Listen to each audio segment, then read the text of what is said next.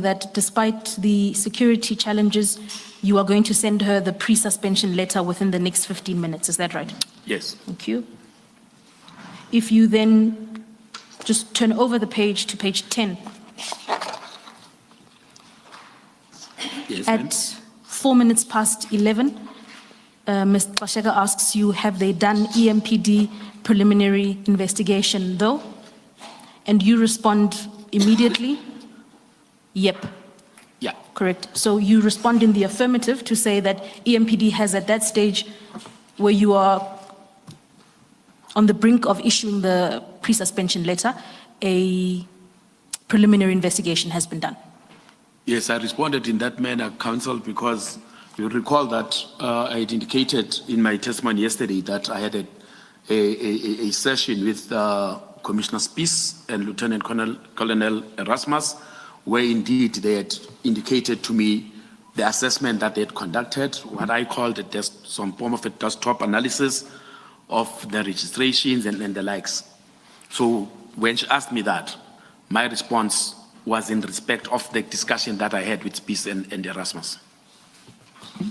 Thank you.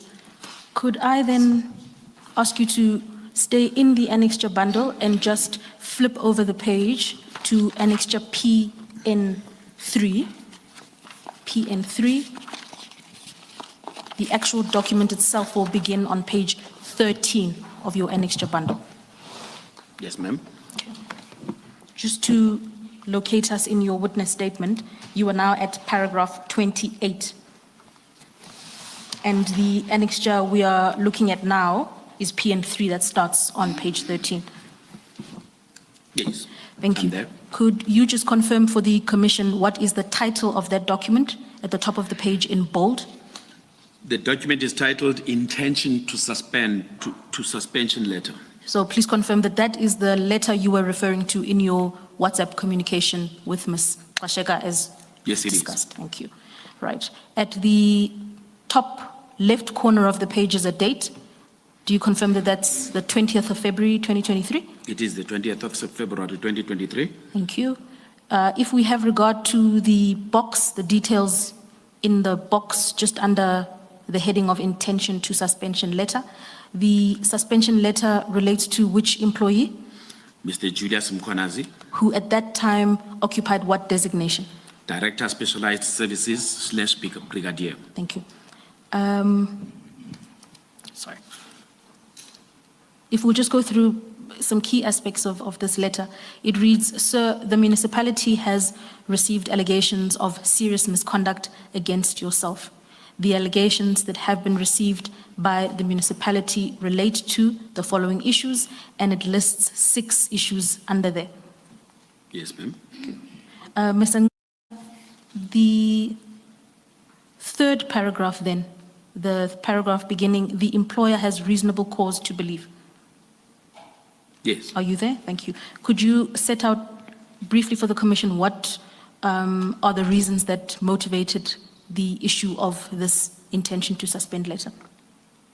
The suspension letter started off, of course, by enumerating the issues in terms of the allegations that existed at the time against Brigadier Mkhwanazi. Then the employer would be, this is the standard that we took from the collective agreement, that if you're going to suspend an employee, you must articulate that your suspension is in relation to these factors as per the collective agreement. So the factors that would inform the suspension would be, 1, that his presence you may jeopardize the investigations that are required to be conducted on the matters raised above or herein. 2, you may interfere with potential witnesses. 3, you may commit further acts of misconduct. Yes. Thank you. And the paragraph right beneath. Mr. Nciza, what informed number 3? Mr. Chair, that our experience is that indeed when an employee who's facing allegations of misconduct, especially allegations of misconduct of this nature, the nature of these allegations is such that they might be continuous in their very in the conduct of the employee. The registration of the vehicles, yes, had been done, but the fact that the registration continued, he might do certain things, and indeed he did do certain things that I will talk to further on, to misconduct himself further. It might happen. There are issues about dishonesty. And if indeed an employee interferes with documentation, that is a perpetuation of the dishonesty. So that's why we always have this to say, is there a potential for this employee to commit further acts of misconduct, which might be linked to the allegations themselves, or even his presence in the workplace might actually expose the institution to further acts of misconduct? Thank you. Thank you, Chairperson. Mr. Nciza, the final paragraph at the foot of that page invites the relevant employee to provide representations on why he or she should not be placed on precautionary suspension. Do you see that? Yes, ma'am. Indeed. And it invites them to provide those representations by the 22nd of February. Yes. Okay. Can I ask you then to flip over the page? Yes, ma'am. Right. Paragraph 5 at the top of the page requires the relevant employee to vacate the premises of the employer with immediate effect. Do you see that? Yes, ma'am. Thank you. Could I then ask you to identify the signature the first signature that appears under yours faithfully? The first signature, Commissioners, is my signature, Xolani Nciza, DH Employee Relations. Followed by the signature beneath, please, belonging to? The second signature belongs to Linda Glashega, who at that time was the acting HOD HR. And then please identify the final signature, the third from the top on page 14. The final signature on the document is an acknowledgement of receipt signature. The person had printed his name, J.D. Mkhwanazi, and had signed and also dated the document. Please provide the date. The date is the 21st of February 2023. Thank you. Are you leaving the letter? Yes. Okay, maybe then let me ask my question. In the first page at 13, page 13, you've got Roman figure 3 and 4, and the allegation of gross dishonesty and possible corruption by receiving a donation in excess of the limits prescribed by council, and then the second one says allegations of violating council policy by not declaring the donation. Now, the evidence so far that we have had that relates to a donation is about printing material of about 300,000 rand by CAT VIP. Is that what this refers to, or it's a different, in your recollection? I realize it was in February 2023 when you signed this. If you can recall, was this something different to this printing material for cadets in the amount of about 300,000? The allegation that was brought to our attention was framed in these terms, Madam Commissioner. Remember, at this point, we as the Labor Relations or Employee Relations Unit and HR per se were not seized with the actual investigation report that would have then detailed what exactly the donations were about. But on this day, when we crafted this letter, it was on the basis of the submission from the department to say that was a donation, but the nature and form of the donation was not clarified at that particular point.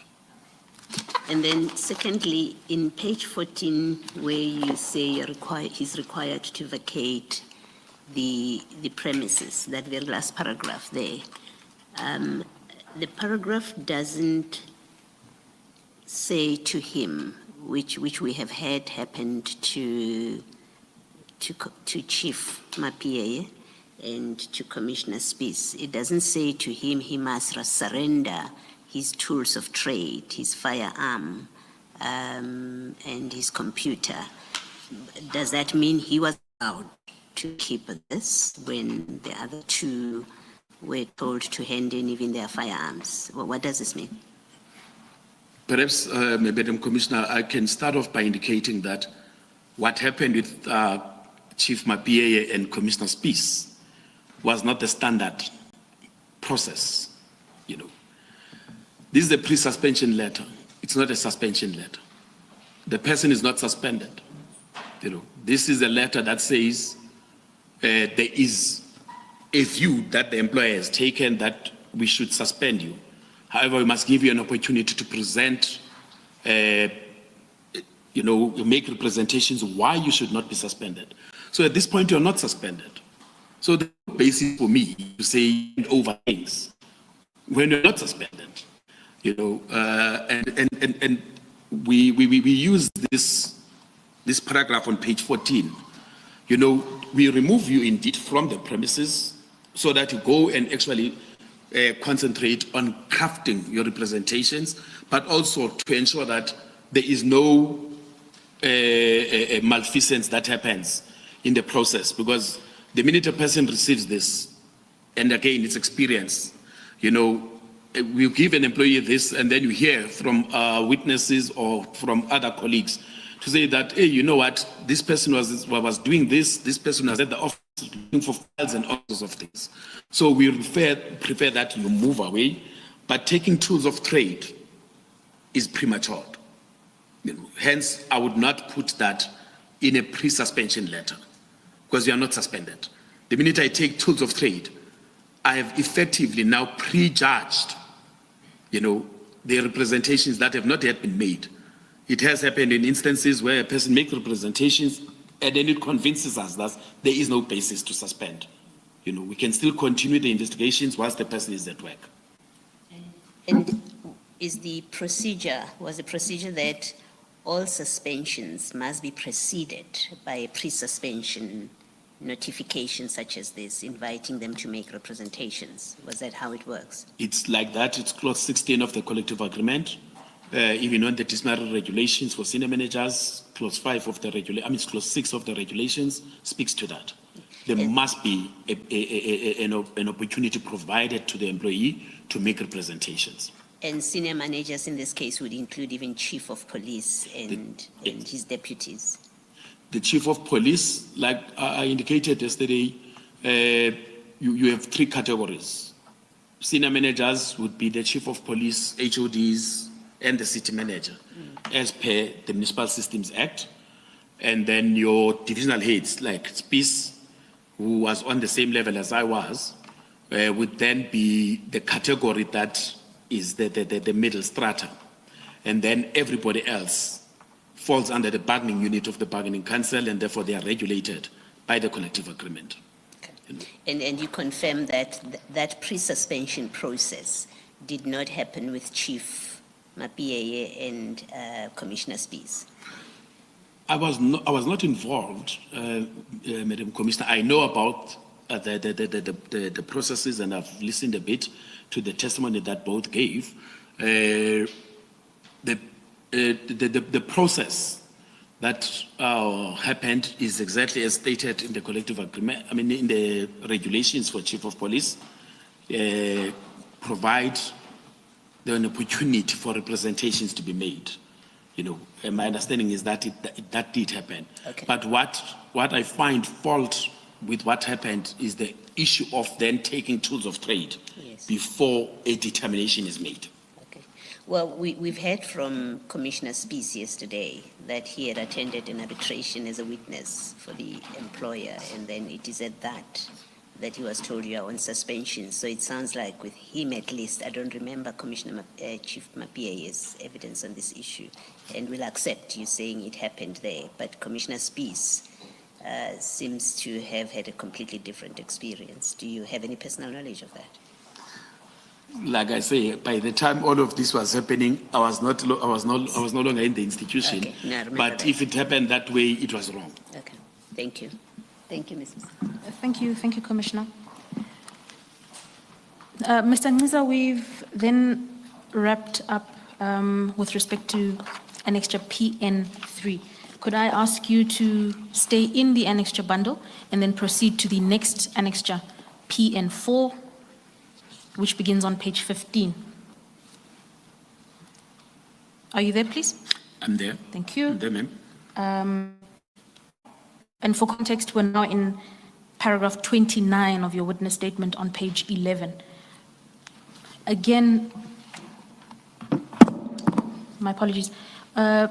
Please identify the title of the document on page 15. The title of the document is suspension letter. Thank you. And the date reflected there, Mr. Nciza, according to your witness statement, there's a slight correction you would like to make? Yes. That this is a suspension letter that I drafted on the 24th of February. Unfortunately, it's reflecting 20th February on the letter itself, but it was actually on the 24th of February. And you can also discern that from even the contents of the letter. The letter could not have been drafted on the 20th because the letter refers to an event or process that had occurred on the 22nd. Okay. I'll take you to that specific part of the letter now, but can you confirm that the suspension letter relates to Mr. Julius Mkhwanazi? Yes, it does. Thank you. Mr. Nciza, the first paragraph of the letter, could I invite you to read that first paragraph, please? Beginning the notice of? The notice of intention to suspend you issued by the municipality on the 21st of February 2023, as well as your written presentations dated the 22nd February 2023. So we can glean from that first paragraph that Mr. Mkhwanazi made written representations in response to the pre-suspension letter Yes. on the 22nd of February 2023. Yes, it did. And therefore the date of the suspension letter therefore could not be the 20th of February 2023. Is that correct? It most definitely could not. Thank you. In paragraph 2, the letter then responds, or the letter then says, the notice served upon yourself called for submissions of written representations in respect of a determination of whether to suspend you or not. Do you see that? Yes. Thank you. Please read the contents of the third paragraph. The third paragraph, Yes, the please. submissions. Indeed, yes. The submissions received from yourself do not in any shape or form provide reasons why the employer should not place you on suspension. And you then cite the authority for that in the next paragraph? Is that correct? Yes. My apologies. And in paragraph 5 provides that the employer hereby suspends you from work pending the investigation and conclusion of any possible disciplinary proceedings that may ensue in terms of the provisions of the disciplinary procedure collective agreement. Is that correct? Yes. Thank you. And you then set out the reasons there warranting the suspension. Yes, ma'am. Paragraph 6 then at the foot of the page sets out the conditions that apply in respect of the suspension. Yes, ma'am. Can I ask you to flip the page then to page 16, Yes, ma'am. where I'll ask you to again identify the respective signatures on that page. The signatures that are on page 16, commissioners, are myself, Xolani Nciza, DH Employee Relations, Ms. Linda Kasheka, acting HD, Human Resources, and acknowledgement of receipt by J.D. Mkhwanazi with his signature and the date that he had received, which is the 24th of February 2023. Mr. Nciza, if I may confirm then, the date of signature of the suspension letter would then be the 24th, correct? Yes. Right. And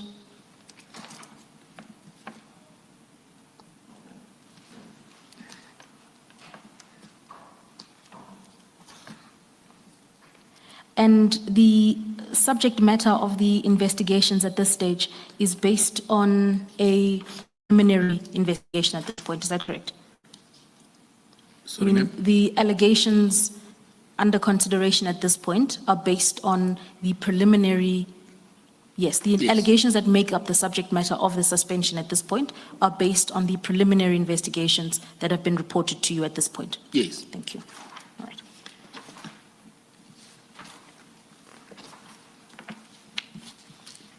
Could I then ask you to turn to page 12 of your witness statement? Could we go back to that file? 12 of witness statement, and you are in paragraph 30. Yes, Indeed. I am. Thank you.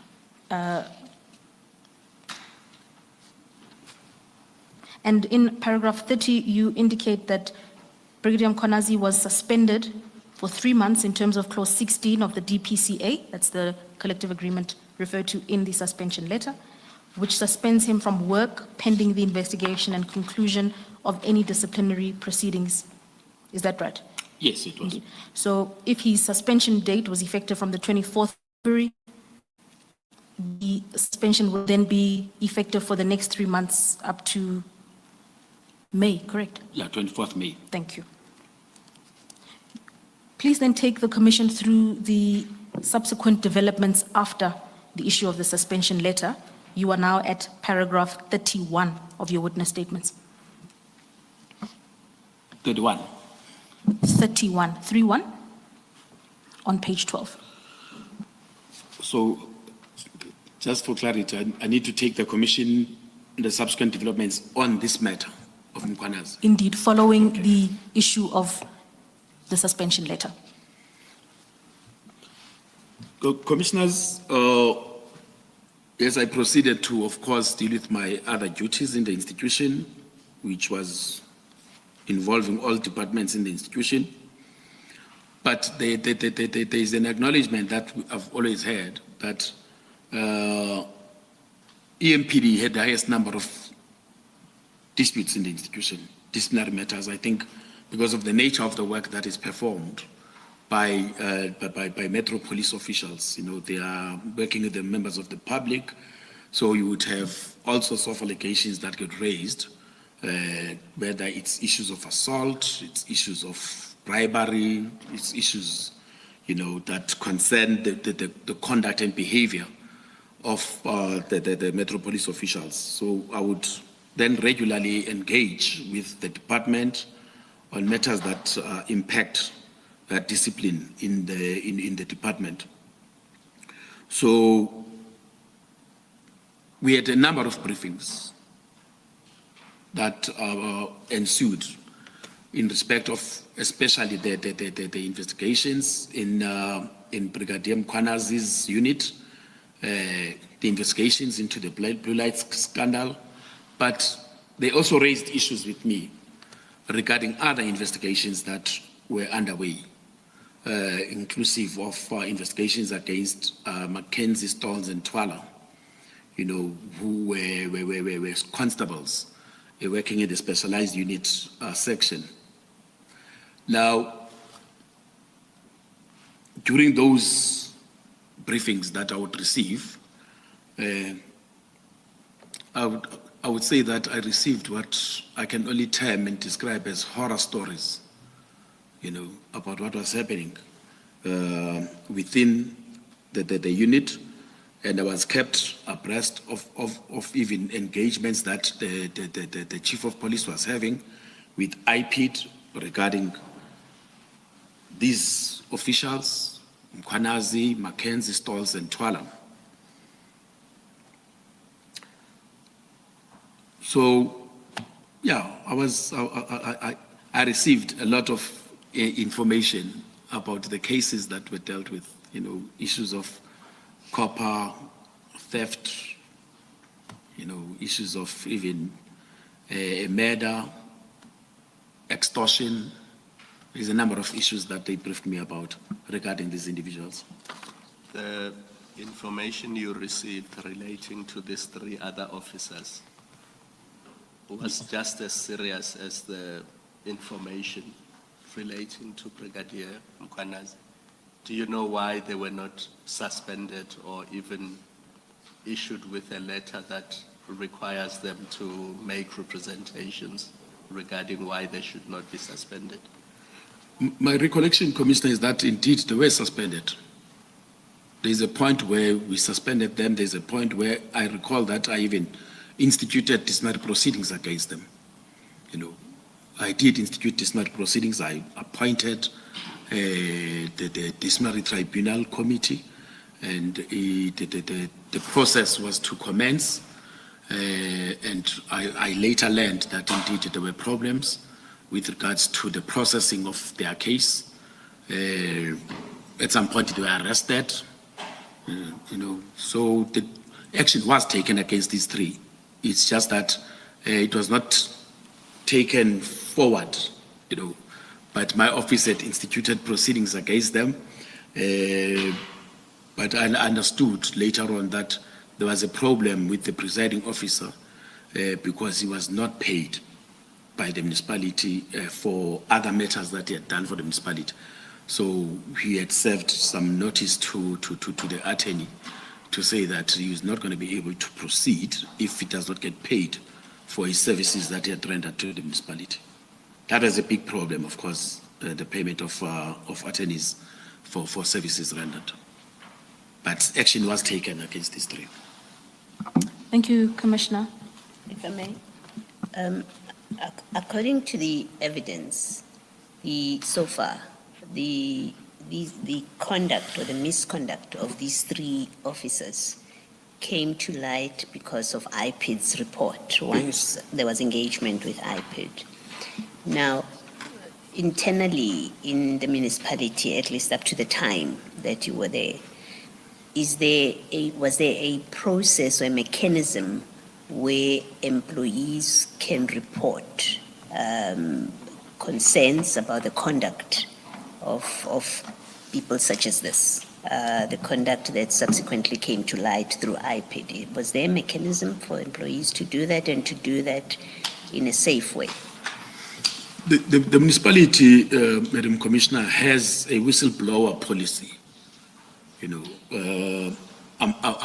the first to admit that it had not been used or utilized by the municipality to its fullest.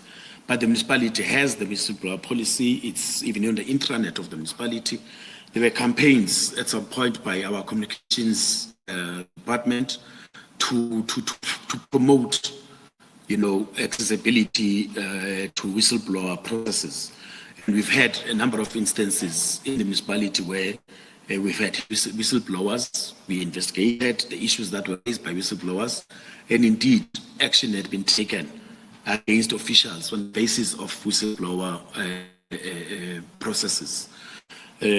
Now, on these specific ones, we're correct that indeed we came to know about their activities as I was briefed through IPID.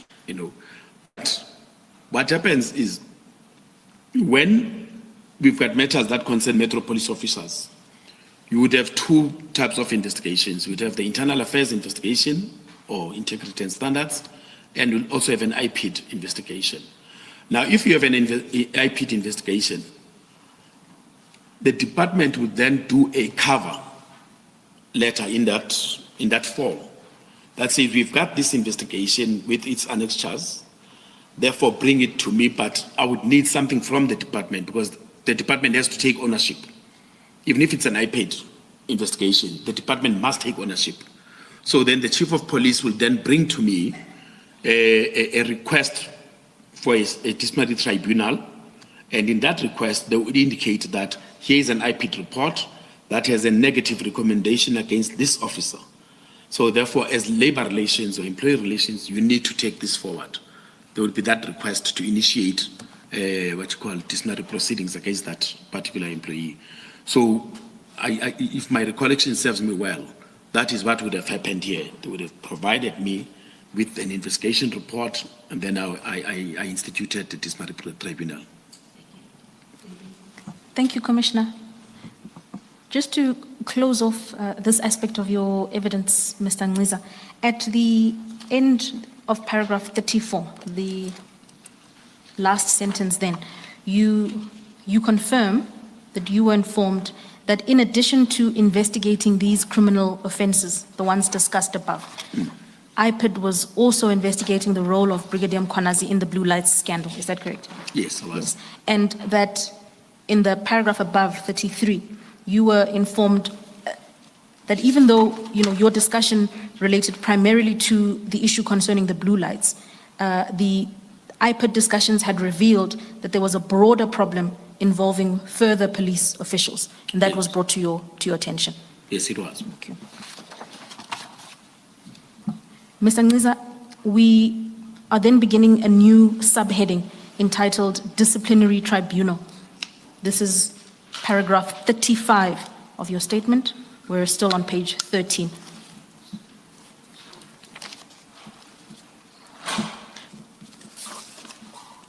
Once you are at paragraph 35, I'm there. thank you. Could you please describe to the Commission the developments of that day? Paragraph 35. Thank you, Council. On the 12th of April 2023, Chief Mapieye, Commissioner Spies, and Lieutenant Colonel Erasmus came to my office, and they presented to me what they term a docket that contained the investigation report onto the allegations that were leveled against Brigadier Mkhwanazi. We went through the report, and of course, I engaged them on the content to say, but, we are talking about this letter of October 2021, what are the issues? And then I approved that a disciplinary tribunal be constituted, because they in my view, the investigation report ticked the relevant boxes that would convince an HR practitioner that there is a basis for this employee to answer to these allegations that have been leveled.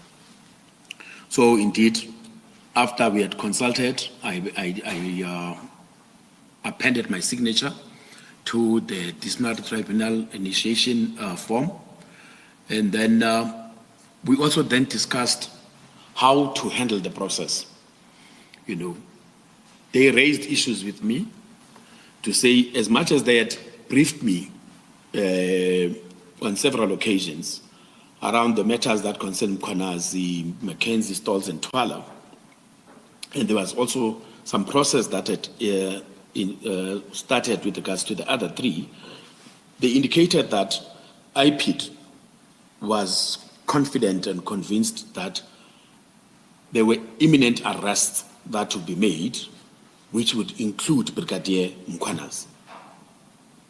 So they requested that instead of proving, as much as I've approved the disciplinary tribunal, but I must provide them and provide IPID with an opportunity to conduct these other processes, and then we will then assess the situation. If indeed there are arrests that are made, then it might not be prudent for me to institute an appointed disciplinary tribunal, because there are timelines. The minute you've appointed a disciplinary tribunal, there are timelines that must comply with in respect of the collective agreement. So we need to play this in a manner that we're able to ensure that we don't incur even some fruitless expenditure, because you'd appoint a disciplinary tribunal for a matter like this, and then people start working, and then the person gets arrested. You can't even proceed with the disciplinary inquiry and still be expected to pay for the services that you would have sort of incurred from attorneys and the likes. So that was the discussion on the day. And lastly, in the discussion, we decided that they must actually keep the docket because of the contents thereof, and I didn't want it to lie around in my office. I just needed it to be kept in a safe arrangement. Thank you, Mr. Nciza. Commissioners, before we proceed on this issue, I'm going to request that these documents are handed up to you by our attorney, please. They somehow seem to have not made it to the annexure file, but we'll attend to sorting that out over tea.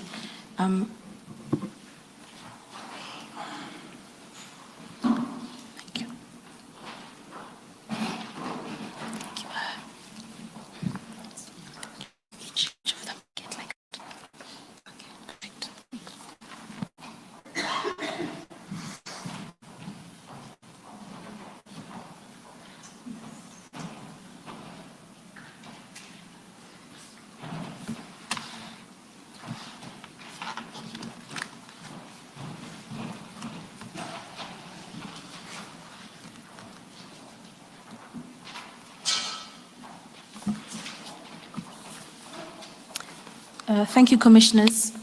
The documents presented to you are numbered 15A and 15B, and we'll paginate them properly and insert them at the right place in your files. For now, we're going to make reference to them in this course of Mr. Nciza's evidence. Mr. Nciza, could you confirm that you are in possession of the two documents handed up to the Commissioners? 15A is titled Directive for Implementation of the New DPCA. Do you have that document? Dated the 15th of February 2018. Thank you. Yes, I have it. Thank you. And then the second document is a document from the South African Local Government Bargaining Council, Circular Number 1 of 2008. Do you have that document? 2018. 8th of February 2018? Yeah, Thank I you. have it. Thank you. Thank you, Commissioners. Okay. Mr. Nciza, could we then turn to, if we could take a few steps back and return to paragraph 36 of your witness statement, where you say, I concluded that there was indeed a case warranting that a disciplinary tribunal be constituted. Do you see? Can you confirm that? Yes. Thank you. If I could ask you to have regard to circular number 1 of 2018, that's the DPCA itself. Yes, I have it. Thank you.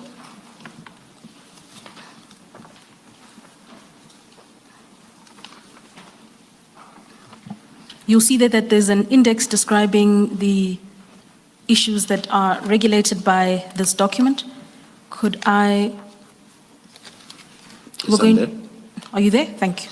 We're going to focus specifically on clause 7, which relates to disciplinary procedures, in this case, as they regulate a municipality. But I would ask you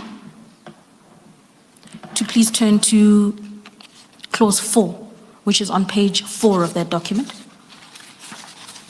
I'm there. Thank you.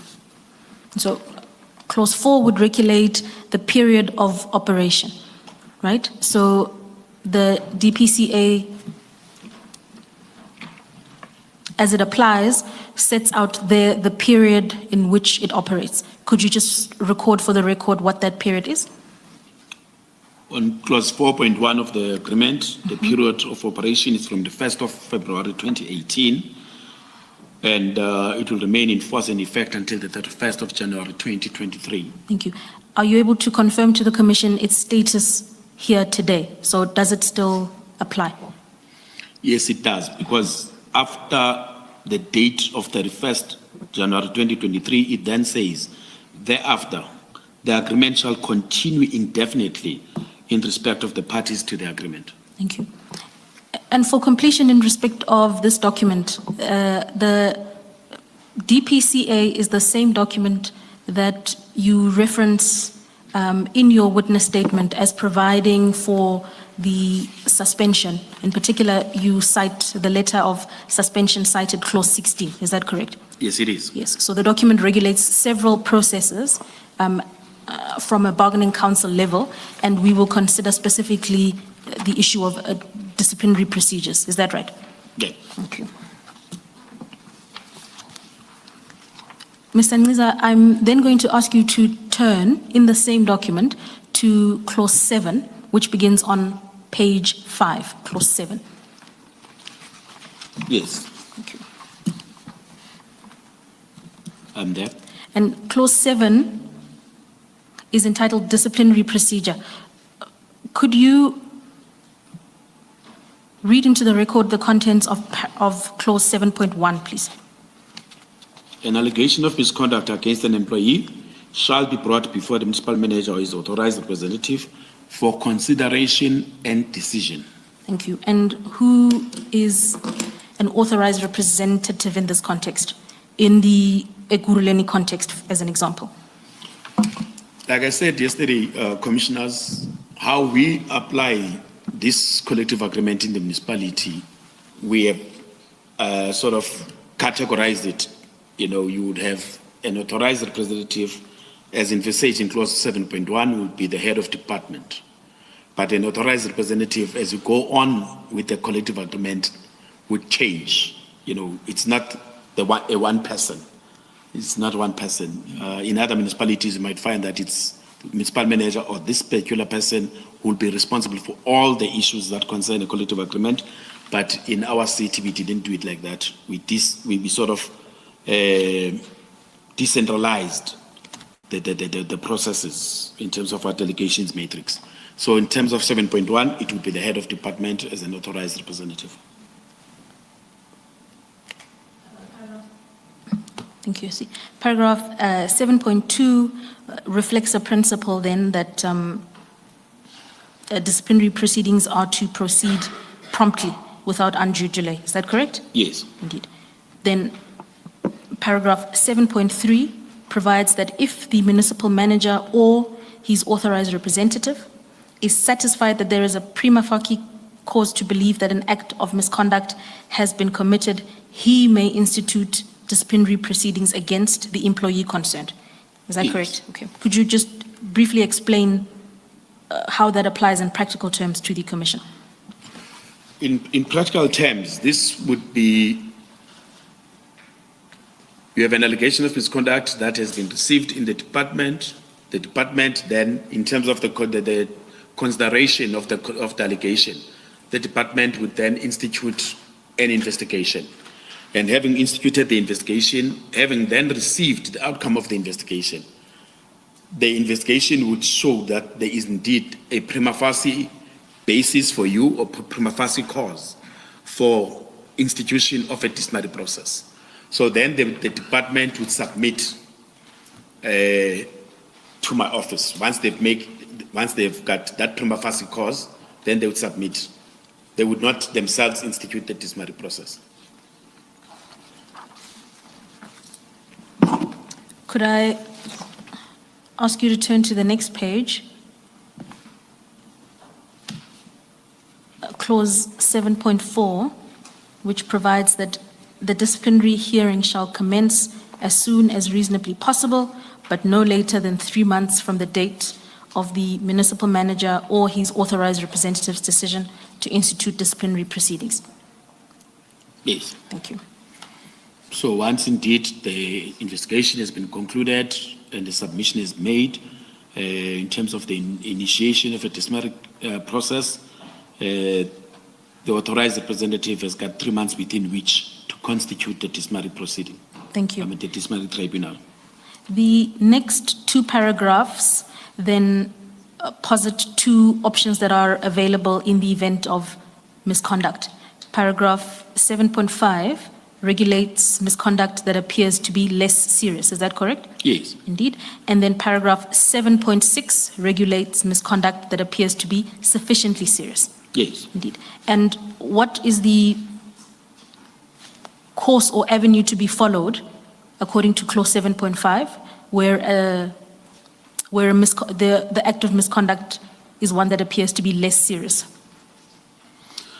Where indeed the act of misconduct is less serious, like I had explained, this is an instance where a probable sanction would be a written warning. You know, therefore, would either have a counseling session or else just issue a written warning to the employee. That is handled as a departmental inquiry, it's handled internally by the department. You know, it does not really require that I establish a disciplinary committee. So that can be handled by the department at a departmental inquiry level. And where the act of misconduct is one that is more serious, what is the route that is then followed? The route that is then followed is that the department, having submitted the investigation report, and if indeed, having applied my mind, I consider that indeed this matter requires a disciplinary tribunal, I would then authorize that a disciplinary tribunal be constituted, and having authorized that it be constituted, I then have to move forward to implement the appointment processes for the disciplinary committee. And those processes are set out in clause 7.6.1. Do you see that, Mr. Nciza? Yes. Thank you.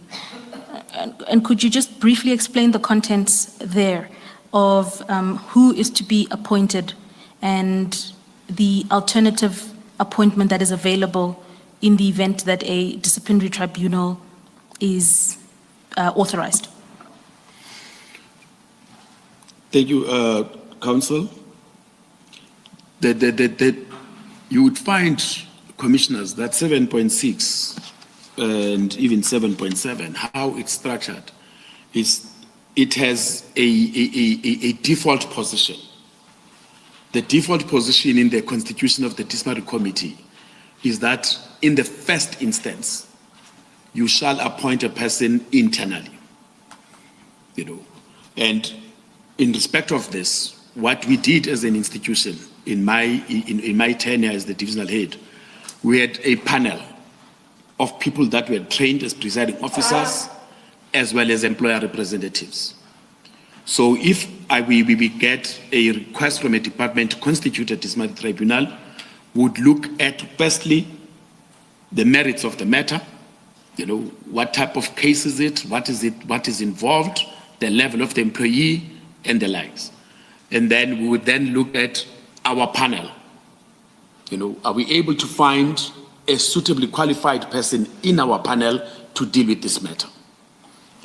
Now, And you are still talking the default position there. yes, that's the default position. So the panel would be people within The default the position. municipality. The municipality. Our panel is people that we've trained in the municipality.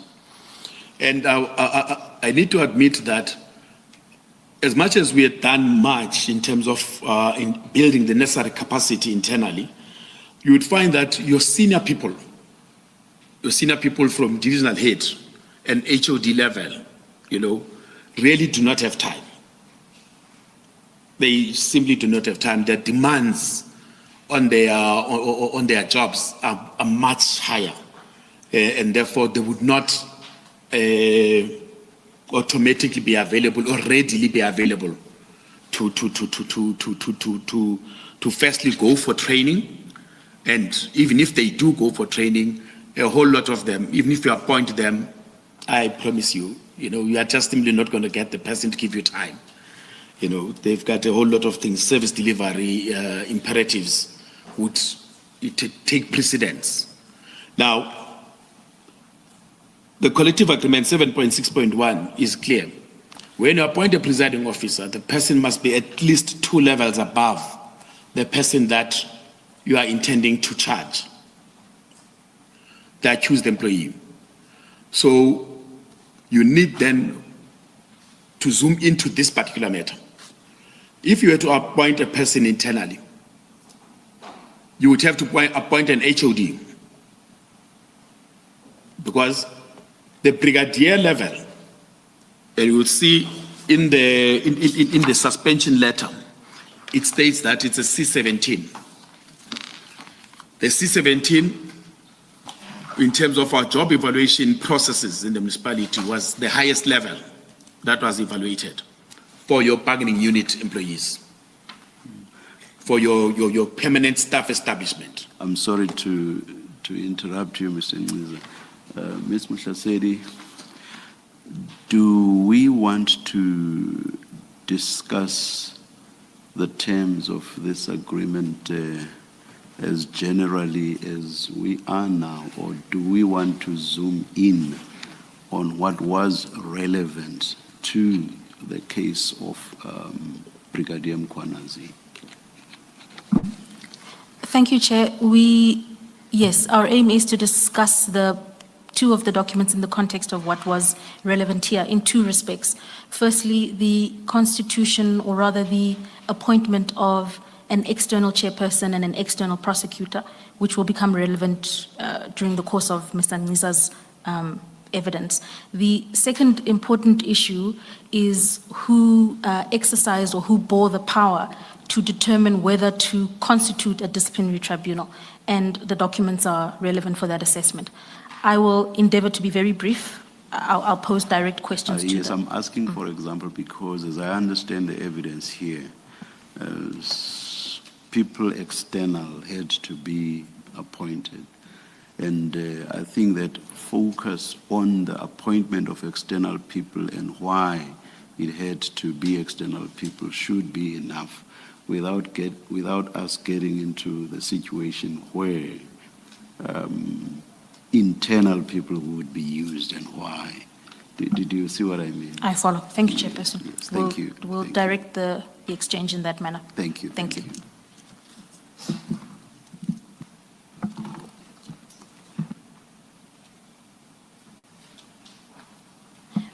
Mr. Nciza, then my final question with respect to the collective agreement would be in respect of clause 7.6.3. You've indicated then that as a general rule, when constituting a disciplinary tribunal, the effort would be to obtain an internal candidate to act as a chairperson or as a prosecutor. Is that correct? Yes. Indeed. And then where that is not available, where an internal candidate is not available or not possible, there are certain circumstances where you would obtain a chairperson or a prosecutor who is an external person. Yes. Correct. And in paragraph 7.6.3 reads that where there is a lack of suitably qualified persons or where the presiding officer is threatened or intimidated, the municipal manager or his authorized representative may appoint a suitably qualified external person. Is Yes, that ma'am. correct? Thank you. Yes, ma'am. And is it then fair to say that that exception or that alternative applies to the appointment of a chairperson as well as to the appointment of a prosecutor in a disciplinary tribunal? Yes, it does. It's just that with regards to the appointment of a prosecutor, the collective agreement provides for additional considerations. And what would those be, briefly? Whereas the collective agreement does not speak to the presiding officer in respect of legal practitioners, it speaks to legal practitioners in respect of a prosecutor. And the fact that if you are to appoint a legal practitioner, then there should be an agreement between the parties, or alternatively, you should then apply to the presiding officer for the legal practitioner to represent the municipality. Thank you. But, and just to confirm then, that even with respect to a prosecutor, where a suitably qualified person is not available or there is an issue, a concern around a threat or intimidation, an external prosecutor may be appointed? Yes. Thank you. Mr. Nciza, I would then ask you to have regard to the document numbered as 15A. Which one is that? It's the document with the subject Directive for Implementation of the New Disciplinary Procedure Collective Agreement. I have the document, but it's not numbered. My apologies. You can just number that 15A. It shouldn't be, it's all right. We'll handle it for you over the tea break. It's all right. I'm on it. Thank you. And just to confirm, that document is a memorandum issued to all HODs and employees, and it cites their two unions. Do you confirm that? Yes, Indeed. Do you please confirm where the document originates from? it originated from the HOD HR, Head of Department HR. Thank you. And the emblem on the top right of the document reflects that it applies to which particular entity, please? City of Ekurhuleni. Thank you. And the date is? The date is the 15th of February 2018. Thank you. Which is subsequent to the circular you've just taken the commission through. Yes, ma'am. Thank you. Could you just explain briefly what the purpose of this document is and how it is to be considered in light of the circular we've just discussed? This document talks to the internal arrangements that I had spoken to earlier on in terms of how we as the City of Ekurhuleni implement the disciplinary procedure that is contained in clause 7 and other clauses of the collective agreement. Thank you. Mr. Nciza, could I ask you to turn to paragraph 5 of that document, please? Paragraph 5. Yes, I'm there.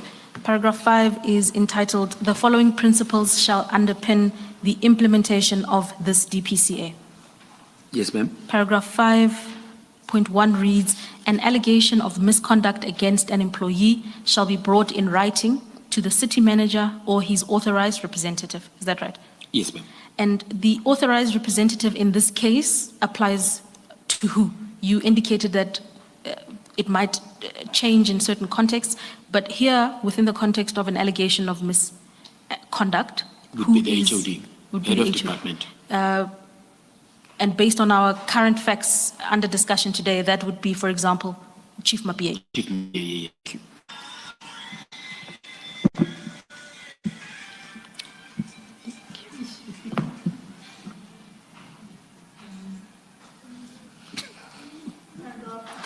Yeah.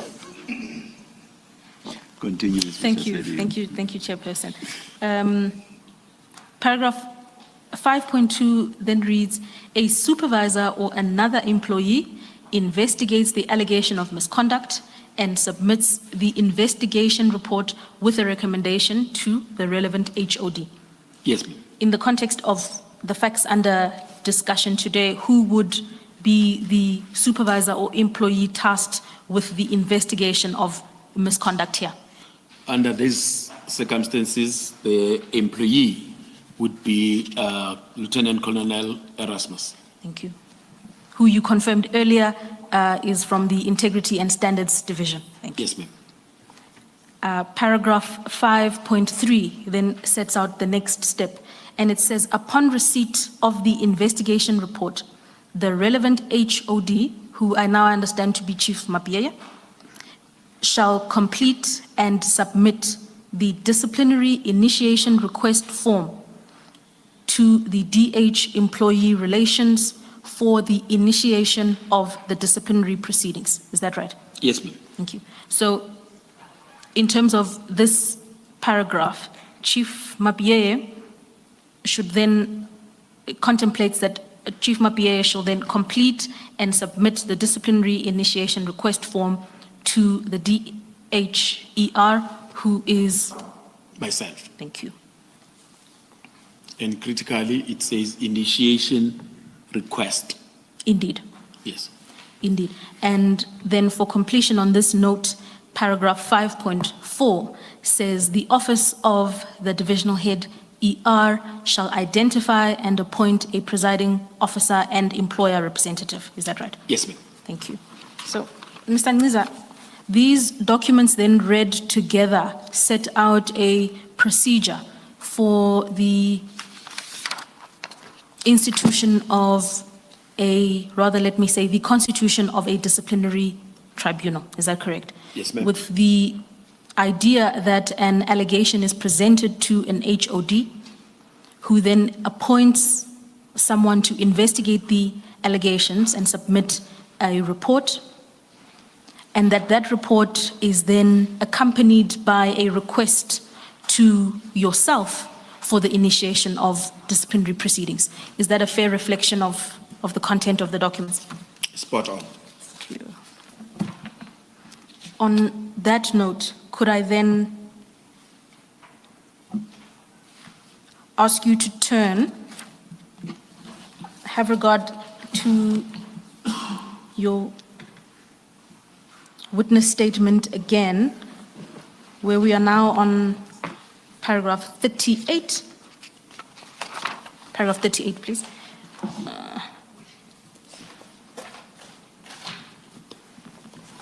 Yes, I'm there. Page 14.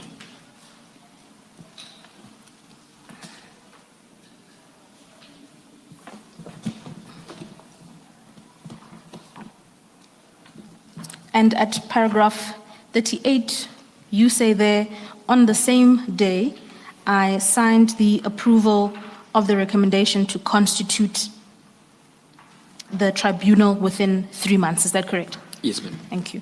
You make reference there to an annexure PN6.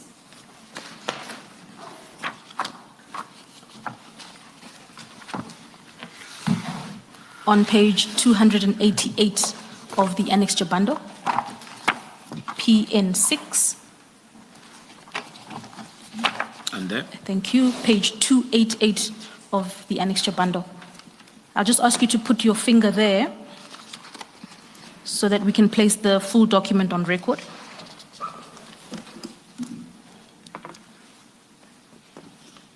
If you flip one page back to the front of the document, on page 287, 287. yes, please. 287, one page back, Yes. is the first page of the document, and it is titled Request for Disciplinary Tribunal. Is that correct? Yes, ma'am. Thank you. At the top of the page, it is directed to yourself. Is that correct? Yes, ma'am. It originates from the Chief of Police, Mr. Isaac Mapieye. Is that so? Yes, ma'am. Who you've identified as the HOD referenced in the documents we've discussed? Yes. Thank you. The document then sets out that an accusation of misconduct is brought in terms of the disciplinary procedure against Mr. J.D. Mkhwanazi as the employee. Is that correct? Yes. Thank you. Importantly, Mr. Nciza,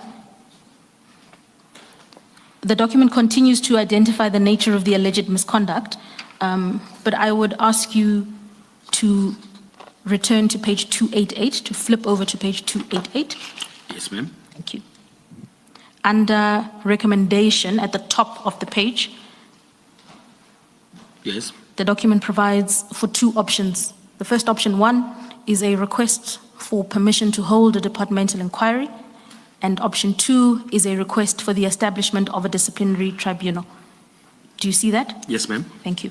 And at the bottom is a straight line that makes provision for a signature. Could you identify the signatory there, please? The signature there is one of Chief Mapieye. Thank you. And just above, as contained in that box, what is the recommendation that Chief of Police Mapieye made or sought and directed towards you? Chief Mapieye had ticked the second box, which is for a request for the establishment of a disciplinary tribunal. Thank you. At the foot of the page, you will see then a signature. Could you identify the signature? Who signed there, the signatory? The signature at the bottom of the page is mine. And could you identify the content of the boxes just above the signature? There are 3 boxes above the signature. It's further investigation, departmental inquiry, and disciplinary tribunal. Thank you. And which of the boxes did you tick in indication of an approval? Disciplinary tribunal. Thank you. For completion, Mr. Nciza, yesterday you engaged with Commissioner Baloy about the options available to the head of employee relations once they receive an investigation report, a so-called docket. And you indicated that there are 3 of those options. Yes, ma'am. Having gone through the contents of the collective agreement, you've explained that a departmental inquiry is suitable in instances where the allegations of misconduct are of a less serious nature. Is that right? Yes, ma'am. Whereas a disciplinary tribunal is most suitable where an employee is facing particularly serious allegations of misconduct. Yes, ma'am. Did that distinction then affect the decision that you ultimately took when considering this request from the Chief of Police? That distinction always affects the decision that one makes, because you have to weigh the evidence and the merits of the case as presented in the investigation report before you go and tick the box. And in considering the weighing up of the evidence that was provided to you, you annex, at paragraph 37 of your statement, you annex the investigation report that was provided to you. Do you see that? Paragraph 37 of Yes. your statement on page 13, right? Yes, ma'am. Thank you. If I ask you to flip over the page, you've then informed the Commission that upon receipt of that report, you considered its contents and then you signed the approval to constitute a tribunal. Yes, ma'am. Indeed. And in the paragraph immediately thereafter, you set out briefly the justifications for why you were minded to sign the recommendation to constitute the disciplinary tribunal? Yes, ma'am. Thank you. Now, Mr. Nciza, the Commission has, over the course of the past few days, heard extensive evidence from Commissioner Spies as well as Chief of Police Mapiyeye about their view as to why the allegations as they related to Brigadier Mkhwanazi were warranted and therefore justified the taking of disciplinary steps. But you also set out in your own view what motivated your decision to constitute that disciplinary tribunal. Could I ask you then to turn to paragraph 39.1, paragraph 39.1 of your witness statement? Are you there? Yes, I'm there. Thank you. If I can assist you, please turn to page 36 of your annexure bundle, page 36. 36. Yes, please.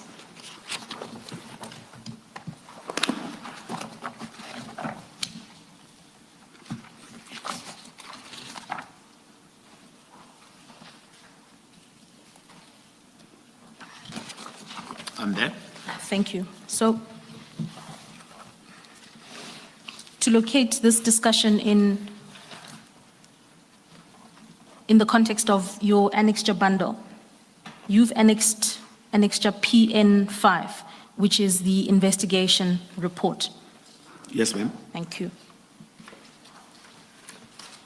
You've confirmed that that is the report that was provided to you on the Yes, it 12th is. of April, thank you, and that it is the report that was provided, or rather prepared by Colonel Erasmus. Is that correct? Yes, it is. Thank you. You don't need to go there, but on page 21 of the annexure bundle, it sets out a list of documents that are relied upon in the compilation of the investigation report. Okay. Thank you. Yeah. So if at any stage you require assistance in navigating those documents, I'll assist you. Okay. Great. I'll also note for you, Mr. Nciza, that the docket or the investigation report provided to you is some 250 pages, so it's a comprehensive document. But you've done the task of isolating several documents that you wish to talk through today. Is that right? Yes, ma'am. Right. So with that overview provided, could you then go to page 36 of your annexure bundle, page 36? Yes, ma'am. Isn't there, Ms. Motlhasedi, a more legible copy of this? I apologize, Chairperson, that's the quality best as we provided can to us. get. Yes, indeed. Is the one on page 54 the same as the one on 36? 54 seems to be much better. Not by much, but slightly. Thank you, Commissioner. It's larger. That is much better. Thank you. Mr. Nciza, you've been graciously assisted by Commissioner Khumalo. Please turn to page 54 of the annexure bundle, page 54. Oh, yeah. Got it. Thank you. Right. Now, in paragraph 39.1 of your witness statement, Yes. yes, you set out briefly there one of the considerations that motivated you to constitute a disciplinary tribunal. Could you please take the Commission through that? Thank you, Council. Commissioners, my reflection on this letter was what jumped out, first and foremost, is the usage of two titles. You know, at the bottom of page 54, you find that there is J.D. Mkhwanazi with a signature, and then it's Acting Deputy Municipal Police Commissioner / Brigadier. Now, I've been in HR management for more than 20 years. That does not happen. When you're acting in a position, you perform both functions, of the substantive post and the acting position. So if you're going to write a letter in your capacity as Brigadier Mkhwanazi, you write the letter and you sign it as Brigadier Mkhwanazi. Because the delegations, the authority that are in the position of Brigadier are clearly defined. And you can exercise authority up to a particular point as Brigadier. But then you're acting in your superior's position. You then assume the delegated authority that resides in that position. So if you're going to write a letter, you must distinguish who is writing the letter. Is it the Brigadier who's writing the letter? Or is it the acting commissioner who's writing the letter?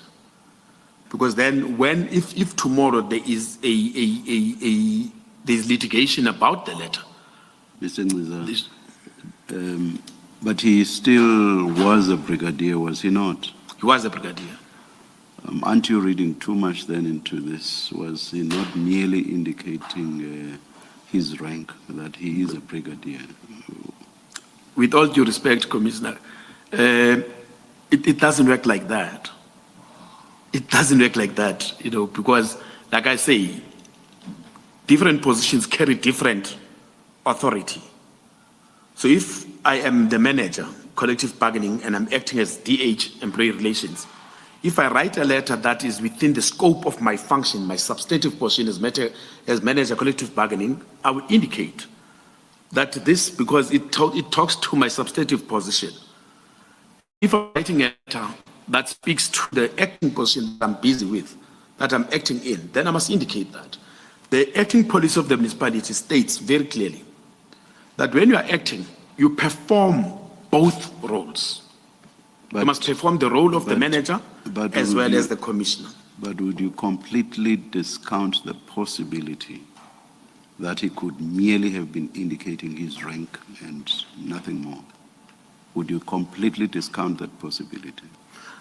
I wouldn't completely discount the possibility. It's just that the content of the letter then brings me to this, to say that in my view, this was intended to obfuscate the roles. It was creating this, because at the end of the day, if for instance, I'm to deal with the actions of the employee, and if I'm to say, but you acted outside of your scope, I need to understand exactly in which scope were you acting.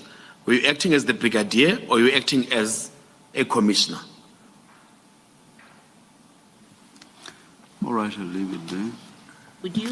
Would you have had the same concern if he had signed, as he did there, if he had said Brigadier J.D. Mkhwanazi, if that's the first line, because he just says J.D. Mkhwanazi. If he had said Brigadier J.D. Mkhwanazi, and then in the next line say acting police chief, the way that he has done, would you still have the same concern that you're raising? Which lines are those? So that same signature area the chair is discussing with you. So he's got just J.D. Mkhwanazi. You see where I'm referring? Yes. Okay. I don't know how people sign in the municipality, so my question comes with that, Ryder.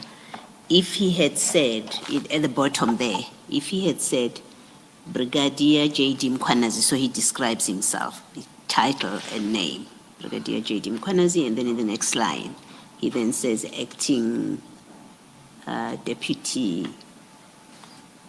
police something. Okay. Sorry, I can't see a thing at all here. Would that still have raised the same concerns that you're raising?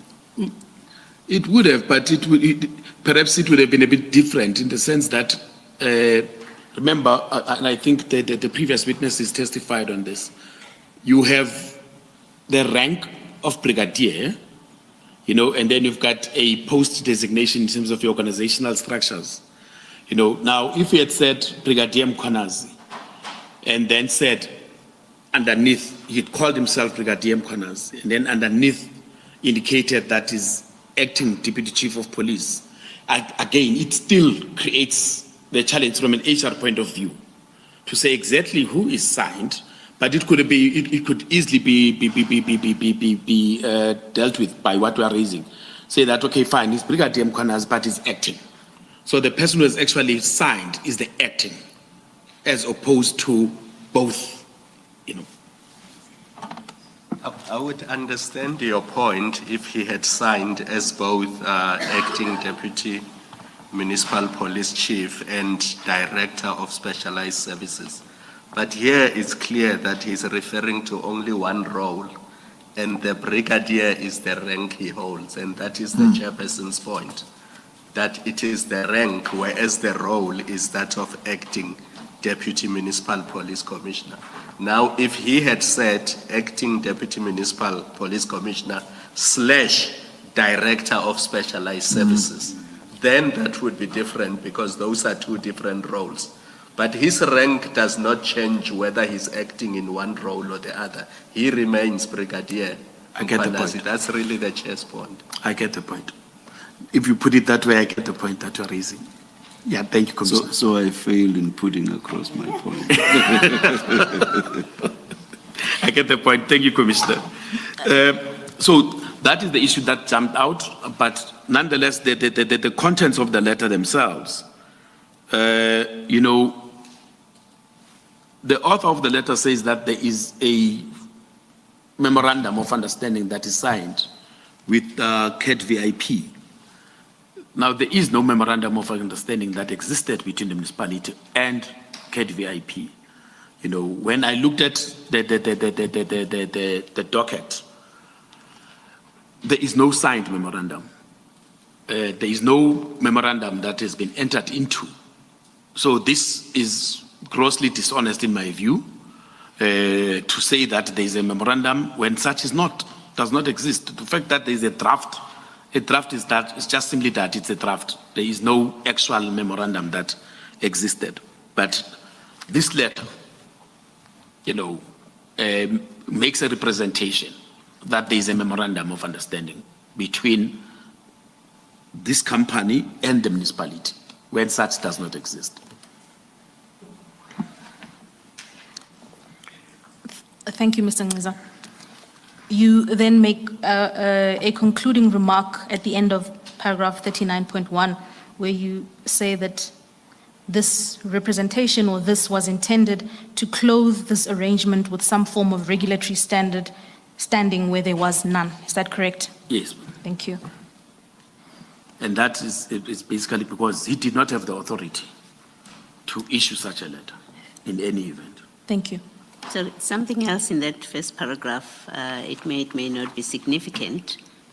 He says, the letter serves to confirm that the EMPD, and this is the part that I just want you to confirm the correctness of, under the command of acting Deputy Municipal Police Commissioner. So as acting Deputy Municipal Police Commissioner, did the EMPD fall under his command? No. The EMPD falls under the command of the Chief of Police. So this Even is- if he was not acting. Yes. Even if he was not acting. Remember, structurally, the EMPD had various divisions. So the Deputy Municipal Police Commissioner is the head of a division. He's not the head of the department. He's the head of the division.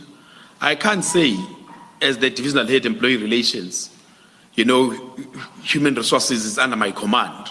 It's not. You know, I'm just the head of a unit. You know, so it was incorrect for him to say that EMPD under his command. So it was a misrepresentation. It was a misrepresentation. That is the first misrepresentation right at just off the blocks. But then another misrepresentation is made. The misrepresentation about an endless working relationship. Firstly, there is no working relationship, let alone an endless one. You know, he had his working relationship, not the municipality, not the EMPD. You know, what became clear in terms of the investigation is that indeed there was some working relationship, but it's not a working relationship of the municipality with CAT VIP. It is not the working relationship of EMPD with CAT VIP. It is a working relationship that he has constructed outside of regulatory framework, outside of the policies of the municipality, outside of legislation. He constructed that relationship. And hence, perhaps, he terms it as an endless working relationship because he has every intention of not separating from CAT VIP. Whereas the municipality enters into all forms of relationships, but they are defined. They are defined. There's a process to enter into a relationship, and there is a period of a relationship. Thank you, Commissioner. Mr. Nciza, Please remind me, Mr. Nciza, for whose consumption again was this intended? I see there's no specific addressee. It says to whom it may concern.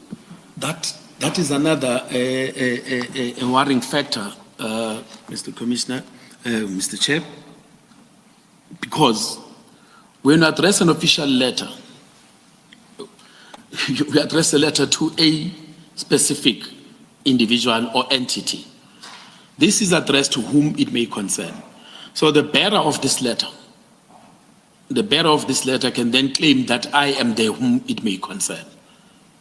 And therefore, note that I have this relationship with this state entity, and my actions are covered under this letter.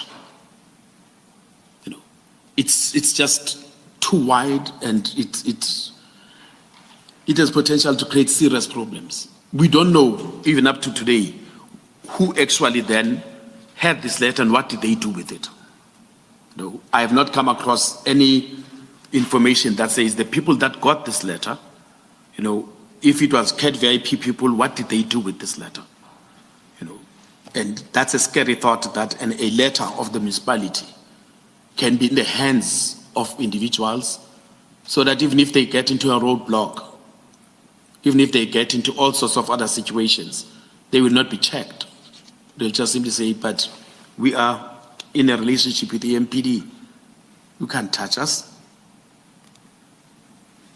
And it is, when you say they, it is these vehicles. So this Yes. letter lists vehicles. Yes. So if any one of these vehicles got into a situation such as you're describing, they would show this and say, I am that vehicle. I'm this vehicle, here and therefore, working for the municipality.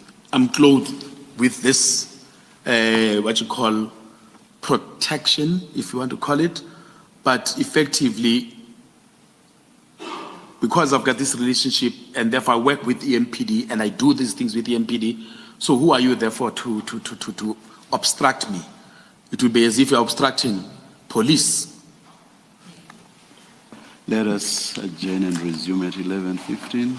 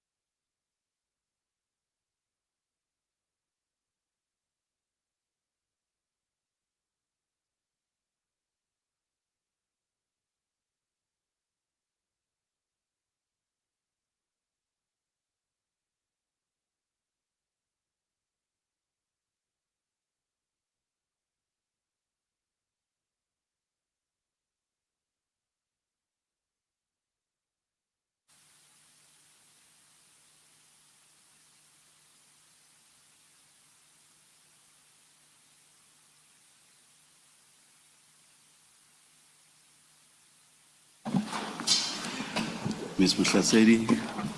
Thank you, Chairperson. Mr. Nciza, we were in the annexure bundle. Yes, ma'am. We were on page 54 of the annexure bundle.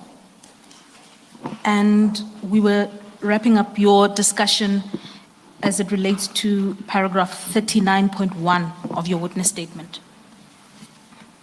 Yes, ma'am. A concluding question on this aspect. In your exchange with the commissioners, you indicated that one of the concerns you had concerning this document was that it was essentially a bearer document, meaning it applied in the hands of whoever possessed it, and that it therefore purported to bind the municipality to an endless working relationship in that context. Is that a fair reflection of your concern there? Yes, ma'am, it is. Thank you. But just before we stop off, can I just indicate one more concern? Please do. This letter, commissioners, if you recall during the lockdown period on COVID-19, we had similar letters, but these are letters that were given to essential services workers for them to go to work. What those letters did is that even if you met the army, the police, and everybody else, you issue this letter, they let go of you. They don't even search your car, they don't do anything. And you would note that indeed one of the biggest problems is there's a lot of trafficking of illicit goods. So a person bearing this letter would be able to traffic goods and all sorts of things. This really raised that concern because this was done in 2021, and we were still as a country still dealing with issues that related to COVID-19, and now all of a sudden you've got people that are saying these cars, wherever they move inside and outside of the jurisdiction of the municipality. They have a right to do as they please, so to speak, and that they will not be subjected to the same scrutiny that other vehicles would be subjected to. That was a serious concern as well. Thank you, Mr. Nciza. In paragraph 39.2 of your statement, paragraph 39.2, we're still on page 14. You then there set out your concerns as they related to the memoranda of understanding as concluded between the municipality and Medicare and the municipality and Cat Security and Protection Services. In order to facilitate your evidence on this score, could I ask you to turn to page 134 in the annexure bundle?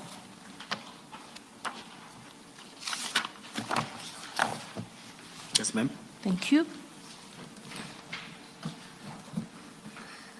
This document was also part and parcel of the investigation report presented to you.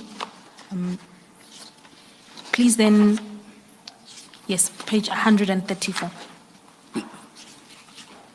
Please then share with the Commission the concerns you had as they relate to this document on page 134, as set out in paragraph 39.2 of your witness statement. Thank you, Council.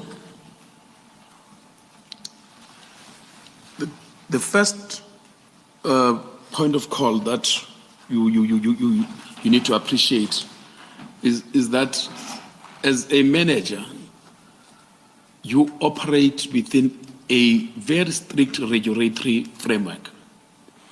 A municipality is a creature of statute. And as a creature of statute, a municipality functions in a set delegation of authority system. I think this is in terms of Section 59 of the Municipal Systems Act. So you can't willy-nilly have such documents. You simply can't. You know, before you get to the point of generating a document of this nature, there should be a report that speaks to the need that has been identified. Before you even get to the point of crafting a memorandum of agreement or a memorandum of understanding, you should first, as an official of the municipality, working of course within that delegations matrix, you should then firstly craft a report that says, in my functional space, these are deficiencies that we've noted. And as a result of noting these deficiencies, there is a need for us, because we do not have the necessary capacity and resources internally, there is a need for us then to engage external sources for us to capacitate the institution to meet these needs. Then that report must then be approved internally in the department by your senior management team. Then the HOD takes ownership of that, submits it to the other structures of the municipality, submits it to the city managers, SMT, it goes to your mayoral committee and the likes, you know, so that indeed the institution then is able to enter into that particular arrangement with an external source. So you can't have a situation wherein there is a memorandum agreement at any given point that has not gone through the due processes of the municipality. Even an HOD would not have the authority to, out of nowhere, craft a memorandum of understanding with an external source and say this is what is going to happen. So that is the first point. You know, before even going to the content of the memorandum, the existence thereof is questionable. Now, when you then go through the memorandum, the most important thing, remembering that there is a letter that says there is a memorandum that is in existence, you know. Then you go through the memorandum is signed by one person at page 139. You know. And when you look at the signature on page 139 and the signature that we have just dealt with now on page 54, just through the naked eye, without necessarily one being an expert in this particular field, but through the naked eye, you could see that it's the same signature of J.D. Mkhwanazi. Is saying that it's questionable, not an understatement. Sorry, Miss. Is saying that the existence of the MOU is questionable, not an understatement. It Because is. all that you have is the signature of the person purporting to support, and then thereafter there are supposed to be approvals.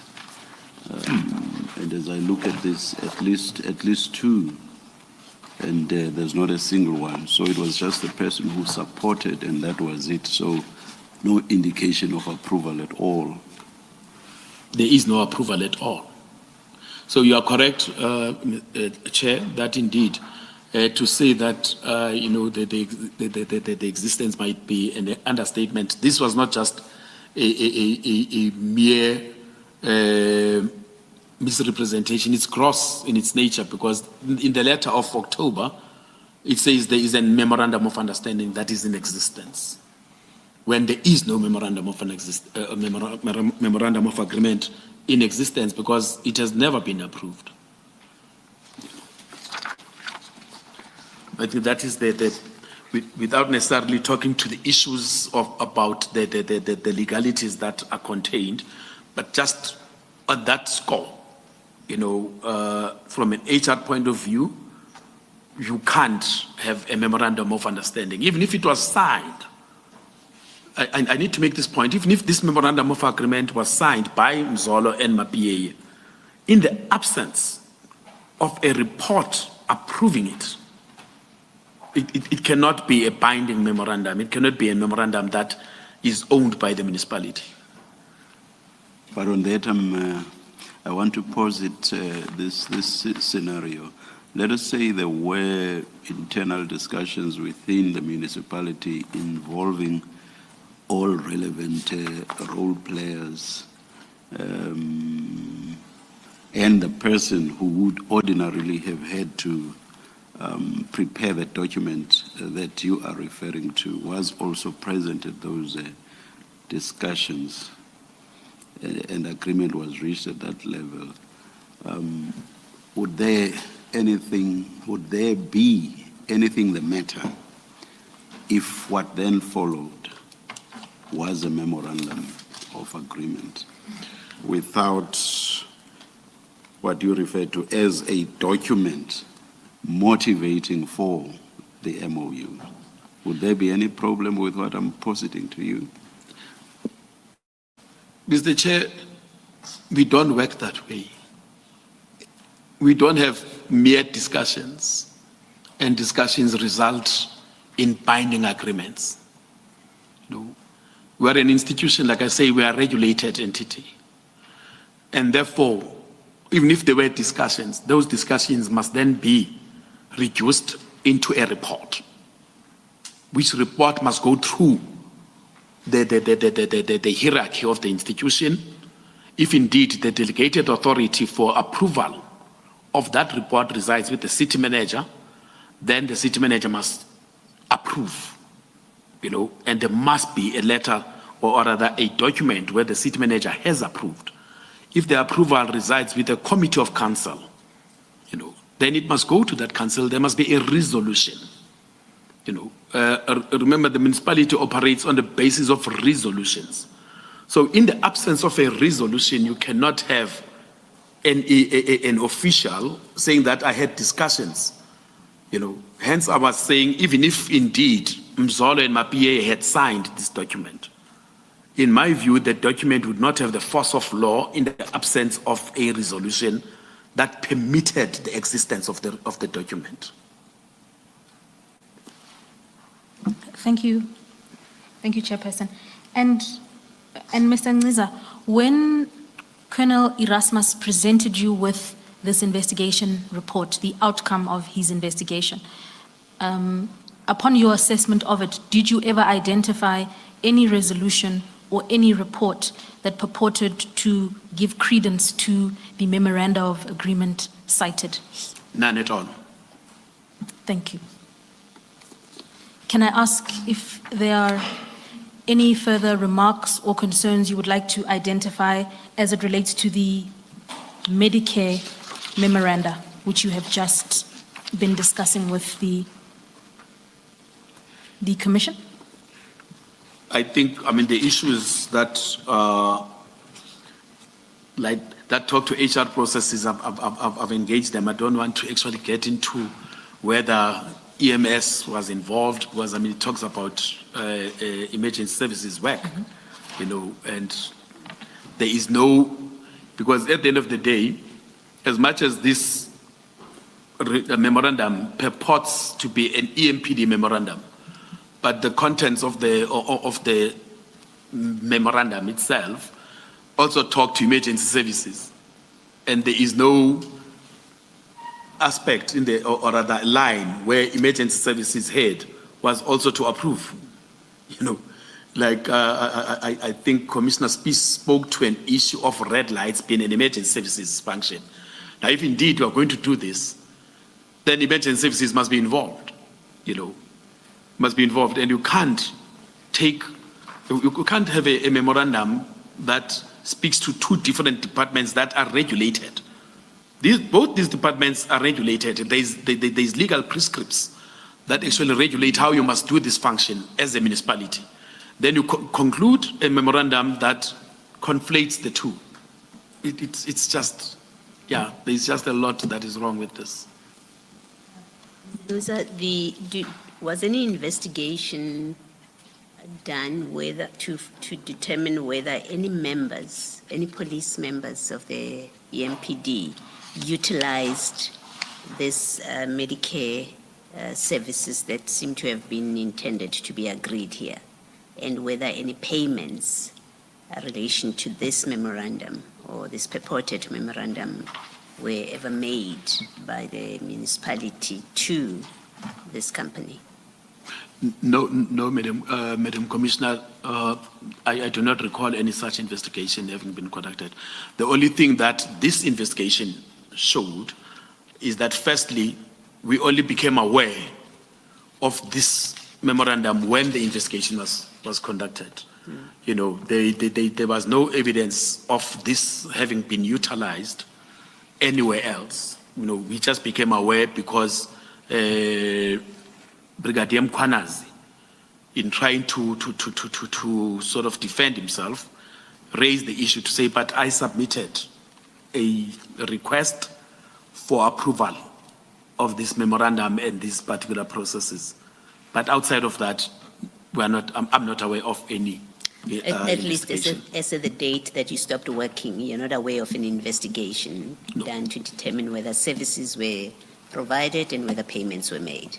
I'm not aware. Thank you. Thank you, Commissioner.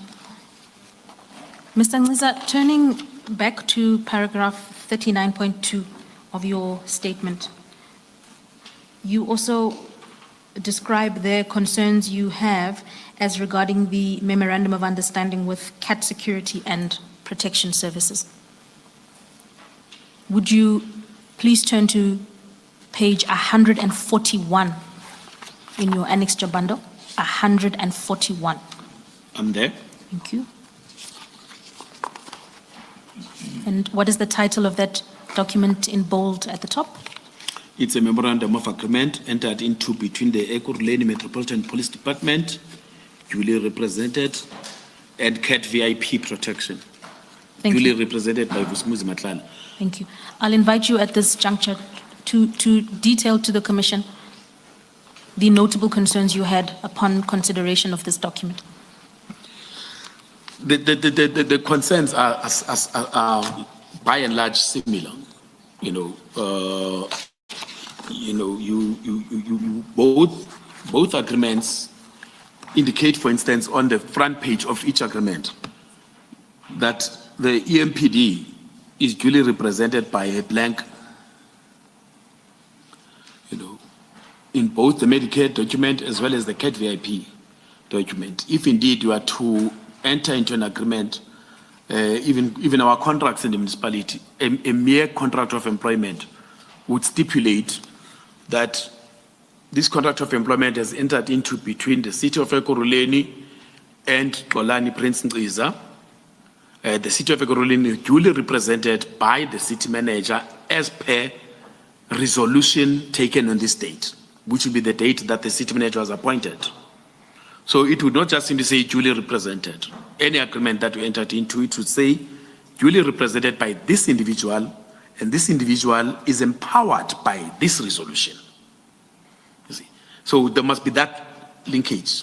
So you can't just simply have a memorandum of agreement that is represented by a blank. In this instance, it's a blank. But both agreements in respect of the service provider are represented. The Medicare is represented by Mike Van Veek. The CAT VIP protection is represented by Vusumuzi Matlala. That's one of the things that you just pick up about the crisis that this thing was. But the CAT VIP one, similarly, you have on page 143, the signature of J.D. Mkhwanazi as the Director of Specialized Services with a date. And interestingly, Commissioners, when one has due regard to the date, that is on page 143, then you look at that in relation to the letter on page 54. This was purportedly signed by Brigadier Mkhwanazi on the 13th.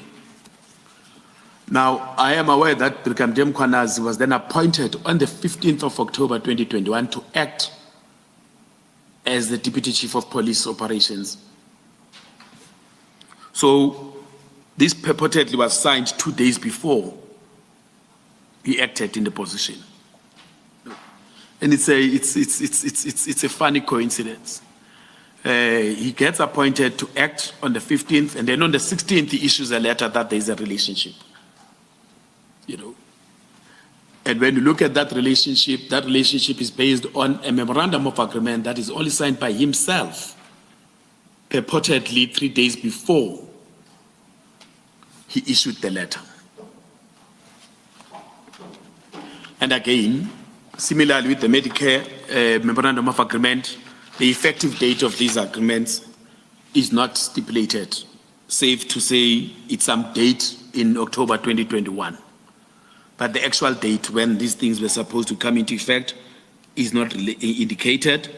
And also, when you look at it, it says /10/2021, then there's a dash, which in my view would depict the intended conclusion date.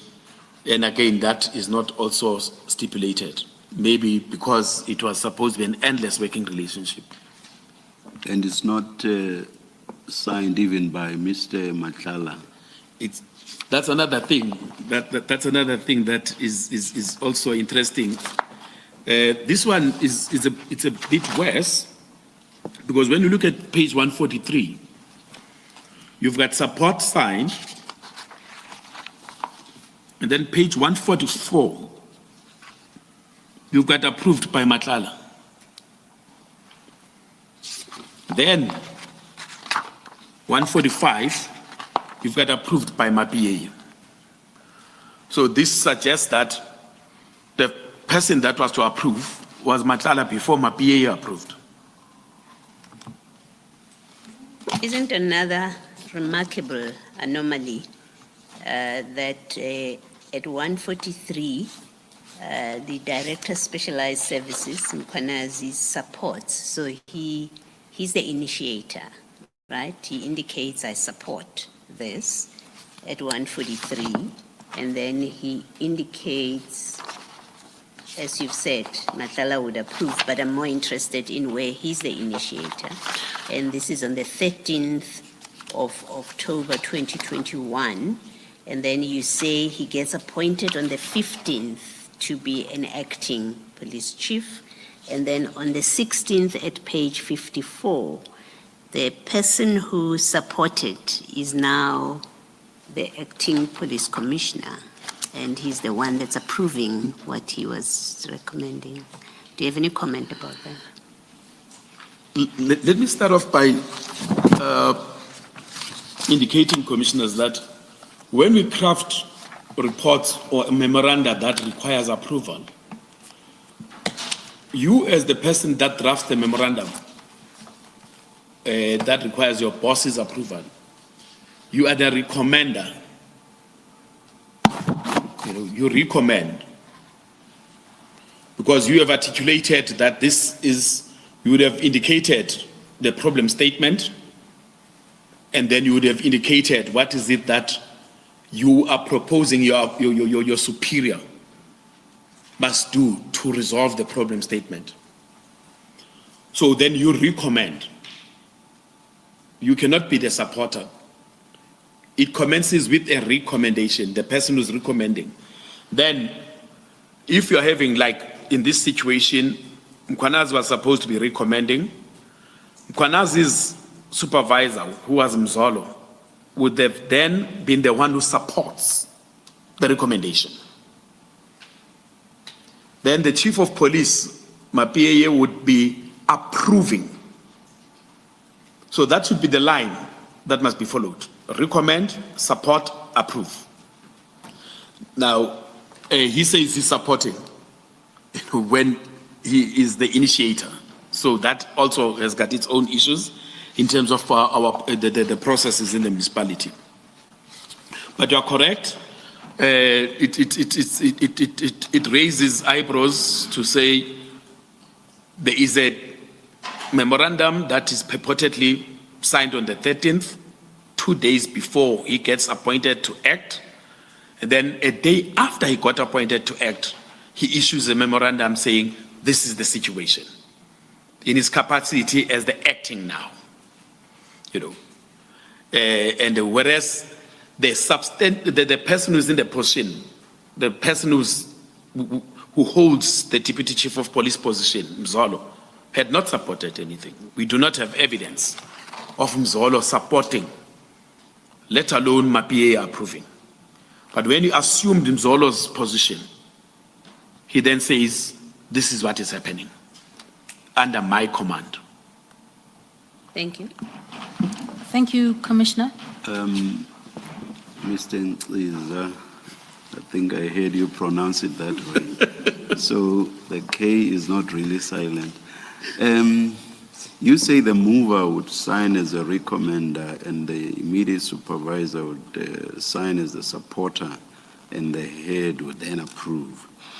Where would someone like Mr. Makala in this one feature in that process? And that is one of the things that is problematic. If this was a proper memorandum of agreement, the person that must sign on behalf of the municipality would be the person who must appear on page 134.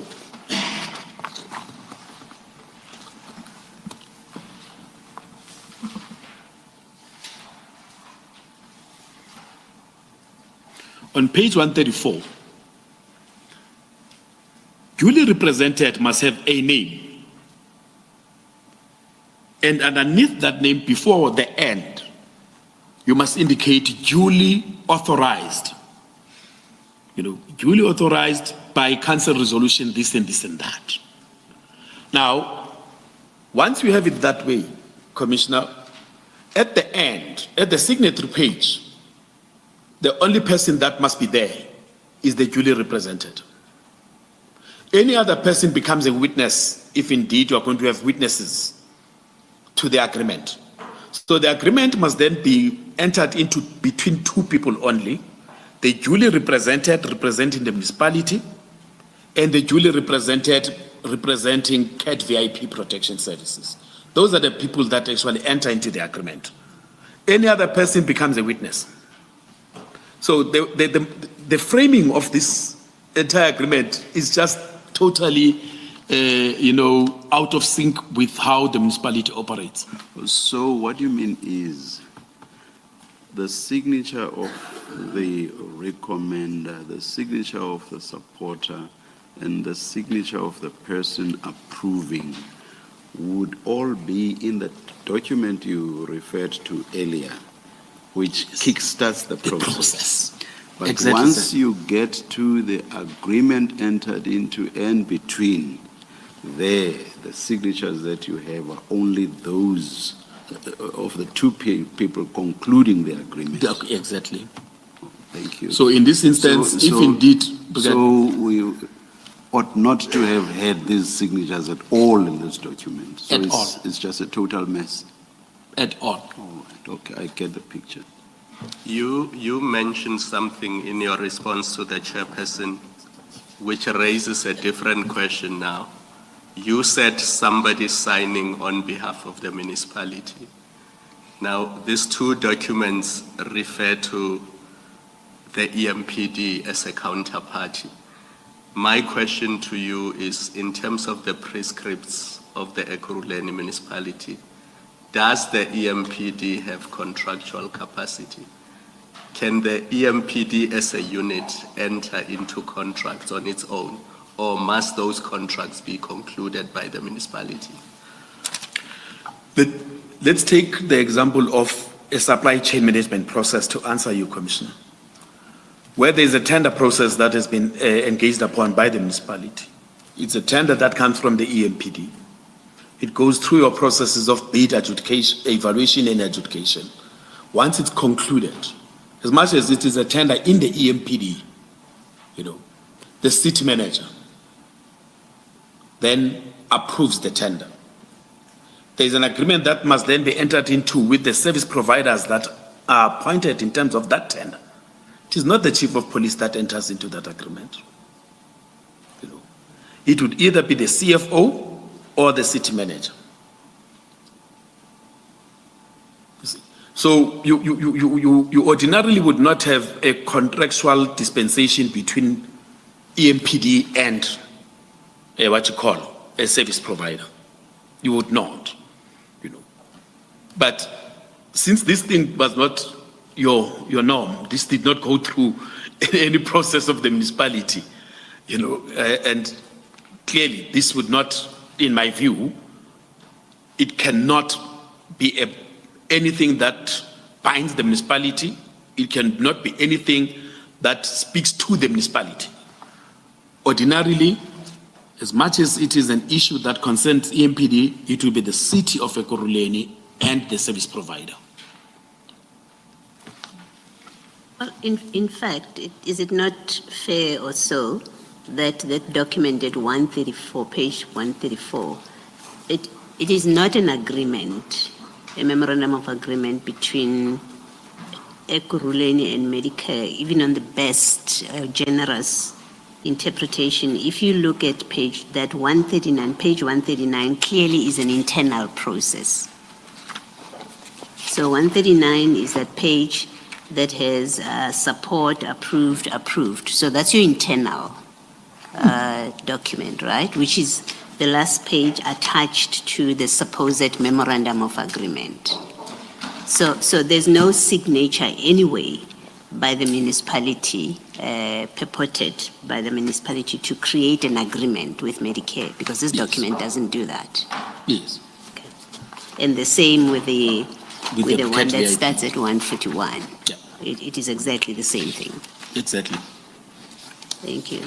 So any services that may have been rendered on the basis of these two purported agreement, we know from the evidence that at one of the state of the city addresses, there were people there who identified to have been from CAT VIP protection, that they couldn't have been provided in terms of these, because this is not an agreement. It's a between the non-agreement. city and a company. Thank you. It's a non-agreement not only because of the lack of signatures, it's a non-agreement because it does not comply with the regulated framework. And the requirement of an agreement anyway, Yes. at law. Yeah. Thank you. Thank you, Commissioner. Mr. Nciza, if we turn back to the memorandum of agreement on page 141, that's between the EMPD and CAT VIP. Yes. Thank you. If I could ask you to have regard to page 143, please. Page 143. Yes, ma'am. And do you see the effective date there? Yes. Yes. Stated as? Some it's /10/2021. Thank you.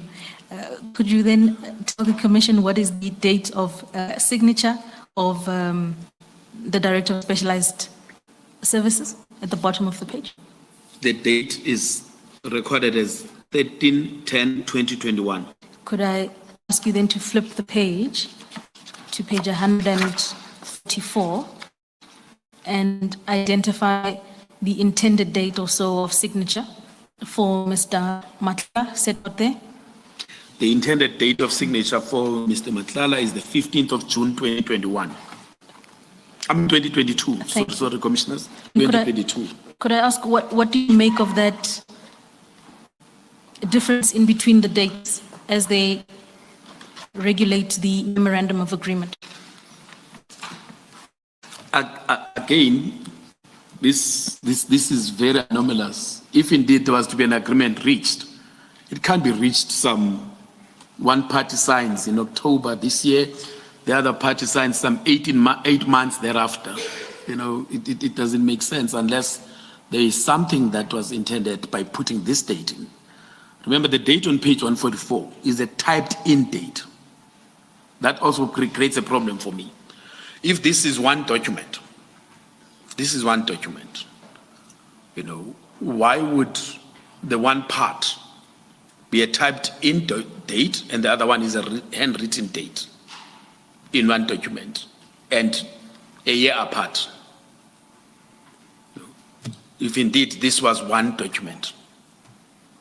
My observation is that this date of 13 October 2021 on page 143 was a poor attempt at trying to regularize the contents of the letter on page 54. Because without this, you cannot explain why you say there's an endless agreement, the source of which is a memorandum of understanding. So he needed this 13 October 2021 date to precede that letter on page 54. That's my observation. If indeed, if I may be allowed, Commissioner, to take that theory further. When, unfortunately, I'm running ahead of you, Councillor. Please proceed. When you look at then the letter of commitment that is now on page 146.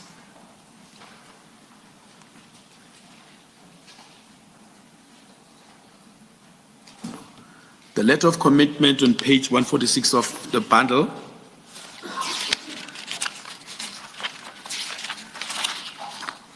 aligns with the date on page 144.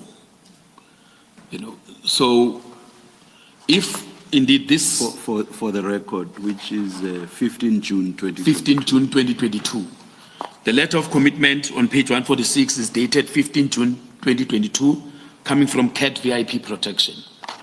The date on page 144 of the supposed memorandum of agreement with CAT VIP is dated the 15th June 2022. So if I were to take what Commissioner has raised now as part of this regularization process, my sense is that they needed to do this because this is post the State of the Nation, State of the City address. The 15th of June is post the State of the City address. But now there is a question raised around what happened, So they needed to do this, and unfortunately, this is just a hypothesis that one is raising. They needed to then cover their tracks, I don't even believe that this letter was actually generated on the 15th of June 2022. Thank you, Commissioner. Mr. Nciza, before we turn to the discussion of the letter of intention to commit on page 146, are there any concluding remarks you would like to make as they relate to the memorandum of understanding? I think we've traversed them enough. I should think I'm okay with what I've said on them. Thank you. Maybe one last observation, Mr. Nciza. At that page 143, effective date, you've said that it doesn't say when it starts and when it ends, in fact. Maybe that's consistent with Brigadier Mkhwanazi saying it's an endless working agreement. relationship. There's some consistency, at least. Yeah. Thank you. Yeah, you're correct, Commissioner. Indeed, if there were dates that were inserted on page 143, then it would not be an endless working relationship.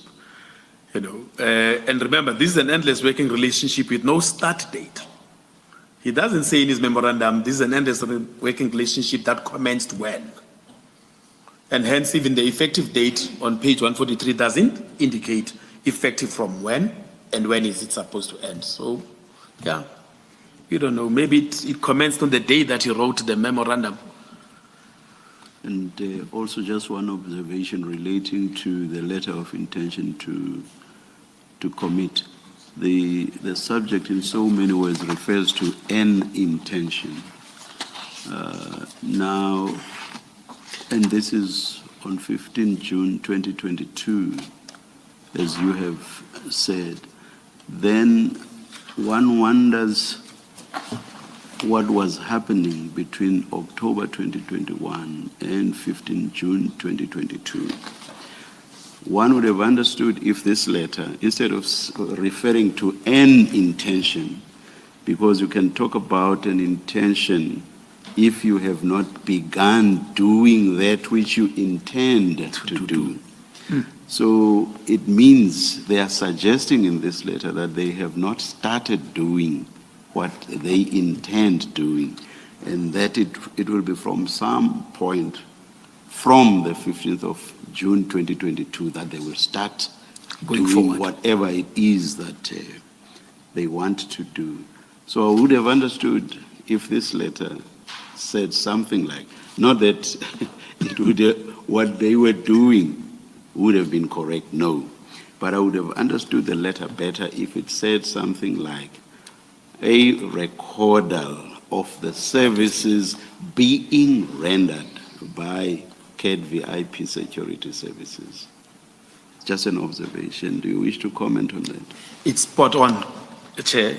That observation is spot on, and it's one of the things that one had noted to say this talks about an intention. This letter says, I intend to commit.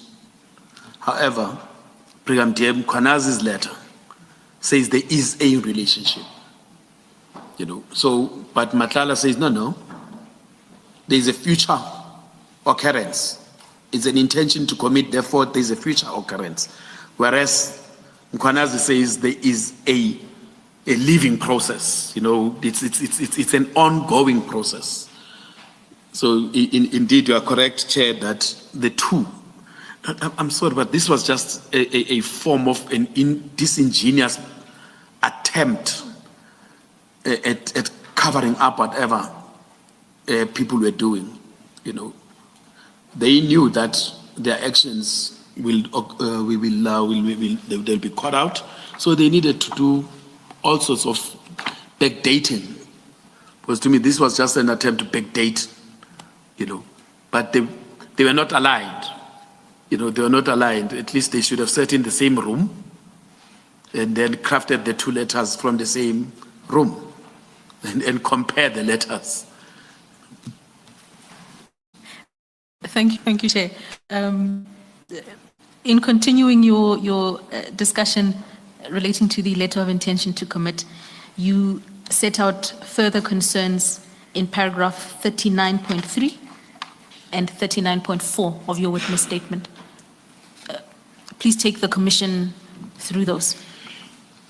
And I think, Council, what the Chair has raised, in terms of the intention, it's even though I've not captured it succinctly in the statement, but it's an issue, that one considered when now we had to deal with the actual registration of the vehicles, because this letter gets used as a donation letter, whereas there is no donation that the letter says I am doing. It says I intend to commit, and as part of that intention, there shall be a donation.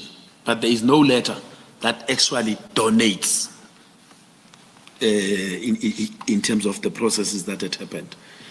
So indeed, this letter again raises the MOA, the Memorandum of Agreement, and that is where the problem starts, because it says CAD VIP Protection under the leadership of Mr. Vusumuzi Matlala has signed a Memorandum of Agreement with the Ekurhuleni Metropolitan Police Department.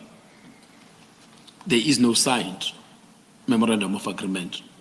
At least Mr. Mkhwanazi, who gave us these documents, has not given us a signed Memorandum of Agreement. And we have not, in any of the processes that we conducted that was conducted in the investigation, come across a signed Memorandum of Agreement. So the premise that this thing refers to, the premise that this thing refers to is absolutely incorrect. It's a misrepresentation. It says we've entered into a process that does not exist. And again, it's worrisome that you would have a private company saying that it has intentions of enhancing the state's efforts in crime fighting. You know, this is a private security company, and it says, no, we have intentions to enhance your efforts in crime prevention and to assist in VIP protection. This for me, honestly, it was just a question of trying to plug the gap that they needed to explain about the state of the city address processes.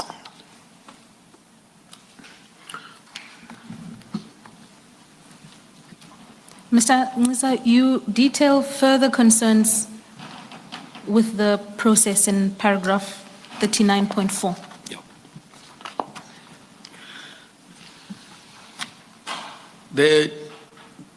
The municipality has a gifts and donations policy.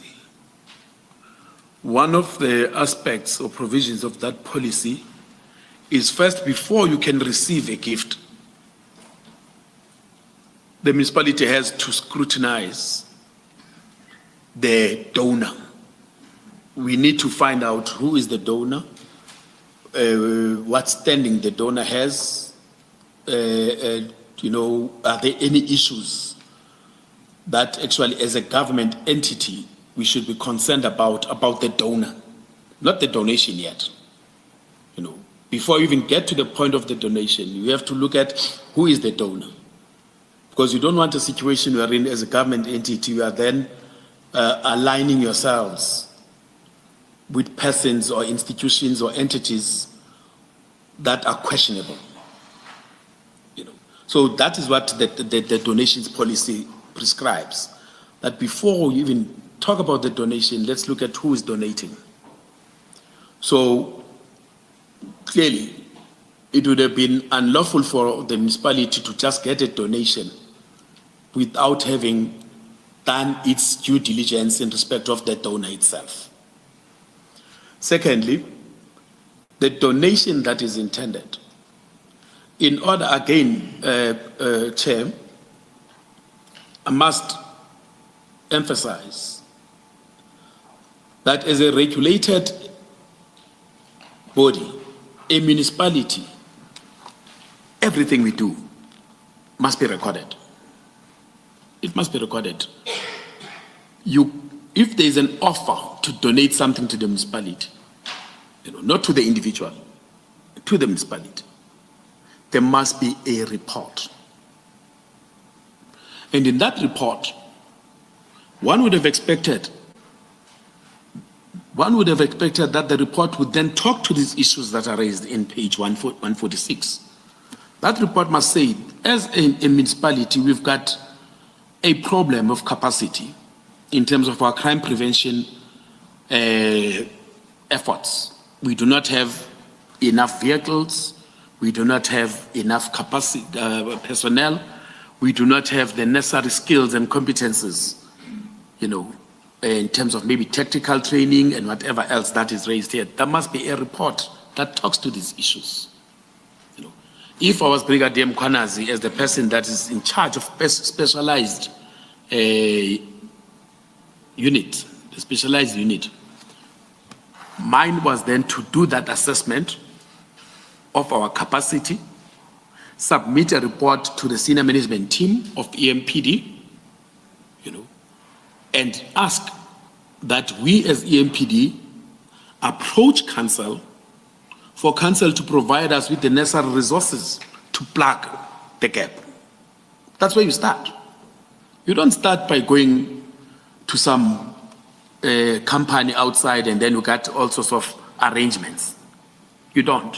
If indeed this thing is above board, if this thing is done honestly, you know, you must submit a report. Identify the gaps, identify all the challenges that we're facing, then make recommendations on how to plug this. But the default position is that to ask council to provide with the capacity.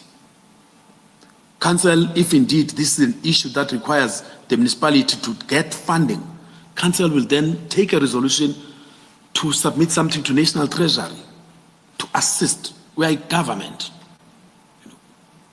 We're a government. So all these issues that are raised in this letter, these are things that should first be dealt with internally in the municipality. Are you suggesting that there can be no donation if there is no gap that's sought to be plugged? That's just the thing. Why are you donating to government? Assume that Out of nowhere.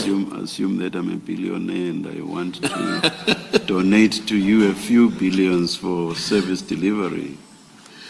Well, I don't know, Chair. I mean, if indeed such a situation will arise, but still would need a report. In everything that we do, there must be a recordal that indeed this was identified or this person approached us and wants to enter into this particular partnership or wants to donate these resources to the institution. Because they are contingent issues that arise out of a donation, especially a donation of an asset that is to be utilized. You as the donor, you'll give the municipality this vehicle. But once the vehicle now becomes an asset of the municipality, the vehicle must be funded by the municipality in order for us to use it. You must make sure that there's petrol, tires must be changed, all sorts of things. So now your donation, nice as it is, creates a burden on the municipality. Because now we must service it, we must do this, we must do that. So we must create funding that will not come from you, but must come from the coffers of the municipality in order for us to utilize that donation. So that report must talk to those issues. That report must talk to those issues that if we accept this donation, these are the contingent issues that then come with it, that we will need to get funding. So therefore, finance must then identify a vote number that will be able to be utilized for the purposes of us accepting the donation and therefore be able to utilize it going forward. Thank you, Chair. Does council have a role in the acceptance, in the decision to accept Yes. or reject a donation? It does. Okay. How does that come about? What happens? You make a submission? A report. Everything, unfortunately, requires a report. The report then goes through the structures. The report, of course, will go to other departments that will be involved. It's a donation to EMPD. Fleet department must be able to make their own comments on the report in terms of how this particular asset will be utilized. Finance department must be able to make their comment on the funding for the utilization of that particular asset, and then it goes onto the structures of council, especially, this type of donation, these are easily going into millions. Vehicles of this nature will probably go into millions in terms of their value. Then council must be in a position to take that view, having, of course, done the due diligence around the donor, but council must resolve to accept the donation. Thank you. Thank you, Commissioner. Mr. Nciza, in addition to the issue you've raised about a lack of a report, can I ask you to have regard to paragraph 39.4 of your witness statement?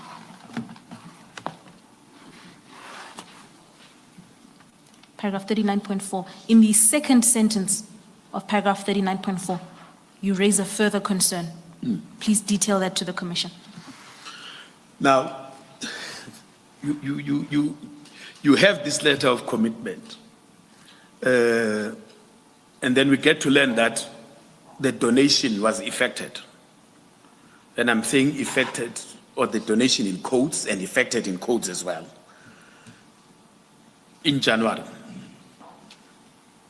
by way of the cars registered under the municipality.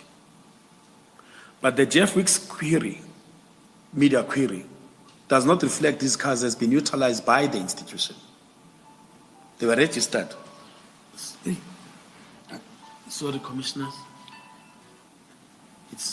I don't know why this You thing can is tell not- them you're in the commission. They must not disturb you. You're talking. No, it's my 12 o'clock alarm for prayer.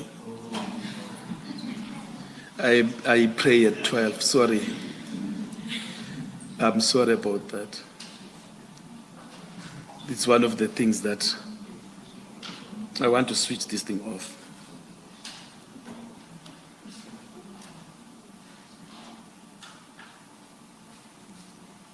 Done. Right. Apologies. No need for an apology. In fact, you should have prayed for all of us.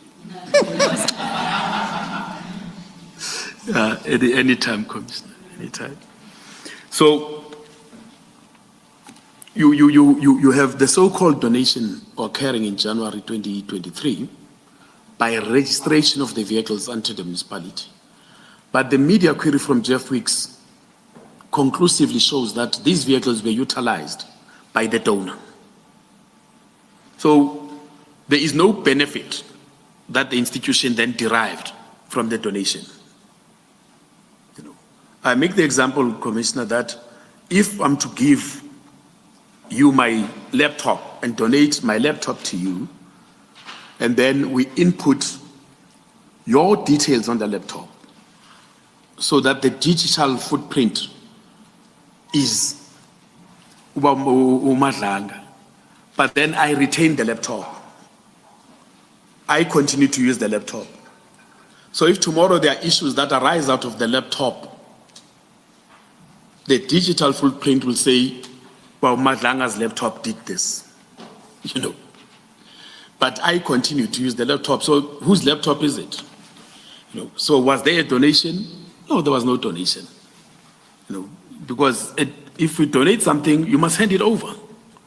It then becomes that person, the beneficiary's asset. But in this instance, there was no handover. Actually, we did not even know about the donation until the media query. So, yeah, that is one of the issues. There was no handover. And in that 2 months period, where these vehicles were under the municipality's name, we don't know exactly what would have happened or what happened, what type of transactions, these vehicles were used in. What is it that was ferried through these vehicles?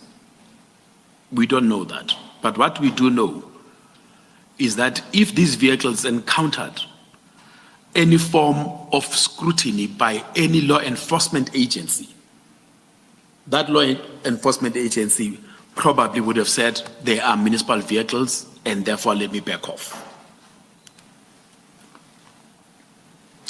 And is it fair to suggest that perhaps the registration period, January to, and then deregistration, the donation period and registration period and deregistration from you may well indicate or may suggest that in that period, that cover that is provided by the municipality may well have been required for a specific purpose, because they get registered in January or given to you Jan and registered and then deregistered March. So it may well be there was a specific purpose for it, and once it was achieved, the vehicles were then deregistered. I can only postulate, Madam Commissioner, that had it not been for Jeff Weeks, whatever the purpose was, would have continued. Because the deregistration process happens as a result of Jeff Weeks. Remember, we didn't know as a municipality. So if Jeff Weeks then didn't raise the alarm, whatever it is that the vehicles were doing would have continued. I don't know for how long. So it might be that indeed there might have been a purpose, an underlying purpose why this scheme was generated. But that underlying purpose could not have been for the shortened, because we're talking about a month and a half from around the 18th of January to the 6th of March. So we're talking about a month and a half or so, wherein these vehicles were registered under the municipality. So whatever the scheme was, it's probable that it was a much larger intention than much. Because the evidence that we gathered shows that when now Mkhwanazi gets suspended, then he then raises the issue with Fleet to say, hey, let's give me the documents, let's do the deregistration process, because the donation process is cancelled. So, yeah. Maybe those epaulets should have been given to Mr. Wicks then. The what? Maybe those epaulets and Georgettes should have been given to Mr. Wicks. We owe him a huge gratitude. It sounds like. Thank We you. owe him a huge gratitude as an institution. We don't know exactly what the name of the municipality would have been taken through. I mean, can you imagine a situation wherein indeed any of these vehicles gets entangled in some criminal activity and the law enforcement agency that is dealing with that criminal activity picks up that this vehicle is an Ekurhuleni vehicle? It would then have meant that our vehicles are used in a criminal enterprise. Thank you. Yeah, it's depressing to even think about. But what I also raised in 39.4, commissioners, is another serious concern. All things being equal, if these vehicles indeed were registered under the municipality, properly registered, and the donation process had been properly done, and assume that these became municipal assets. Because now, on the 18th of January, the vehicle, BMW, is now on the system an Ekurhuleni asset. If that had been done, and we were to accept that a donation had occurred, the process of deregistration raises even another problem. Because now you've got a municipal asset. There is a process that you must now invoke in order to dispose of a municipal asset.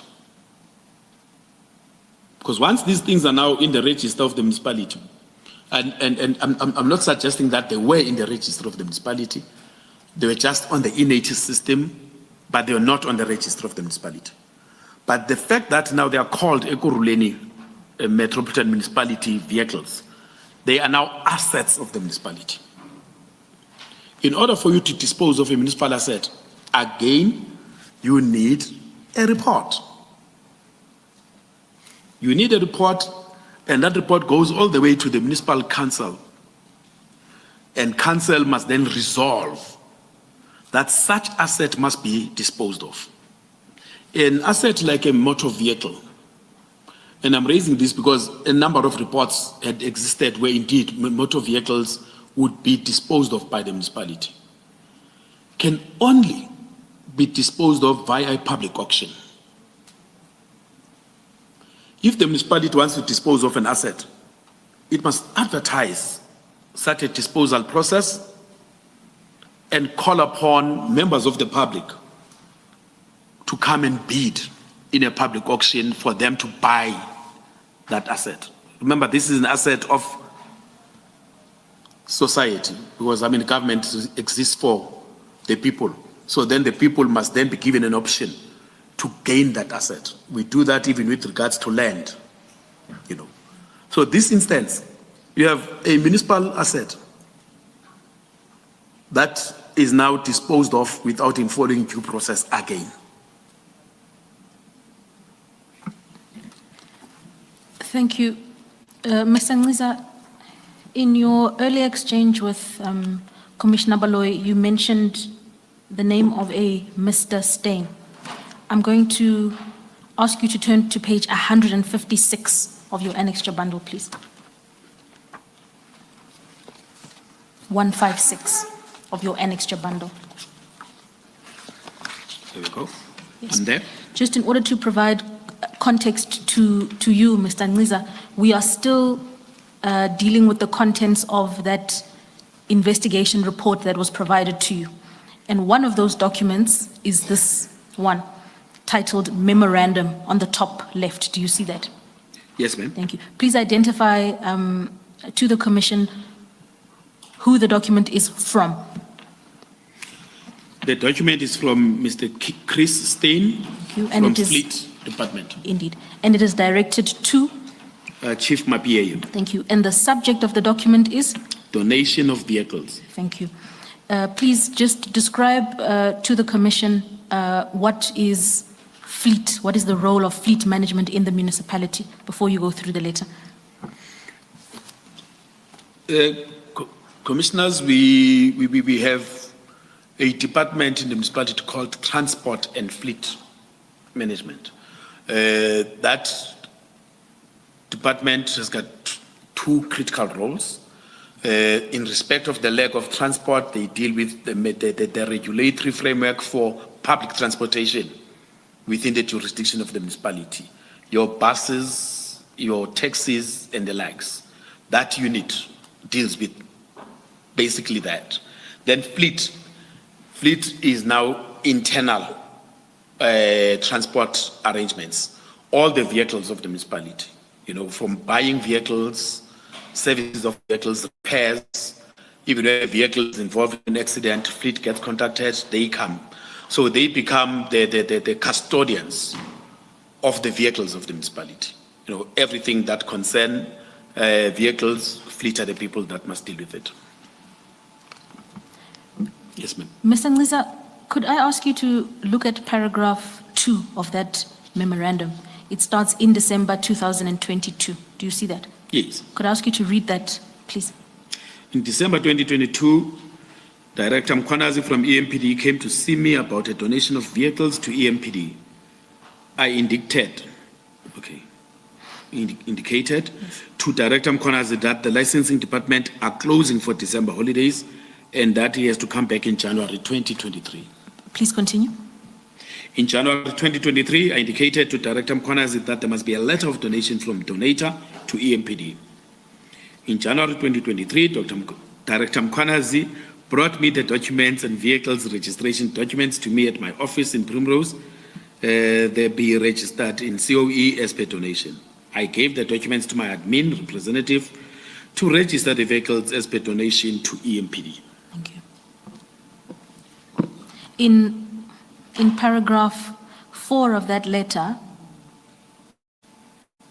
Mr. Stein continues to set out, Mr. Stein explains his position then in response to the request from Mr. Mkhwanazi.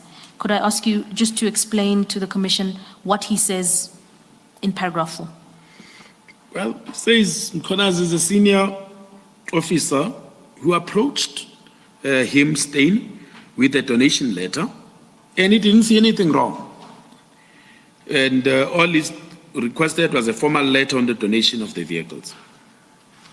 And he takes the view that indeed a donation would assist EMPD as the department are currently struggling with low enforcement vehicles.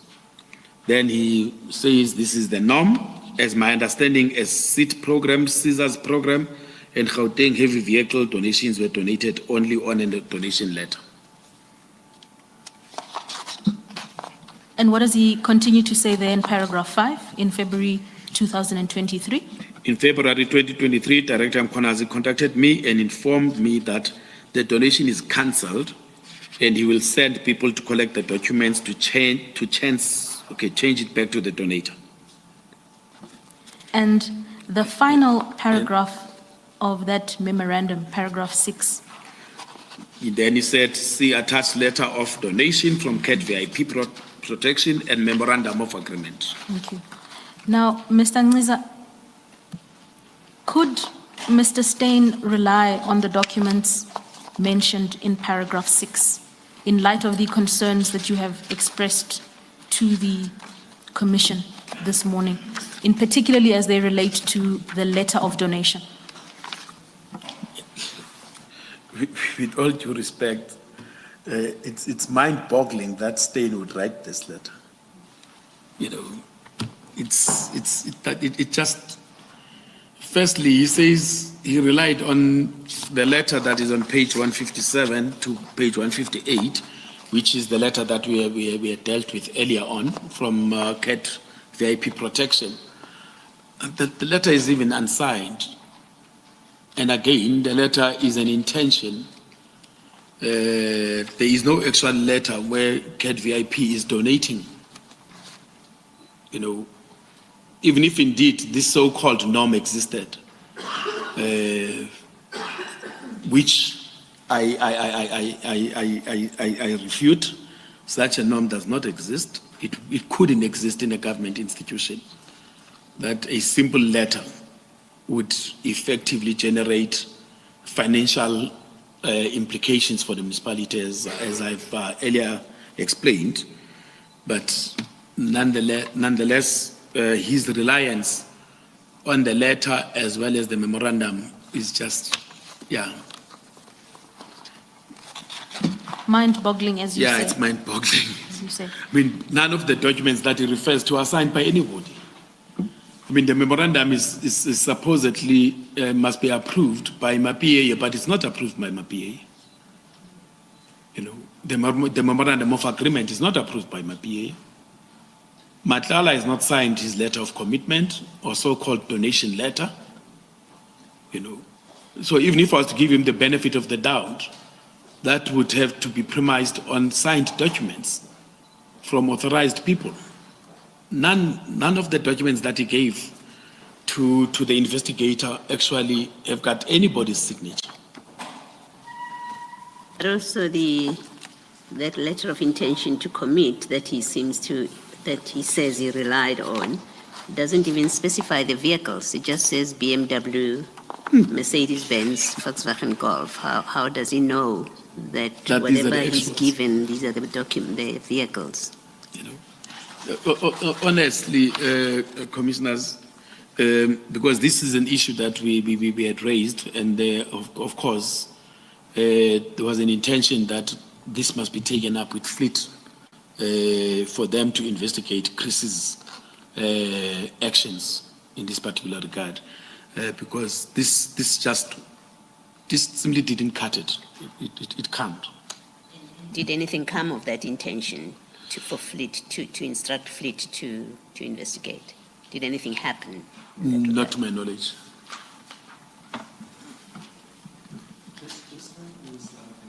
The Fleet Department and the Licensing Department, are they part of EMPD or are they a separate division? Licensing Department is part of EMPD.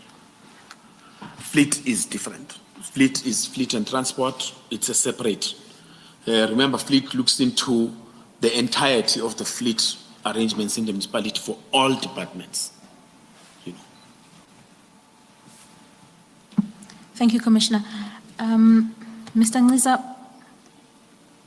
if you have regard to paragraph 5 of Mr. Stein's memorandum, he details there that he was contacted by Director Mkhwanazi and informed that the donation is cancelled.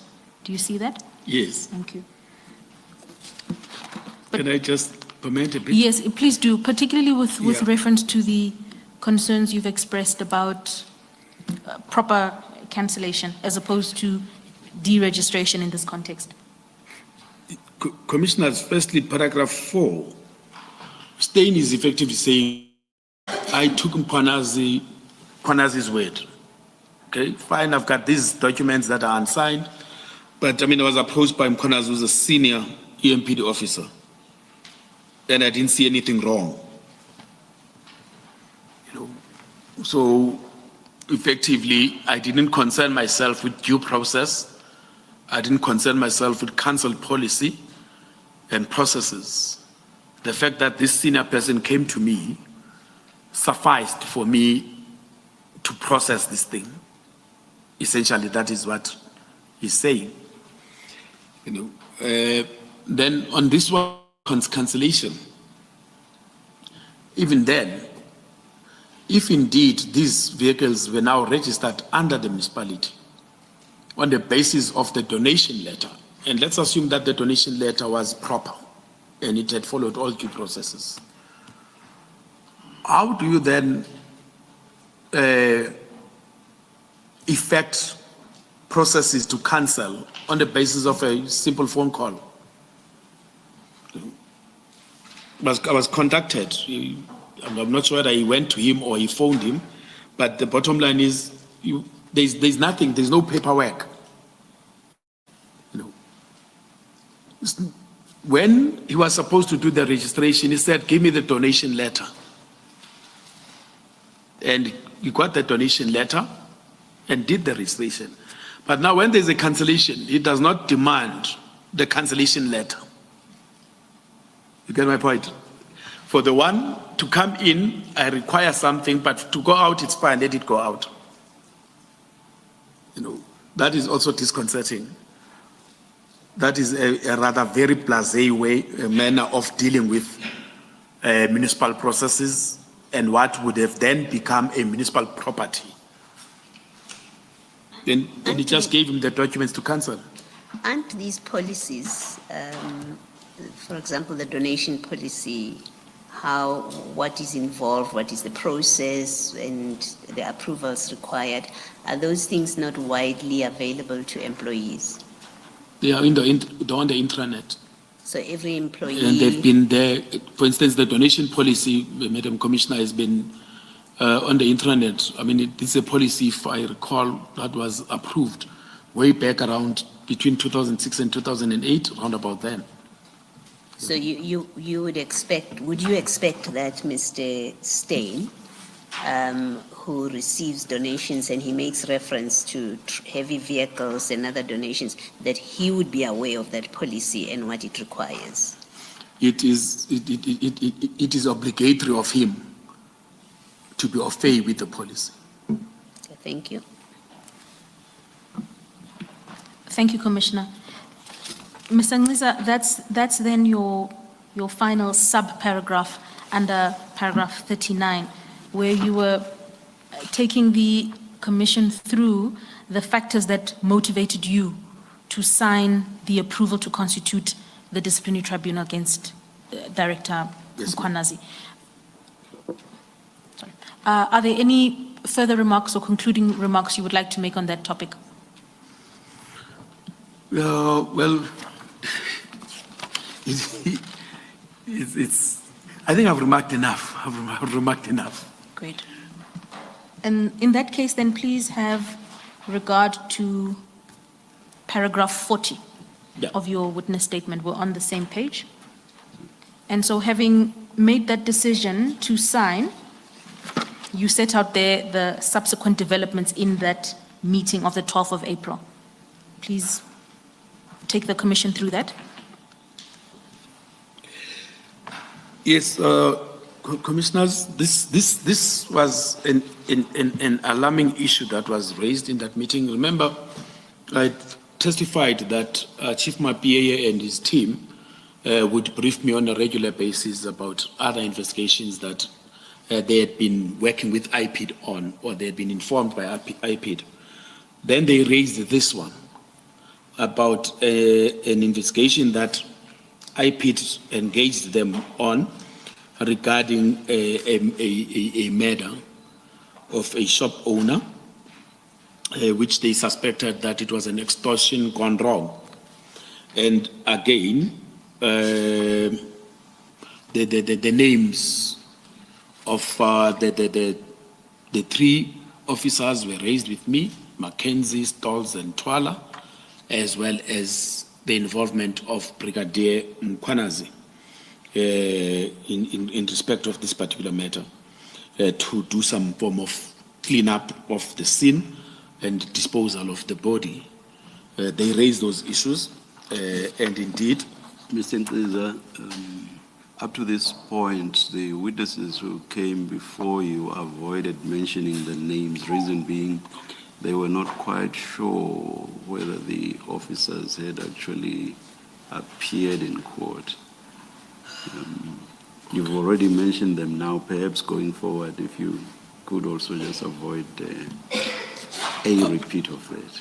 Apologies, No Commissioner. problem, no problem. Yeah, so they mentioned several EMPD officers who allegedly took part in the torture and the murder as well as the disposal of the body.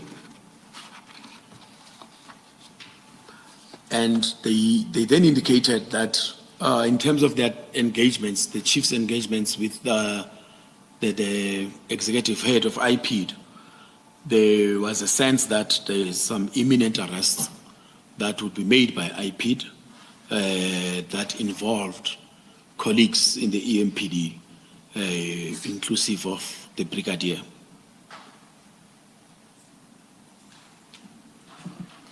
Please proceed to paragraph 41. We then, of course, having received that information, we then discussed the challenges of now we've approved a disciplinary tribunal. What then? If indeed there is these processes that are underway, how then do we move forward? We engaged, and the sense that the chief provided me is that perhaps let us provide IPED with an opportunity to do their work and indeed effect the arrest, because it would impact the processing of the disciplinary process should we immediately institute the disciplinary proceedings. My judgment call that I made at that particular meeting was to say, in terms of the collective agreement, from the date that I've made a determination to the commencement of the disciplinary hearing, I've got 3 months. So I took the view that indeed let me afford the department that latitude in terms of working with IPED and dealing with the issues that they need to deal with to deal with the criminal aspect. Once that criminal aspect has been dealt with, then I can then engage on the HR issues. Mr. Nciza, you set out paragraph 41 some of the concerns you had about immediately proceeding to constitute the disciplinary tribunal. Could you please expound on that? The issues that I have reflected on. Firstly, indeed, at the point when we took a view that a disciplinary tribunal must be constituted, and looking at the level of the employee, and of course, what I had explained earlier on this morning about the default position in terms of the collective agreement and the panel that I had at my disposal, the complexity of the issues that pertain to this matter, the potential for victimization of your internal disciplinary committee. We took the view that indeed we might require that we get legal representation. Now, if indeed I'm going to appoint attorneys to deal with the matter, or even instruct an advocate to deal with the matter, from the moment that they receive their appointment letter, they start working on the matter, and now you'll find that they work on the matter and then the matter is not able to proceed because people are arrested, so it would not actually assist the institution. Perhaps let's await, because we do have this period in terms of the collective agreement. Let's let those other processes unfold so that indeed we appoint a disciplinary committee at the appropriate time, and then we're able to process the disciplinary hearing in a manner that will ensure that the hearing itself continues and it gets finalized. And in the course of that meeting, what was then resolved? On what basis did you conclude a way forward? Paragraph 42. The conclusion that was reached was that, firstly, I made the decision that I will not constitute a disciplinary hearing immediately, but I would constitute it within the period that is envisaged in the collective agreement, which is within 3 months.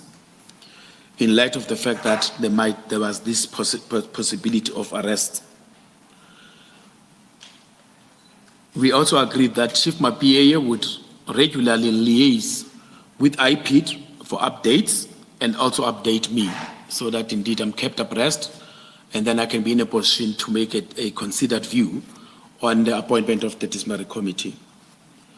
We also decided that for security reasons, remember, Commissioners, at this point, unlike other matters in my unit, I would involve my managers that reported to me. I had a unit that actually deals with discipline management, but at this point I had not involved them. I honestly had kept this matter, especially given the other issues that were also involved. I kept it with myself, and I only dealt with the Chief of Police, Spies and Erasmus, and no one else regarding it. So I then took a view that if this docket remains in my office, it can have a potential of being exposed to other individuals within my unit.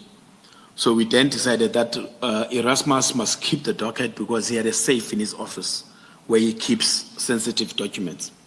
So we decided that let him keep the document, the docket, and then secure it at his premises, at his office and the likes, so that indeed we do not incur any breach of the process that we're involved with. And on the basis of that resolution, that then concluded your meeting of the 12th of April? Yes, ma'am. Thank you. But turning to paragraph 43 on page 17, please detail to the Commission the events subsequent to that meeting. All right. Now, of course, we would have these engagements with Chief of Police, almost on a weekly basis. But what was becoming clear is that IPID is not making the imminent arrest that they had promised. So in May, the middle of May 2023, Erasmus approached me. I think it was one of the instances where he would come to my office and to deal with ongoing investigations. And then he indicated to me that, hey, there's a problem that we're going to encounter because Brigadier Mkhwanazi's suspension was going to expire on the 24th of May. So there's a likelihood that then he would then come back, and we have not processed this discipline. So I advised him to say, if as a department they feel or they've got evidence to suggest that indeed Brigadier Mkhwanazi's return would interfere with witnesses and would interfere with the running of the disciplinary hearing, the envisaged disciplinary hearing, then they should motivate. They should do what we normally do. It's a process that we have been engaging in for a while in the municipality, where indeed a department then would submit a motivation that would be signed by the head of department and address it to the head of department HR, Xolani, of which of course they then did. Please then continue to paragraph 45 and 46. Yeah. So we did indeed receive the extension request from the Chief of Police, and I discussed it with Xolani, the HOD HR, and she agreed. She agreed that indeed we shall effect the extension of the suspension. And that request was provided to Xolani on the 22nd of May 2023. On the night of the 23rd of May 2023, I saw that on my WhatsApp I had a missed call from Dr. Mashazi, the city manager. This would have been because the timestamp on my phone still has it as 1813. And then I would have called back Dr. Mashazi about 30 minutes thereafter, around 1845 or so. When I called her, she picked up the phone and she just came at me. Raised the issue of the extension of Mkhwanazi's suspension. That, yeah, you guys hate Julius, you and your friend Chief Mapieye, you hate Julius, we must leave Julius alone. I'm like, no, what is this about? No, Julius, you're not going to extend his suspension. We're not Xolani, you must stop this thing of yours. Like, how? Firstly, I explained to her that, but firstly, I don't take decisions about suspensions or extensions. Mine is to advise upon receiving a request from a department. Mine is to advise the person that must take that decision, which is Tlasheka. Well, she was like, no, you are lying. You are the one that take these decisions. Linda just simply signs. Okay, but that's not how the process works, And I was told that I was targeting Brigadier Mkhwanazi. I was personal towards him. And Commissioner, honestly, this was not a calm discussion. My boss is effectively shouting at me and lambasting me. Then she told me during that particular call that when unahana origi masipala wa hao. Please translate that for our... You think this is your municipality? Yeah, but like, I don't understand. How do I think this is my municipality? Yeah, you think you can do anything you want in the municipality.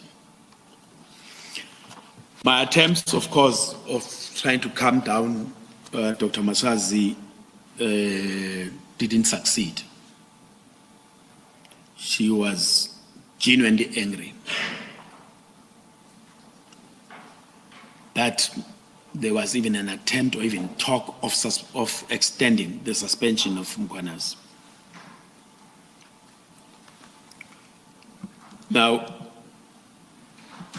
she indicated that, of course, she's going to call Tlasheka to deal with this and tell Tlasheka that Mkhwanazi must be back at work the very next day. At the end of the call, she instructed me to facilitate the return of Mkhwanazi to work. And I must update her by 11 a.m. the next day that Mkhwanazi is back at work. I've known Dr. Masazi since 1999, when I was in the trade union movement. I met her at Springs when she was a manager in the health department. I had never experienced such hostility from her. I just want to understand something. So this is now May 2023. Yes. Up to that point, your discussions were with Chief Mapieye and the head of HR. You had never discussed the Mkhwanazi issue with the municipal manager. We did. Remember, we discussed the Mkhwanazi issue with the municipal manager on the 16th of February. In Feb. When we briefed her that we are going to engage in a process to investigate the allegations as per the Jeff Weeks media query, and also if potentially institute disciplinary proceedings, and also suspend Mkhwanazi. All of that was discussed, and we had her support on the 16th. After the 16th, I had never discussed the issue with her because there was no need in so far as I was concerned, because my processes, are clear. Now, this comes in this came out of the blue, came out of the blue, and I interacted with Dr. Masazi on a number of issues. I would be in her office, she would contact me. At no point was there ever even a request for an update to say, by the way, how far are you? What's happening there? Nothing. So you could imagine that I've never had a discussion with Dr. Masazi after the 16th of February. Now, the 23rd of May comes this call, and at the end of the call, I'm told that Liamutsuhela Julius, you leave Julius alone.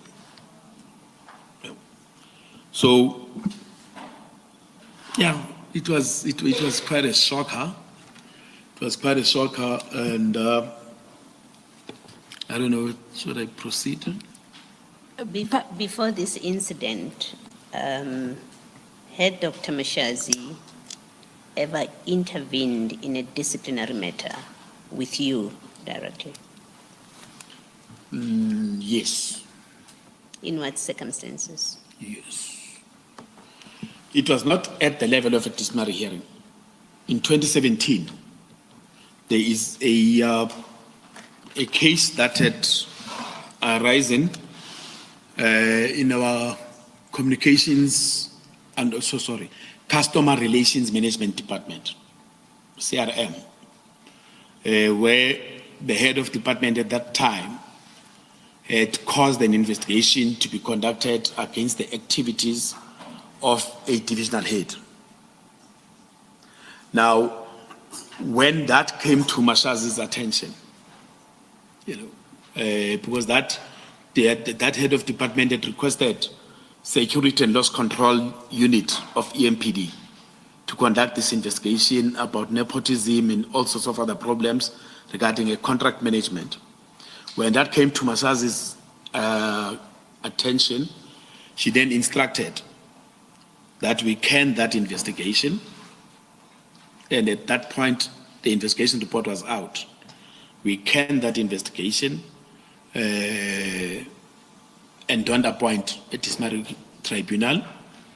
And then she instructed me to draft a new directive on how investigations are to be conducted in the municipality. And that directive was to the effect that no investigation shall be conducted against a divisional head without the city manager being informed and the city manager approving. Now, I did not have a problem with that concept or that particular principle because divisional heads are not covered by the DPCA. So I did not have a problem with that. We crafted that. But she stopped a disciplinary hearing from proceeding, even though we had not yet appointed. In this case, in the case of Brigadier Mkhwanazi, she, other than to say you're being personal and that stuff that has nothing to do with the merits of the of the disciplinary action, did she provide a reason based on the merits of the suspension itself? The entire conversation, at no point was I asked, as the custodian of discipline management processes in the municipality, whether there was a basis, in my view, for the extension of the suspension. And remember, at this point, we're not even discussing the actual investigation report. There's not even a question about it. I was not even given an opportunity to raise the fact that I actually have an investigation report that says something is wrong. And therefore, this employee must be disciplined. That does not arise in this conversation. This conversation was a vitriolic attack on me, on Commissioner Mapie as the Chief of Police. It was a very personal engagement. It had nothing to do with municipal processes. When you spoke to her in February, where you say she supported the proposed course of action, did you explain what the nature of the allegations, even if not in detail? Did you explain to her the reason why suspension is a likely path that you are taking? Did you Yes. become aware of all of that explanation? We explained that these are the allegations. We explained the media query. We explained the Matlala connection. You know, we explained the issue of the registration of the vehicles. We explained the issue of the operational plan, that we're not even aware that there was CAT VIP involvement in the state of the city address. She expressed shock because she was the city manager even at that time. She was also not aware that there was CAT VIP that was involved in such in that particular state of the city address. So we explained everything, and honestly, she responded like what a chief executive officer would do. You know, the allegations of serious misconduct, investigate them, suspend the employee, ensure that your processes are implemented. Did you ever become aware, or do you have a possible explanation why the change in her position from the seriously supportive, as you describe, in February, and this kind of engagement and instruction to discontinue? Did you ever come to know why there's that change, or at least have a view about what would explain such a drastic change to the other extreme?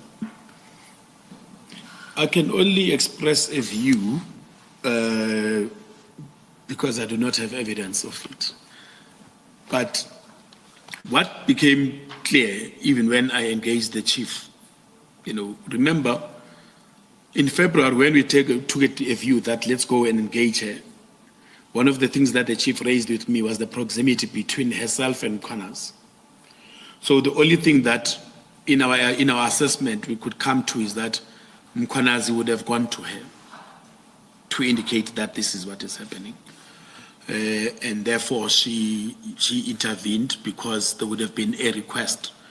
Because in terms of EMPD, nothing official had gone to her office. In terms of HR, nothing official had gone to her office. In terms of Klashega and my engagements with Klashega, there was nothing. You know, so the only person that would be a factor in this entire situation would be Mkhwanazi.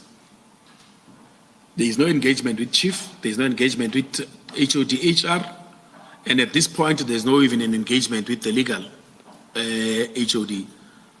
At this point, the only person that, in our view, would have had that particular access, would have convinced her to take this posture, is the person that is the subject of the telephone call.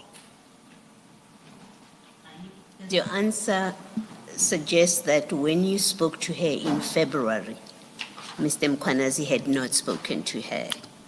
Because my question is really about that you have at the beginning support, and then later on you have the opposite, in fact, that undoes that support you had.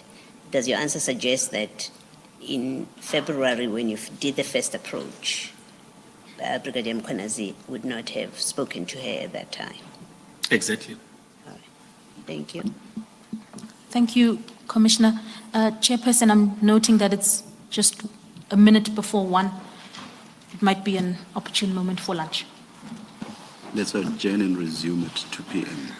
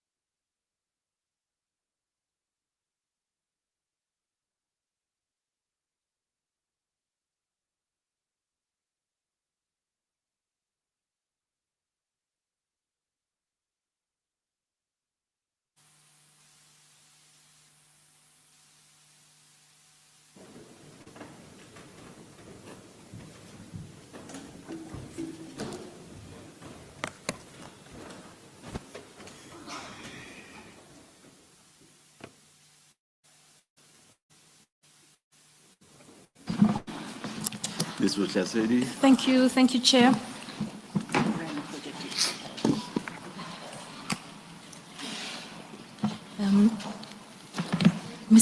Mr. Nciza, just to confirm, you're still in possession of your 2 files? Yes, Council. Thank you. We were at paragraph 48 of your witness statement on page 18. Paragraph 48. Yes. Indeed. Just before the lunch break, you gave testimony about a telephone conversation between you and City Manager Dr. Mashazi, where she told you in no uncertain terms, Limotlokhele Julius, and directed you to facilitate his return to the office. Yes, ma'am. Thank you. In light of that evidence, I wanted to pose a few questions to you, particularly in light of our discussion this morning concerning the collective agreement. In terms of the collective agreement, Mr. Nciza, which official in the city has the power to suspend and extend suspensions of employees? Thank you. Commissioners, like I indicated yesterday, how the system works is that the municipal manager has got the overall authority, but then the municipal manager has appointed an authorized representative. So the authorized representative would then be seized with the process of suspensions will be the head of department HR, Ms. Linda Xolani. So as much as the municipal manager has overall authority, the person seized with the process would have been Linda Xolani. And so in circumstances where Ms. Xolani was seized with that authority, on what basis did the city manager act when she intervened and instructed you to facilitate the return of duty of Brigadier Mkhwanazi? It's a tricky one because in the absence of a submission by the municipal manager that goes to the merits of the suspension, because the municipal manager has a right to say that, but the merits of this suspension are poor, and therefore I do not agree that this person should be suspended. So on the basis of that, where there is a rational disposition that exists for the municipal manager to intervene based on the merits of the case, indeed, one would say that the municipal manager then would be within the rights to then intervene and stop a suspension. But that was not the case in this instance. You know, as Madam Commissioner had previously asked, whether indeed there was a discussion on the merits, there was none. So that disposition then would not apply in this instance, where we would expect that a municipal manager would deem it fit to intervene. So when the municipal manager says, Limotlokhele Julius, did you understand that to relate only to the suspension or the entire process? In other words, the investigation and the initiation of the disciplinary process and the appointment of the panel, as you said. What did you understand that to mean, Limotlokhele Julius? At that point in the discussion, this is before, of course, other processes that would follow subsequent to this discussion. The discussion was narrow in the sense that it was about Julius coming back to work. There shall be no extension of the suspension, you know. So in a narrow sense, one just took it that this is about the suspension. And therefore, let me just leave it at that. There was no specific instruction issued regarding the disciplinary case itself. The reason I'm asking you this is if you go 6 paragraphs back in paragraph 42, you say, after the discussion amongst ourselves, I made a decision to constitute a disciplinary tribunal. Yes. Now, let's go back to my question. So it's not just the suspension, it's also the constitution of a tribunal and other things. Now, when she said to you, Lemotlogele Julius, did you understand that to mean don't extend suspension but continue with the constitution of the tribunal and other things? I understood it to mean don't extend the suspension. Remember, I have never discussed with the city manager the issue of the constitution of the Disciplinary Tribunal. Even during the course of this conversation, there was no engagement about the Disciplinary Tribunal at all. And like I indicated, this was like she came down at me regarding the suspension. There was really no angle or even an opportunity to engage to say, but there is this other aspect. That was not her concern. Her concern is Julius must come back to work, so to speak. Thank you, Commissioner. Mr. Sorry, in the absence of what you have described as a rational explanation for why the instruction, Lemotlogele Julia says she wants her back at work tomorrow, is it not, if you spoke frankly and freely, is it fair to describe it as a simple abuse of authority and power? It was not a simple abuse of authority and power. No, what I'm saying is... This was abuse of authority and power in the extreme. Yes. Thank you. Especially where there is not even an engagement on the merits. Why the extension? There is no... If the conversation had gone along the way of saying, I understand that you intend to extend this suspension, can you give me the basis of that? Then you would say that there is a rational engagement. Now that you've given your superior, your boss, the basis, the boss says, no, that's not sufficient for you to actually do this. Then if it had flown that way, one would say, you know what, the municipal manager acted in accordance with what we'd expect of a chief executive officer. But in this instance, it was not. Thank you, Commissioner. Mr. Nciza, please then go to paragraph 49 and detail those events to the Commission. Paragraph 49. You can imagine after the call was dropped, my first instinct was to get hold of the head of department. I remember I'd been in this journey with Chief Mapia since he came back from leave in February. And there had been numerous engagements between us regarding this particular matter. So the first instinct was to get hold of him and to relay that, hey, I've just received this call. Unfortunately, I could not get hold of him. His line was busy. But then eventually he called me back and relayed that, hey, I've just received this call. Instead of me relaying to him that I've received this call, he started off and went at me to say, hey, Umama has called me. And this is what she's telling me, that Julius must be back at work tomorrow. Of course, he was displeased. And then I indicated to him that I also received a similar call. And in sharing our notes over the call, exactly the same thing happened to him as it happened to me. That the basis of the instruction is that we're personal, we hate Julius, there is nothing wrong with Julius, he must come back to work clearly to Tsarun.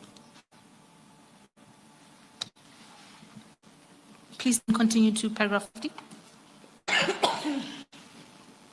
And given the fact that indeed the person that must make the determination to extend or not is Lasheka, I tried to get hold of her.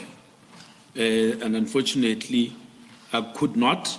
And I mean, this is now around about 8 or past 8 at night. I could not get hold of her that night. However, the next morning, when I checked my phone, I discovered that Ms. Xolani had responded to me at around 10 to 1 in the morning. Mr. Nciza, perhaps I may assist you. If you turn to page 289 of the annexure bundle, your 289, that is annexure PN7. Thank you, Perhaps Council. thank you, you can give that evidence with reference to the page. Thank you, Council. On page 289, indeed, on the 24th of May 2023, recalling commissioners that my engagements with the city manager were the previous night, just before 7 p.m., and I tried to get hold of Ms. Xolani, and I couldn't. Then she sent 2 messages to me. The first one at 0049, so sorry, I had a load shedding, electricity just came back now. And then at 0050, she said, please draft a letter for Julius Mkhwanazi is resuming duties today. I hope Chief contacted him.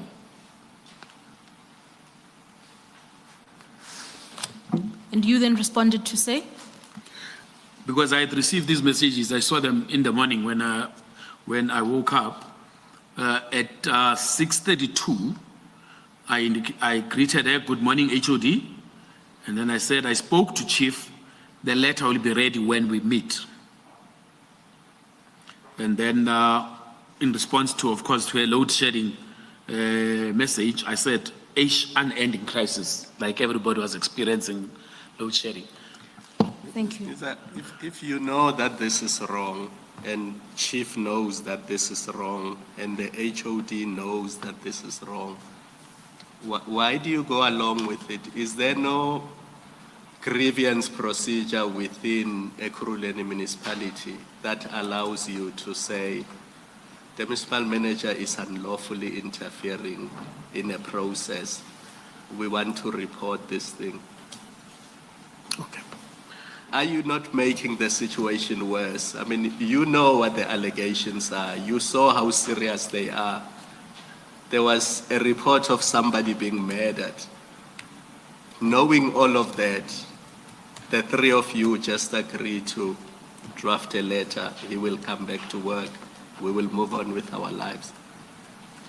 I don't get that. Yeah.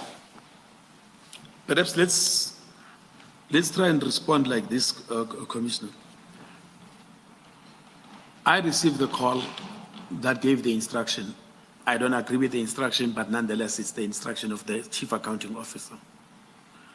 My first point of call is to talk to the department. The department has received the same instruction. We are both unhappy. But recall now, the person who actually has the authority to extend or not extend is Xolani, not us. At the end of the day, Xolani is the one that must make the determination whether to extend or not to extend. We try to get hold of Xolani. I don't get hold of her. But when I wake up, I find that Xolani has already issued the instruction that he must come back. So the sense that I had is that clearly Xolani would have engaged with Mashazi. Maybe after the 2 calls to me and Mapieye, Mashazi would have called her. The engagement would have happened between the 2 of them. Then Xolani issues the instruction for me to draft a letter for Mkhwanazi to come back. Now, even if I was to submit a grievance, the only type of grievance that I can submit in terms of the grievance procedure in this instance would be a grievance to the executive mayor. Now, I'm not the one that actually would be submitting such a grievance because I'm not the one who must actually make the determination on whether there is an extension or not. The person that must make the determination, if she has agreed, and I'm not privy to the actual discussion that happened between Xolani and Mashazi. But Xolani instructs me to say, draft a letter for Mkhwanazi to resume work. Mine is to then draft that letter. I agree with you that indeed it was wrong. It was wrong in terms of the instruction itself was wrong because it did not have a rational basis. But at the end of the day, the person that was supposed to stand up and say, no, it's my authority. You are now usurping my authority, and therefore I will not do that. I have been briefed by my divisional head. I've been briefed, or rather the department had motivated, and my divisional head has briefed me, and I have agreed with the extension, and therefore I stand by my decision to extend. That was the duty of the divisional, of the HOD HR, who is seized with the power to extend. What did she say is the reason to do a letter for that instruction to you? Did she explain anything to you? When we met in the morning, because I went directly, instead of going to my office, I went directly to Germiston in the morning as I was instructed to facilitate. So I would not have facilitated this process from Benoni. I went to Germiston and I engaged Ms. Lashega on the content of the conversation that I had with Mashazi the previous night. And she also indicated that she also received the same call. Now, what I'm going to say to you might be a bit of a shocker, but it was the norm. It was our experience. Xolani undingxolisile lo mama. Andifuni ngqutso Mashazi mina yenza le letter. Xolani, this lady has shouted at me. I don't want to be further shouted at. Do the letter. I'm saying it was a norm because every instance where something has to happen in the municipality and HR must do something, if you have an issue, you will be told that I don't want to be shouted at by Mashaz. All right, thank you. Thank you, Commissioner. Mr. Nciza, you are then at paragraph 51 of your witness statement, where you detail, you make certain remarks or conclusions on this intervention. Can I invite you to share those with the Commission, please? Yes. I make this remark here, Commissioners, because this was not the first time that we have a situation where there's an extension of a suspension, and it certainly was not the last. There is a gentleman that we had suspended who was at a divisional head level. That person was suspended in May 2023. An investigation of sorts was being conducted in the department. At the end of the suspension period in August 2023, Lashega instructed that a letter be composed to extend the suspension. And we've got a number of other instances where suspensions in the municipality would be extended, either because the investigation is still underway, or at times the disciplinary proceedings have commenced but have not been concluded, and then a view is taken that indeed the suspensions be extended. So the manner in which this was handled was out of kilter with how others were handled. And so you're saying in that example in paragraph 51 that even in the context of a suspended employee where the allegations against him were at that stage still preliminary, an extension of the suspension was granted and the employee was directed to continue staying away from the office? Yes. Yes. Viewed as against the case of Brigadier Mkhwanazi, where the formal internal investigation was completed and a docket was already submitted to your office, and yet the extension of the suspension was not granted. Was not granted. Thank you. And remember, the point of the matter is the non-extension, so to speak, had nothing to do with the actual facts of the case. Can I then allow you to conclude on this subject with what is stated at paragraph 52, my apologies. Yeah, I don't know whether I'm allowed to just correct the statement. You're welcome, please. Yeah, I think, commissioners, I think my use of the word endangered witnesses is a bit strong, and I would not be in a position to actually support that. But I would rather say that this intervention potentially compromised witnesses.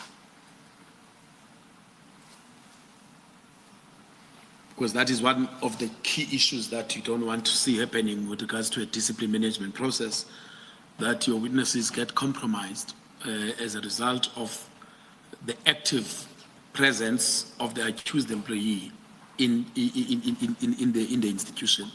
So this potentially compromised witnesses of the municipality, the documents that would have relied upon at the hearing, and even the integrity of the disciplinary process itself. Those were the very reasons that you put for suspension. For the suspension in the very decision. first place. In my view, those reasons still existed. Not only my view, but also the view of the department. Those very reasons still existed at that point. Yes. And would you then agree, Mr. Nciza, that the very risk you were attempting to prevent, the risks identified in paragraph 52, the efforts to prevent them through the use of the suspension were undermined by the upliftment of the suspension? Yes, ma'am. Thank you. Right. Thank you. Can I then ask you to turn to paragraph 53 and detail the events of the 24th of May? Paragraph 53. So after I had met with Ms. Tlasheka at the office, and we had agreed that indeed we will do the resumption of duty letter. I mean, to do such letters, there's a template, so you would just craft it. It's a quick thing.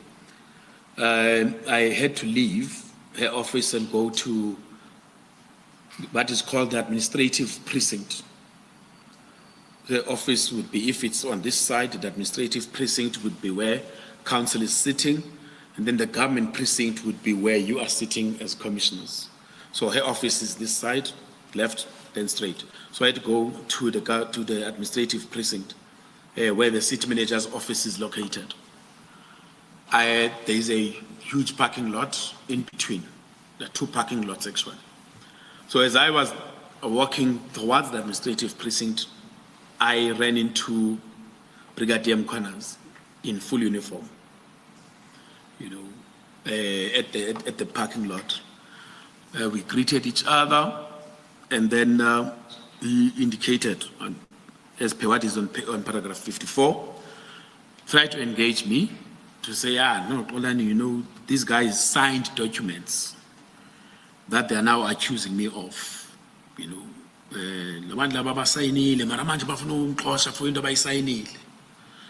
so like, no, these guys have signed, but they want to fire me for what they've already signed. So I avoided the engagement. I was like, okay, yeah, hey, into Zakon. I didn't want to engage. Remember, I was aware of what is contained in the investigation report. And as a matter of principle, I do not engage with employees that are the subject of either a disciplinary hearing or investigation on the contents of that particular process. So I was like, no, just downplayed it. And he was on his way to see Tlasheka at the time. And I just politely sort of disconnected and went on my way. And I didn't want to engage him on the substance of the matter. Please proceed to paragraph 55. Now you have a situation on the 24th where Mkhwanazi is back. I engaged the chief of police to say, okay, fine, now what? you know, what is the plan in your department in terms of how do you handle this situation? He indicated that, no, it's fine, he's back, but I've redeployed him. I don't want him in the unit where all of these things were happening. I've redeployed him into bylaw enforcement because that position was vacant at the time. And of course, the basis upon which he wanted to redeploy talks to what I have raised even on paragraph 52, ensuring the integrity of the disciplinary process, you know, is kept. So that was his concern. And I later learned, not on the 24th of May, but sometime in June, that another intervention had come about to direct that Mkhwanazi go back to his substantive position of Director Specialized Services. Thank you. And therefore that the efforts of Chief Mapie then to try and keep Brigadier Mkhwanazi outside of his original station were unsuccessful. Yeah, they were unsuccessful, you know, because at the end of the day, the municipal manager, you know, gets involved. She gets involved, even though the letter itself that actually directed that Mkhwanazi must go back was from Xolani. You know, you ask yourself even how does Xolani get to know that Mkhwanazi is deployed to another unit instead of his former station? You know, so there was just this pressure that was put on Chief Mapie that, you know what, you are going to do this thing our way and not the municipality's way. Mr. Nciza, with reference to paragraph 56, at some point in May of 2023, it becomes clear to you that the imminent arrests are not so imminent. Please then tell the Commission what steps you took thereafter. Now, this is after the 24th of May. I engaged with the chief, engaged with Peace and Erasmus, and the view is that they taken, because for me, my process is still need to run. I have no instruction from anyone that says the process that I've approved in April should not run. So I then engage them, and the view is taken that I must now constitute the disciplinary tribunal. My 3 months is running short. You know, we are already left with less than 1.5 months. So we then took that view that indeed I must now process what you call the disciplinary tribunal, let alone the issues of the suspension, because the suspension, yeah, was dealt with. It is for me, honestly, it was a closed chapter. You know, I was not going to concern myself with the suspension. I need to deal with the disciplinary tribunal at this point. And if I take you back to paragraph 56, in addition to your concern that IPID was not going to arrest anyone anytime soon, you detail there a further concern that you had about the dynamic in the work environment, I would say. Yes. Please. It was clear. It was how the matter of the suspension was handled, that Mkhwanazi has been protected by Xolani and Mashazi at that point. It was clear to me that, you know what, in respect of how the suspension was handled, that was the situation. You know, but I still needed to ensure that my process is carried through. To your knowledge, Mr. Nciza, did the city manager and or Ms. Xolani become aware of the IPID investigations? Were they, as far as you know, become aware of that at the time that you were given the instruction to withdraw the suspension? or not to extend suspension? The IPD investigations. Yeah. My understanding at the time is that Chief Mapia had informed the city manager that there was an IPD investigation into Mr. Mkhonazi's activities. But the extent of that at this point, because you see, there's a lot that happens post-May. At this point, the extent of her knowledge, I would not be able to say at this time in May. Thank you. Thank you, Commissioner. Mr. Nciza, we're then at paragraph 57, where you've explained to the Commission your decision to move ahead with constituting the disciplinary tribunal.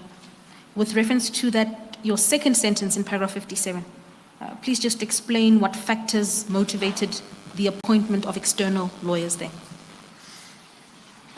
As I had indicated, in terms of how the collective agreement is structured on the default position, now, when I look at the default position of appointing a person to preside that is a level or 2 levels higher than the position, it meant that I would have to appoint a divisional head or an HOD.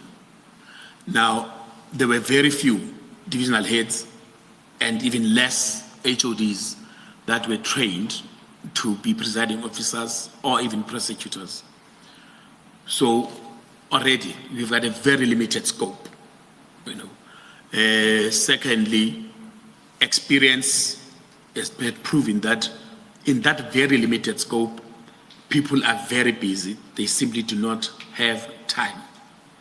And that had been reported to the municipality on numerous occasions, that it would always be a challenge to get a divisional head to reserve time and not deal. For instance, one of the people that would have been appropriate for the appointment would be a divisional head in the water services department. And you're having all these challenges with water services, and then you expect this guy to go and sit in a disciplinary hearing for a week. It's just impossible in the municipality.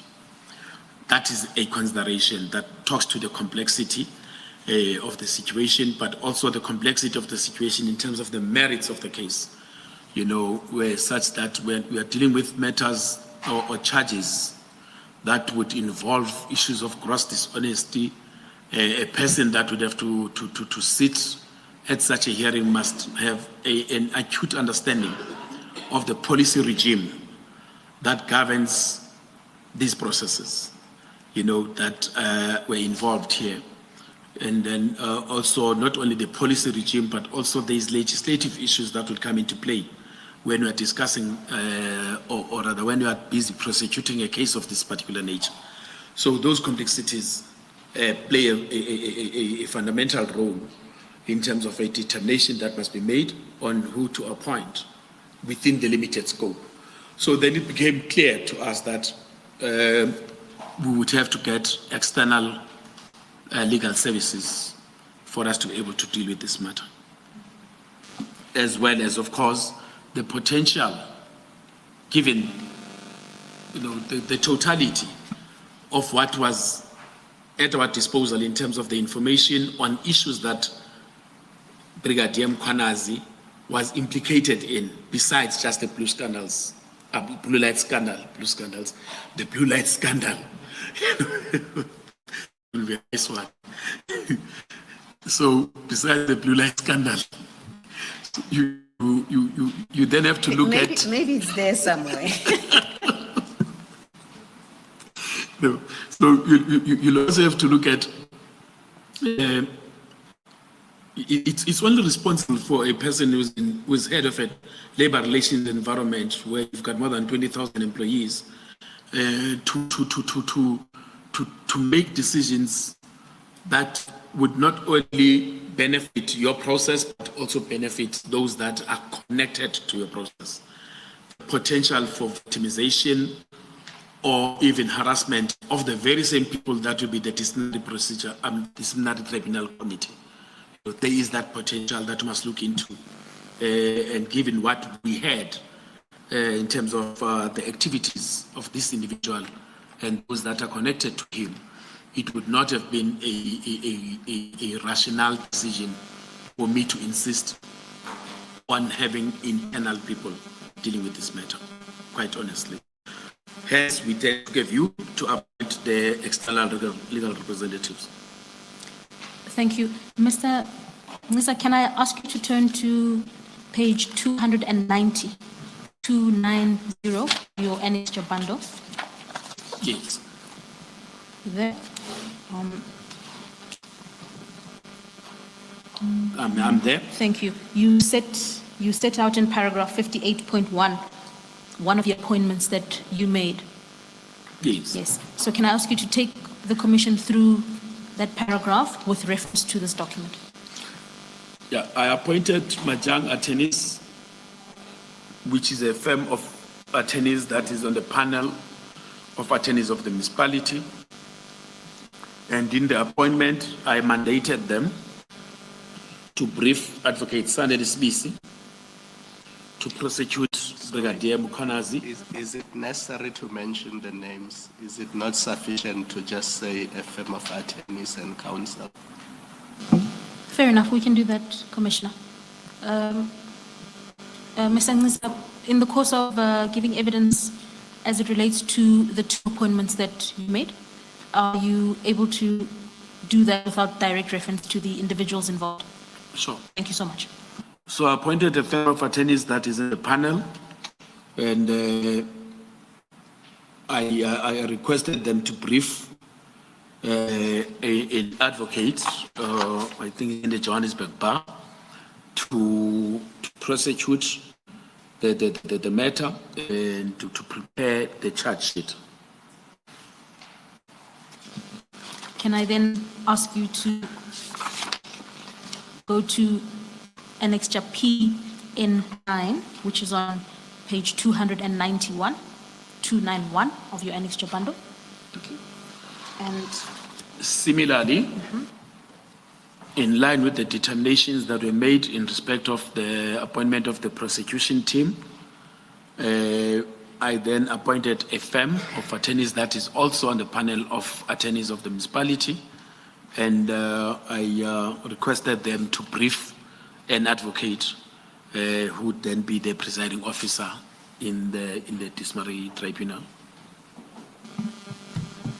And having constituted your tribunal now through these two appointments, please explain from paragraph 59 the subsequent developments following those appointments. Just as a matter of note, commissioners, in both appointment letters, you will note that there is a line that says, please note that the internal official responsible to this matter is Mr. Nciza, with the landline telephone number in both instances. So then ordinarily, a matter would be allocated to a labor relations officer or a labor relations manager. But in this instance, like I had said initially, I wanted the matter to reside with me in my office. So I then communicated with the firm of attorneys and directed them to say that this is a matter that is in the EMPD, and therefore they would need to be in consultation with the EMPD in order for them to get, as much as there is a docket, but also to get witnesses that will be in a position to testify on the matters that were contained in the docket, and which would also assist them in the process of drafting the charge sheet. So yes, I indicated that. And then I don't know whether I should just continue with how the entire process. Please unfolded. proceed. Thank you. I'll ask Mr. Nciza that when you give the identities of the individuals involved in preparing the charge sheet, you'll omit the names of those engaged by the law firm. Thank you. So indeed, there were numerous individuals from the department who then got involved with the preparation of the charge sheet. Of course, given the nature of the allegations, the process itself became a bit more detailed than what one had initially anticipated. There were several engagements that were held, and I was involved. Persons from the firm of attorneys were involved, and then the investigator that compiled the investigation report, which is Erasmus, and then I involved at this stage. It's when I then decided that I would also need to involve the manager in my office that deals with discipline processes, because now it is at a stage where the actual facilitation of the disciplinary tribunal must take place. And in most cases, I would not have sufficient time to be involved directly with the actual disciplinary hearing. Yeah. Yes, please proceed to paragraph 61. The charge sheet was at a later stage amended in order to include additional charges. This would have been around about the 19th of June, when there was an indication, 19th, 20th June, when there was an indication that indeed the charge sheet did not include matters that pertained to the operational plan. And therefore the charge sheet was then amended, and eventually the final charge sheet was supplied by the firm of attorneys on the 20th June 2023. And that charge sheet is annexure PN10, which is found on page 292 of your annexure bundle. Yes, ma'am, it is.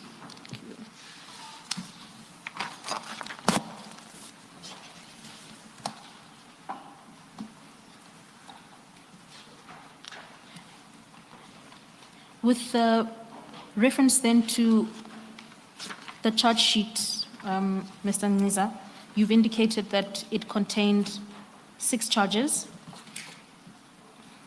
Yes, ma'am. Correct. The heading at the top of page 293.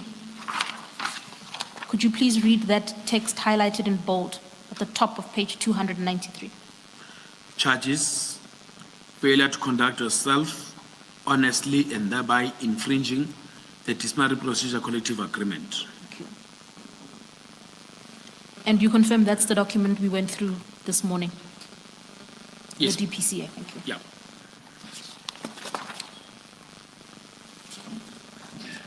Mr. Nciza, I won't ask you to read the entirety of the charges into the record.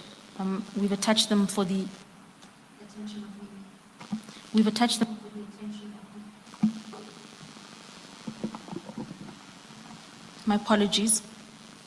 Okay. I won't ask you to read the entirety of the charges into the record. We've attached them for the convenience of the commission, for the benefit of the commission. What I will ask you to do is to take the commission through, sort of a summary of a charge as it's set out there. Thank you, Council. Commissioners, the charges that are set out relate first and foremost to the memorandum that we dealt with of the 16th of October 2021 that spoke about EMPD being under the command of the brigadier and all the endless working relationship, where indeed we were alleging that even the crafting of that particular memorandum amounts to gross dishonesty on the part of the brigadier.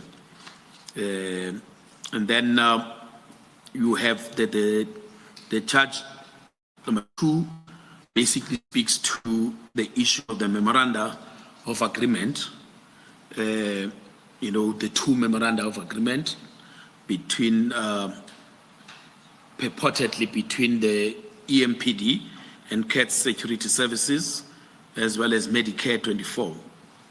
emergency services. Again, the issue here is about gross dishonesty because the allegation is that the brigadier had made it seem as if there is indeed a memorandum of agreement that was entered into between the parties. And he placed reliance on that order that caused other people to place reliance on that submission. And then number 3 effectively deals with the registration of the 4 vehicles onto the municipality's name,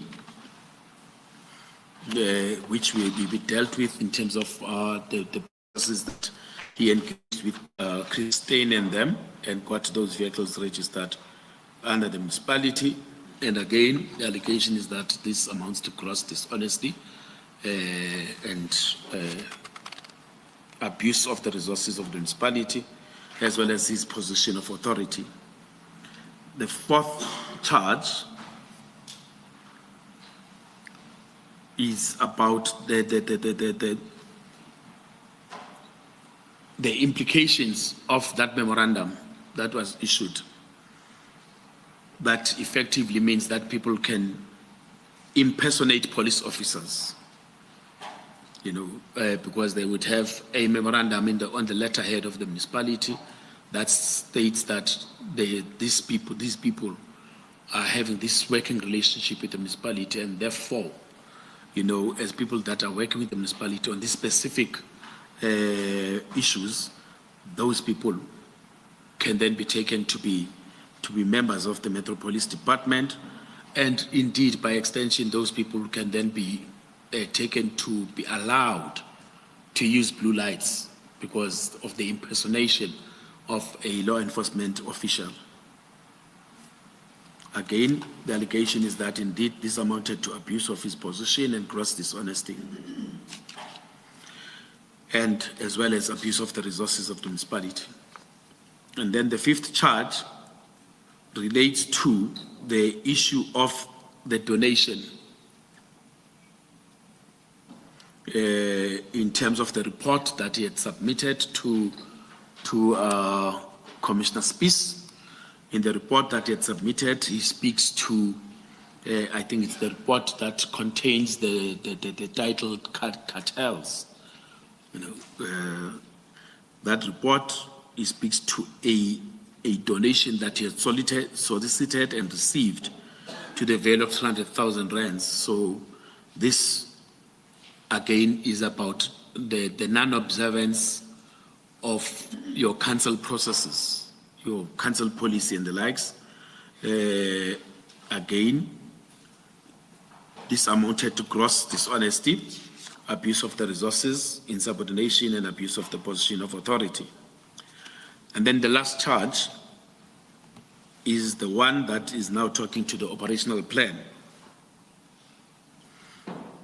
And the argument here is that the operational plan that was submitted by Brigadier Mkhwanazi in February 2023 pertaining to the state of the city address, was altered and therefore constituted a fraudulent document that he had submitted. 2022. 2022, yes, state of the city of 2022.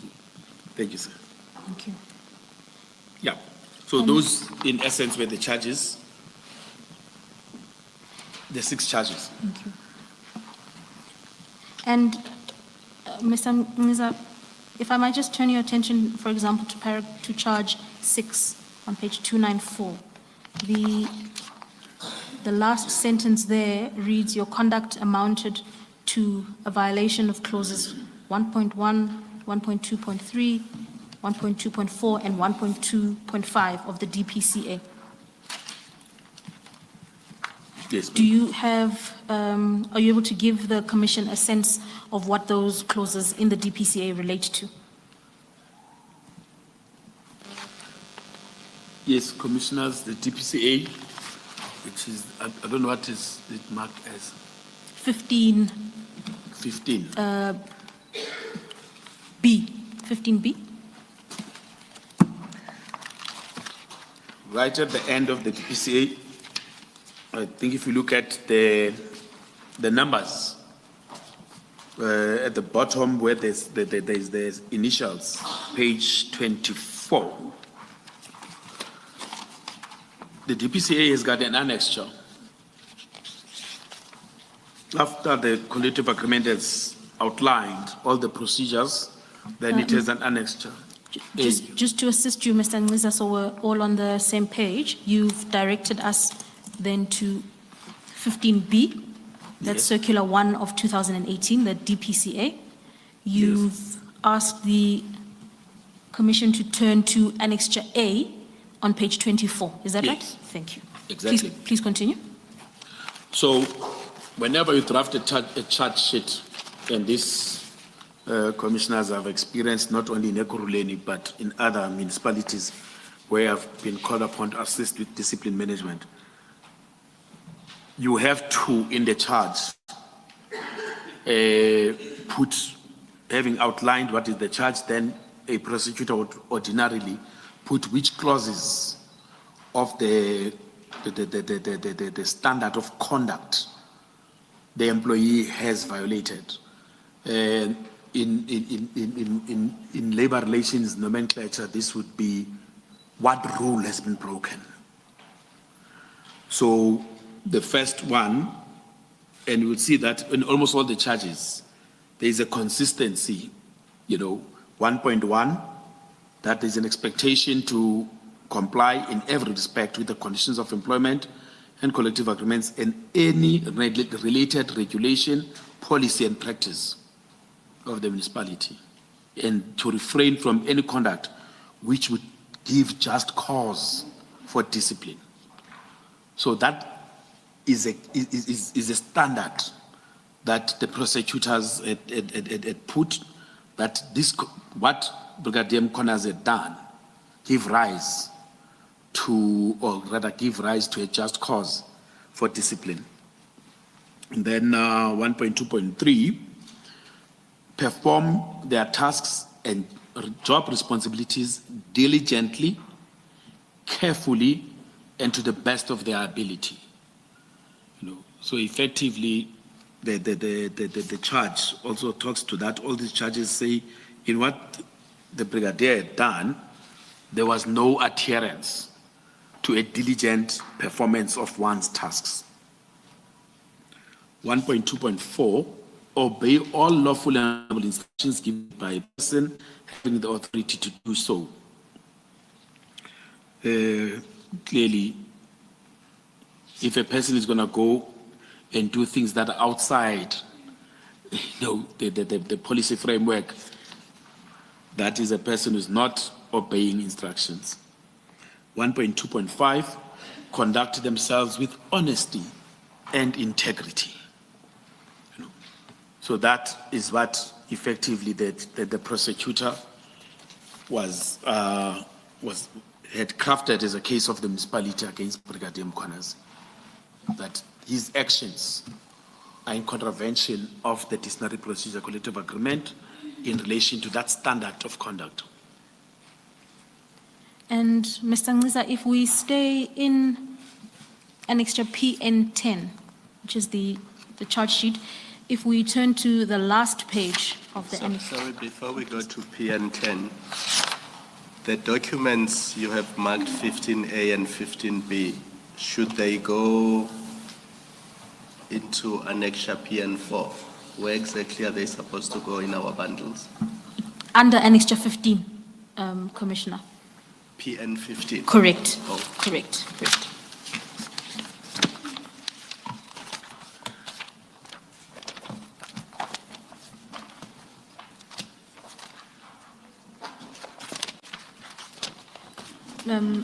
Yes, ma'am. On page 296, 96. Mr. Nciza, that is the last page of Brigadier Mkhwanazi's charge sheet.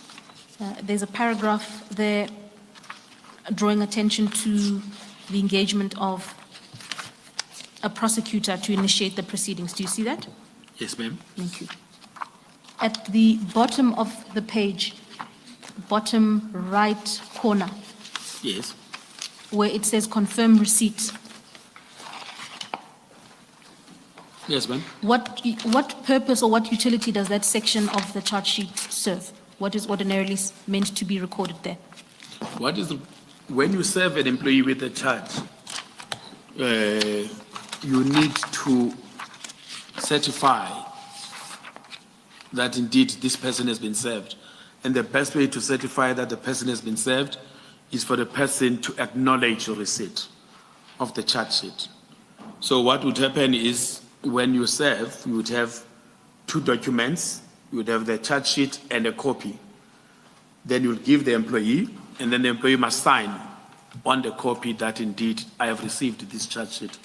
So that even when you go to the actual disciplinary hearing, the presiding officer can satisfy himself that there's proof of service on the employee. That is the standard. And was there in fact proof of service on the employee? Was this charge sheet served? No, the charge sheet was not served. No. Can I then invite you to paragraph 63 of the witness statement? So on the 20th of June, Commissioners, the final charge sheet that all the parties involved were satisfied with, and I'm saying all the parties involved, critically for me, the case in a disciplinary inquiry must be made out by the department. So it's important for me that the department is satisfied with the charge sheet, because it is the department who are the witnesses, it's the department who are the experts on the policies, on the procedures that must be followed in the department. So when I say the parties, critically it is the department that had also confirmed that indeed they were satisfied with the charge sheet. Then I instructed Mr. Zitsamba, I instructed my manager to then process the serving of the charge sheet as per the norm in my office. So the manager then came back. I think the final charge sheet was emailed to my office. It was just before 1. It was just before 1. Then he had called, or that he came back to me and reported that he had called Brigadier Mkhwanazi and indicated that he wants to make arrangements for the service of the charge sheet on him. However, Brigadier Mkhwanazi had informed him that he is not going to come. He's not going to meet with him, and he's not going to accept the charge sheet. And the reason why he was not going to do that was because he, Brigadier Mkhwanazi, had instructions from Dr. Mashazi, the city manager, as well as Ms. Xasheka, the HOD HR, not to accept the charge sheet because that case is not going to fly. Not only did the manager indicate that conversation with Brigadier Mkhwanazi, but there was a further conversation that he had had immediately after having spoken to Brigadier Mkhwanazi. Indicates that he was then called by the personal assistant of Ms. Xasheka, who informed him that Ms. Xasheka has instructed that he must not even attempt to serve that charge sheet on Brigadier Mkhwanazi.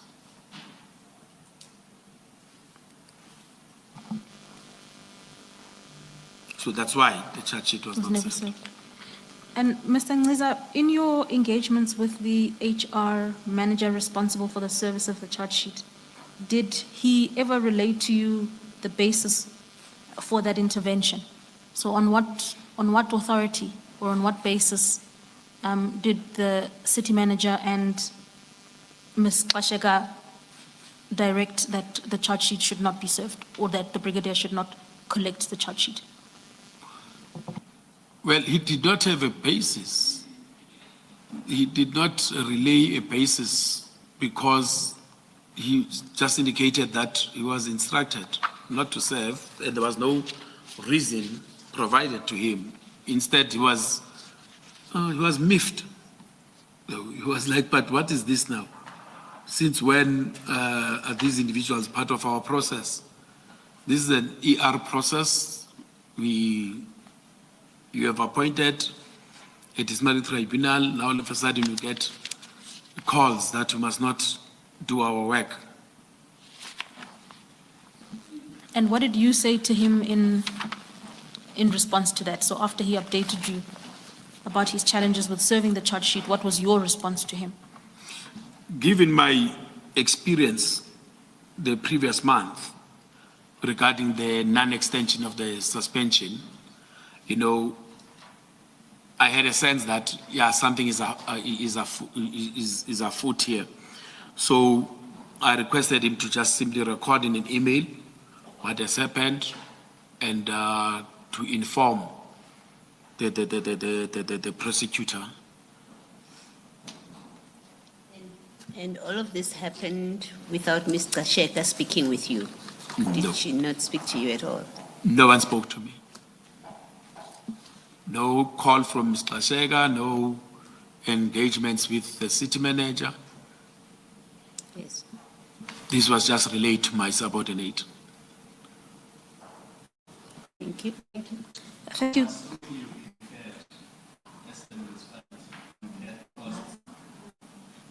Incurred costs employing 2 advocates and a firm of attorneys to the prosecutor and a chairperson of the disciplinary.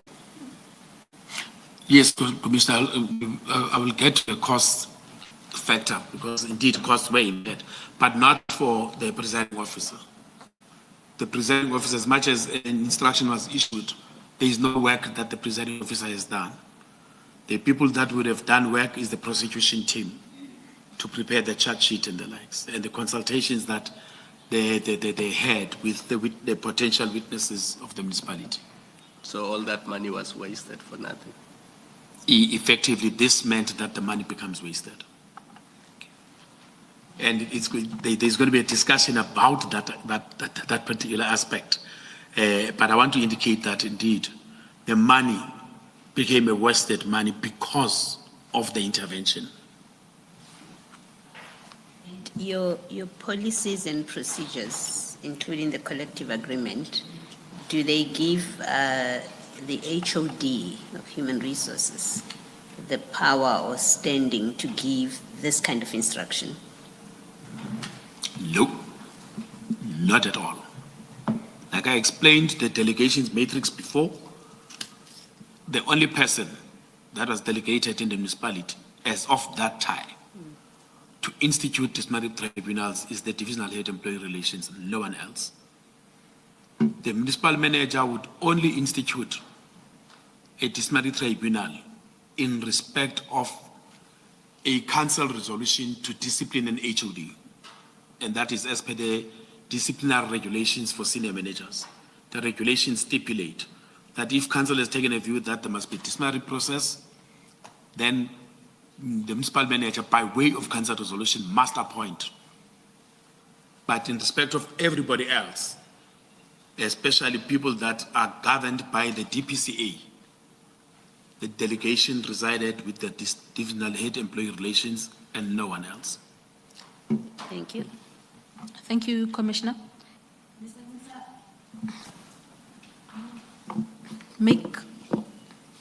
You make some remarks in paragraph 67 of your witness statement. Can I ask you to briefly share those with the Commission? This Commissioners, is in line with my response that I've just given now to Commissioner Baloyi. And this is borne out by a process that the municipality went through, a very painstaking process that the municipality went through between I think it started around 2016, that case, until around about 2022. This LAC judgment that I speak to here, where again, unfortunately, it's in the EMPD, it seemed that this was a problem department, problem child department. It's in the EMPD when there was an attempt by the then acting HOD HR. There was an acting HOD HR in a recruitment process where there is a policy framework, and the policy framework provided that if you are going to do some form of exceptional circumstances recruitment, I'll say exceptional circumstances recruitment because there need to be a deviation from your recruitment and selection policy. That policy then gave the authority to have those exceptional circumstances processes to be done by the divisional head workplace, which was called workforce capacity management. And that divisional head had that authority, no one else. The policy is clear. Now, in this case, we had a situation wherein the acting HOD HR intervened and processed an exceptional circumstances recruitment process. The matter went on. Unfortunately, it was just before the elections in 2016, and then a new, administration came in, but then Dr. Mashaz was the acting city manager. She became the acting city manager, and she did not approve the appointment of the person. We litigated that matter, went to arbitration. The arbitrator said, but if the municipal manager and the HOD, HR, have taken a decision, the DH's authority stems from the city manager and the HOD, HR. Therefore, he surmised that it is proper. If these ones have taken the decision, they've effectively overruled the DH. We went on review. The Labour Court agreed with the commissioner that it was a reasonable award. We went to the LAC. The LAC said, no, it's not. The principle of legality vitiates that thinking because you have a policy position that says this person and no one else is delegated to do this function. So you can't have another functionary in the municipality taking over that function. So from that perspective, even though the HOD HR was my supervisor, the function, the authority to do the function resided in the DH position. So the supervisor then does not have the authority to override the decision of the divisional head. Did you show them the judgment, Mr. Nciza? They have it. I mean, No, I'm talking about at the time when they intervened in June 2023. No, I didn't. Quite honestly, Because your point is that they had no power to do what they did and you're relying on this judgment. So I'm saying, if that was your position at the time, why did you not say you don't have the power to intervene or to interfere? And here is a judgment that tells you that. yeah, Mr. Commissioner, sometimes you have to read the room.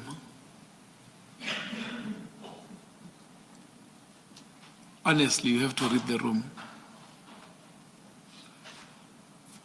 We're confronted here by things that were unheard of in my entire career in the municipality. Even the example that I gave earlier on about intervention by the municipal manager in 2017, it was not at this level. It was at the level where there was no disciplinary tribunal constituted. It was just a report from the department, and she stopped it even at that level and then instructed me to do a new directive on how these things must be handled. this one was just unique. This was unique. And the situation that we were faced with, quite honestly, we were not going to go out against Mashaza. Heads of departments. I think people who abuse power are enabled by people below them who act defeated, and they just say, oh, well, I've read the room, it looks like, I know this is unlawful, but I'm going to go along because what can I do? In a way, you are correct. I believe also in that principle that in order for evil to prevail, it only takes good men to sit and do nothing. I believe in that principle. The system in the institution is such that if indeed you have that view, you have to then either submit a grievance to the mayor, and I can tell you now, grievances that are submitted to politicians honestly go nowhere. Alternatively, I think it's section 64. Again, section 64 talks about appeals, but they are mostly meant for your residents if they've got issues with regards to municipal decisions. Now, even if you were to do that, again, it goes back to submission to the mayor, and the system, it's especially at municipal manager level. Yeah, I agree with you on the principle, but at municipal manager level, it's not that easy.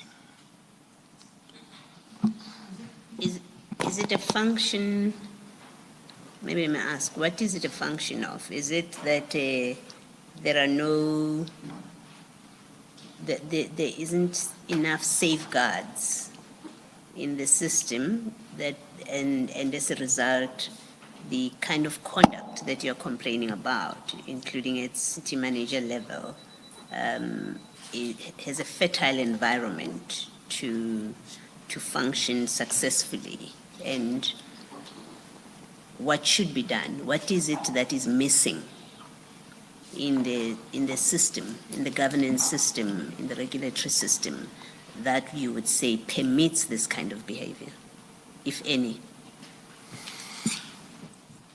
Firstly, Madam Commissioner, I need to state that for me, honestly, this was the first.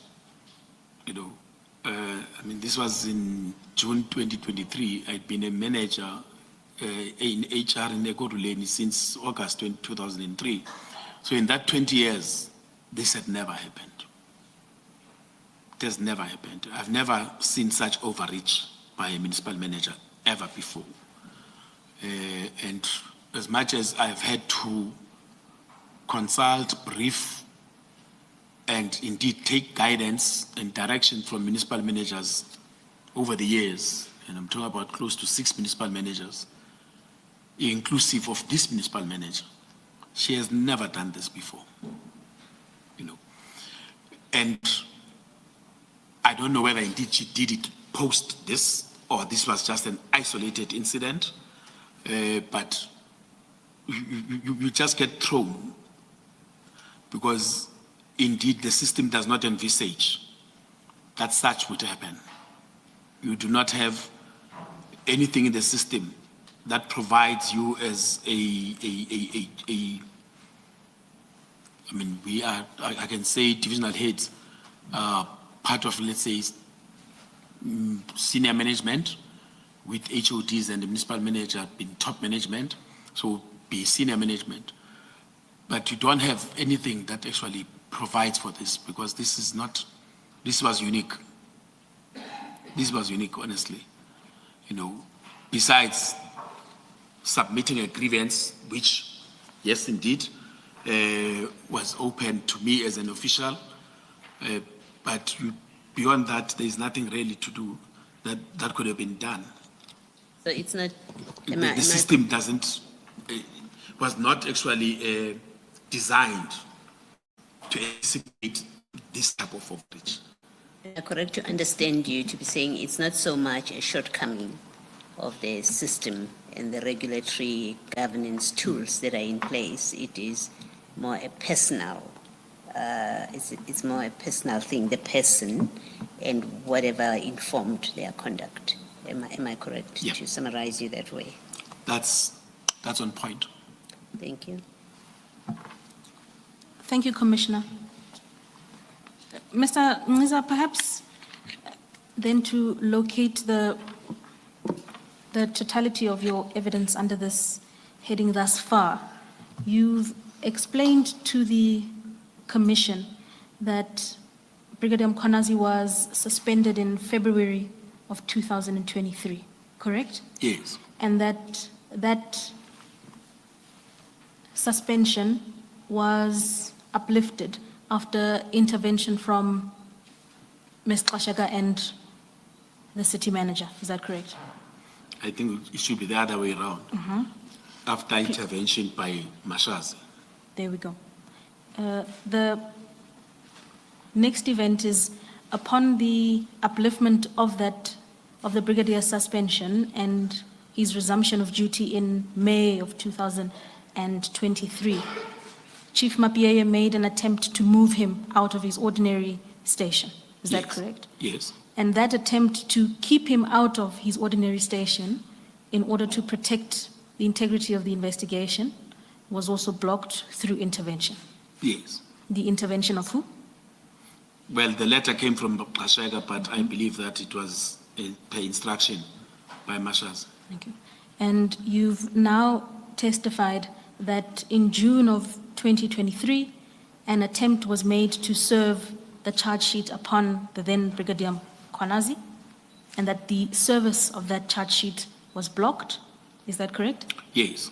And please remind the Commission at whose intervention that blockage was alleged to have occurred. Mashazi and Xolani. Quite honestly, my sense is that it's Mashazi instruction to Xolani. But at the center of it would have been Mashazi, and Xolani just follows, because she's afraid of being shouted at. Thank you, Mr. Nciza. If I could then ask you to turn to paragraph 68 of your witness statement, please. 68, we're now on page 23. Yes. Yes, you've indicated the blockage of serving the charge sheet. Please then tell the Commission what steps you took immediately thereafter. Well, I called Mapieye after I'd instructed Sitsamba to also record this blockage on email. I also called Mapieye, indicated that this is the situation, that the charge sheet has not been served. Well, he also just took note and said, it's fine, let's see what we can do. Please continue with reference to paragraph 69. And then on the next day, Chief Mapieye then called me. Remember, we had discussed the issue on the previous day.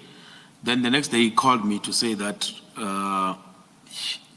he was called by Mashazi to her office and instructed to bring the docket. Then, when he got there, he was told that he must go and see Advocate Kemi Behari, who was the head of corporate legal services. And then when he had an engagement with Kemi, gave Kemi the docket, perused it, and then he took a view that there was no case against Mkhwanazi. I must also pause to note that indeed the docket did not have the charge sheet that was perused. The docket that was perused was the investigation report with its annexures, but it did not have the charge sheet from the lawyers at that time. But the documents, the investigation report would have told him. Yes, the merits. Both the city manager, if she wanted to read it, but Advocate Behari, who is given the docket, the report would have told him what are the Exactly. allegations. Exactly. Thank you. So It cannot be an answer to say Advocate Behari did not have the charge sheet, because if you want to know whether or not there's a case against Brigadier Mkhwanazi, you ask for the charge sheet. You can't say because it's not there, I'm going to form a view that there is no case. Well, that is what is expected of a reasonable process. I'm not going to say a reasonable person. A reasonable process would dictate that indeed you must have the fullness of the situation in order for you to make an informed decision. You know, I honestly don't understand how this transpired, because you have a situation where the previous day a charge sheet is blocked from being served. So, for all intents and purposes, they knew that the charge sheet was there. There is a charge sheet. But for some reason, when there's an engagement with my PA, the engagement is limited to an investigation report, you know, and the concentration is to say that this investigation report does not have evidentiary material that will sustain the holding of a disciplinary tribunal. And I can tell you now, commissioners, this is discipline management. This is not a trial in court. You know, this is about discipline. You know, quite honestly, we have approved disciplinary cases on far less than what is contained in that bundle, you know, or in that docket, because this is about affording an opportunity to an employee to come and explain himself to the employer about his conduct or his alleged conduct, you know. So the test is not as strenuous. But nonetheless, you have a situation here where a decision is taken to say, no, there is no case here. There is no case here. And this version or this thing that is given to my PA gets given to me at a later stage as well. Did Advocate Bihari speak to you or to anyone from your section who have been involved with this matter when he considered the docket and he got to the conclusion that there is no case? Was there ever any engagement? Not at this stage. Not at this stage. And before this, had he been involved with you or anyone in your department relating to this matter? Nope. Before this point? Before the 21st of June, there has never been a Kemi Behari, Advocate Kemi Behari, anywhere in the picture, especially on this matter. You know, when I had a conversation with Chief Mapie, you know, I was quite taken aback to say, but who can I guy? You know, where does he come in? You know, the delegations matrix at that point did not even involve him whatsoever. There was nothing that actually spoke to litigation. At this point, there is not even litigation. This is a disciplinary hearing. That's all. So there was no need for me to have a discussion with Advocate Behari. And for that matter, there was not even a need for me to have a discussion with Tlashega or Mashaz. There was simply no need. And before this intervention, or now the involvement of Advocate Bihari as, I think, head of legal, the legal person, Yes. had the legal department gotten ever involved in disciplinary, other than litigating, when it's now at litigation, but at the stage at which the employee relations department is managing disciplinary processes internally? Is there a role for the legal department?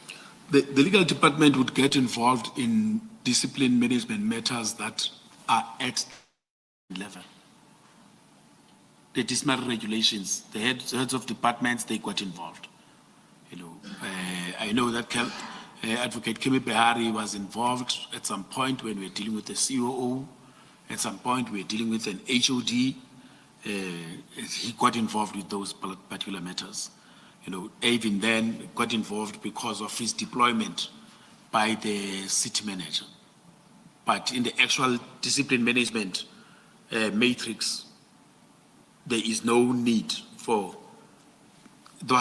at that point for the legal department. There's a number of cases, even at HOD level, that had been processed. I mean, Advocate Behari was HOD corporate legal services from the 1st of March 2023. So historically, we would not have the involvement of the corporate legal services department unless there is a particular legal issue that requires their involvement, but only at that level. And Brigadier Mkhwanazi's position was not that senior management level you are speaking to? No, it wasn't. Thank you. Thank you, Ms. Motlhasedi. Thank you, Commissioner.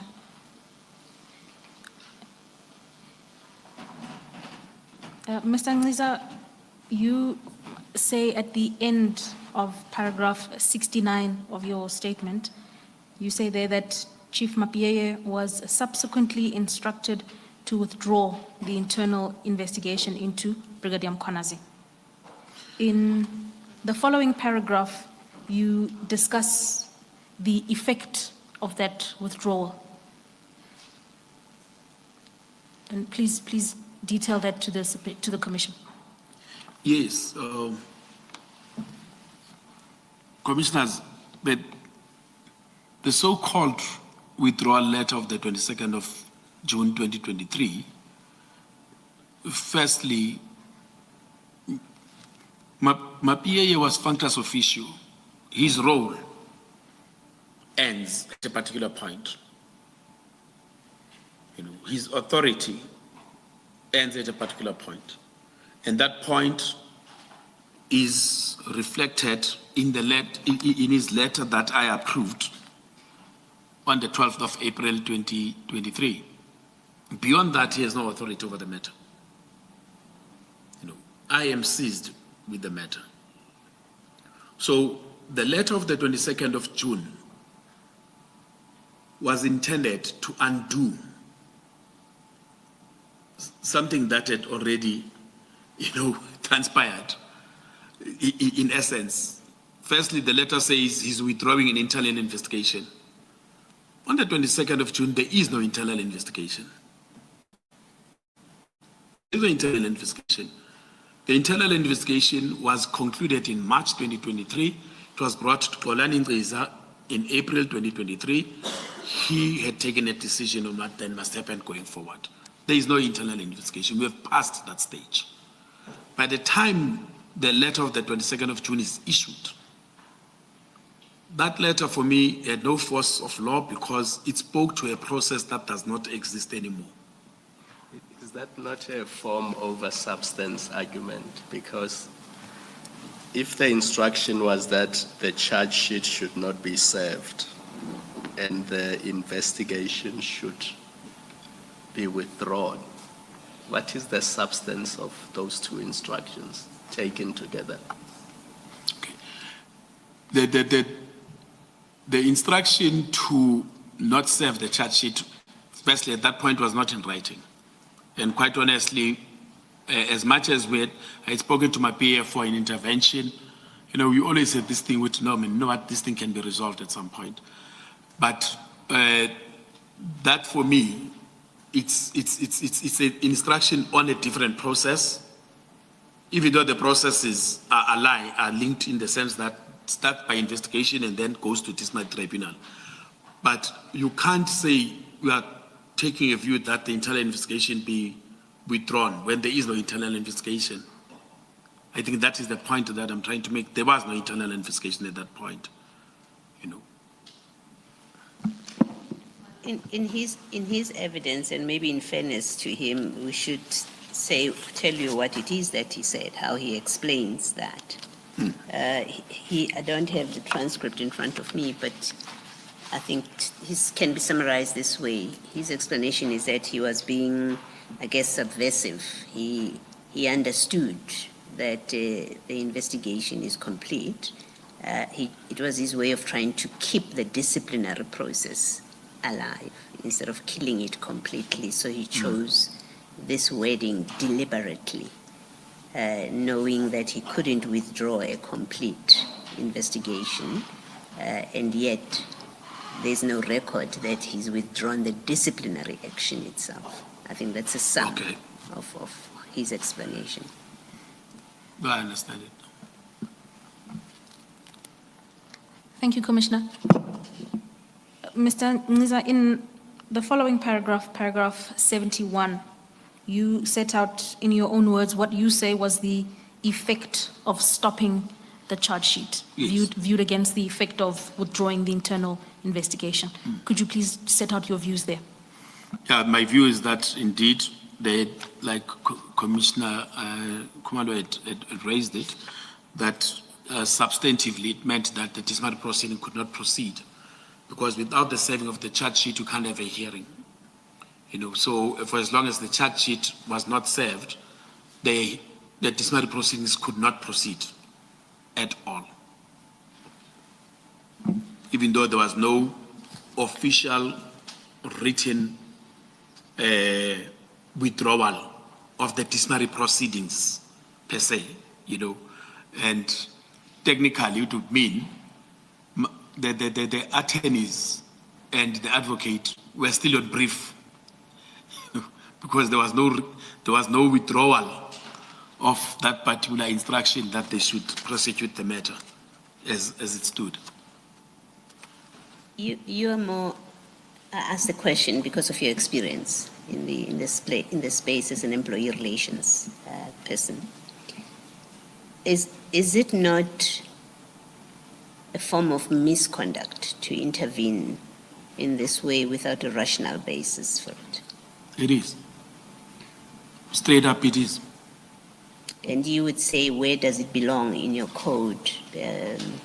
Either in your code of discipline, which lists forms of misconduct, or as a matter of common law or law of general application? I ask because it bothers one that you would have this kind of conduct, which is highly suspect, if one, at best. It's highly suspect, and yet there's no consequence for it.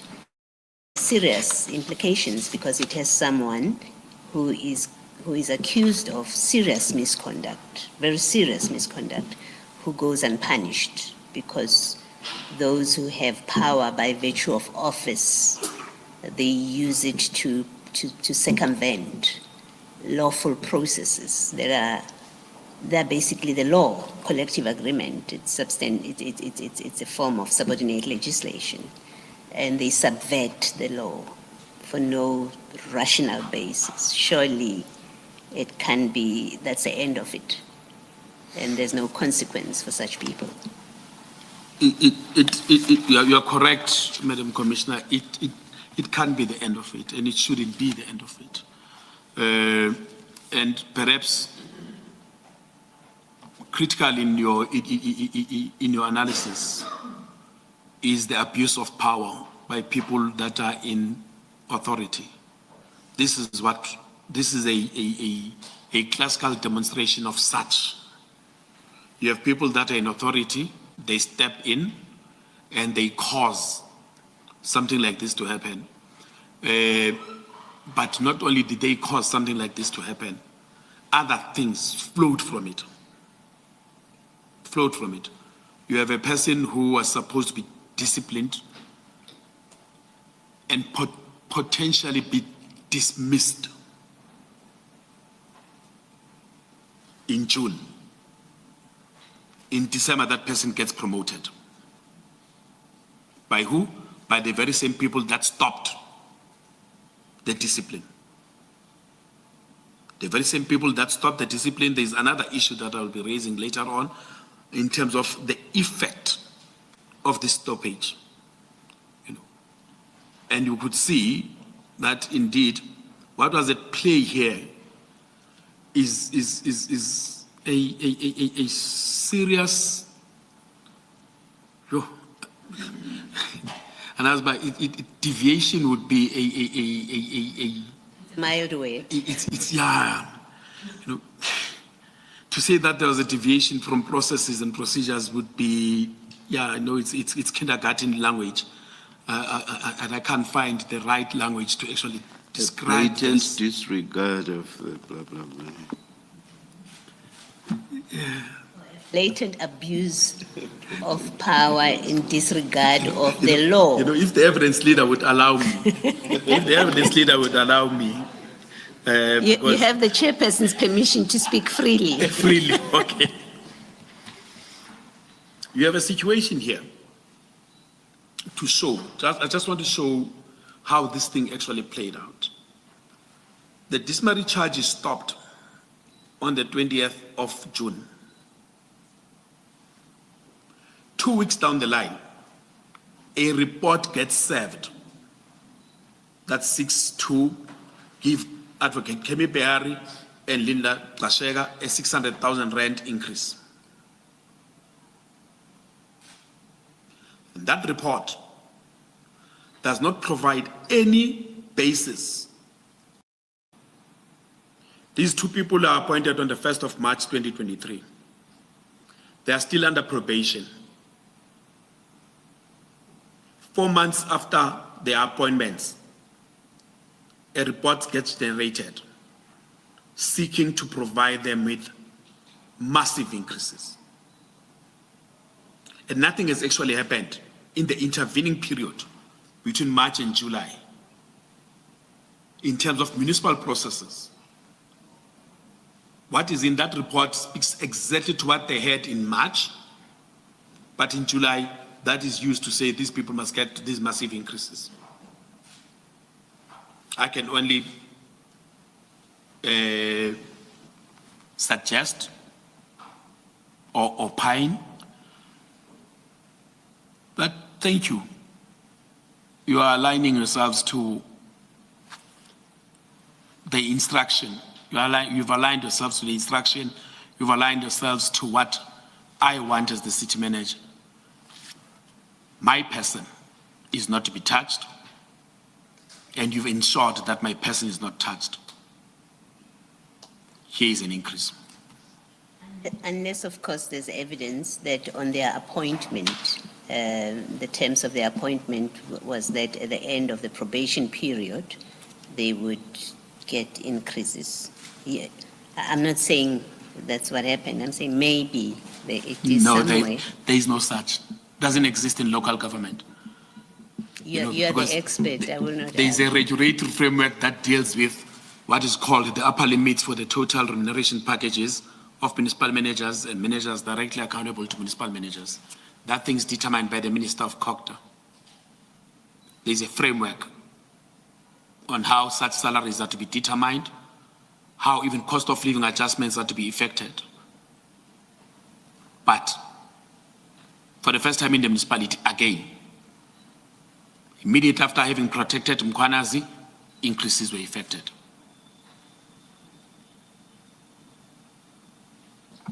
So for me, it's yeah. I'm going to test your opinion or your view again. You see, Parliament will say to people like you, we've done our job, we've passed the Protected Disclosures Act.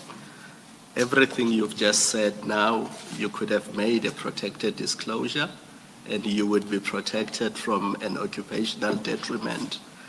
And the law is there for officials like you to use it. Why did you not use it? I was suspended in September and dismissed the next year without even a hearing. 2 months later. Yes, But you accept that the law is the there. law is there. And I've utilized the law, at I've any dealt with the stage issues that pertain to that law. between May and August, a protected disclosure could have been made. I take the point.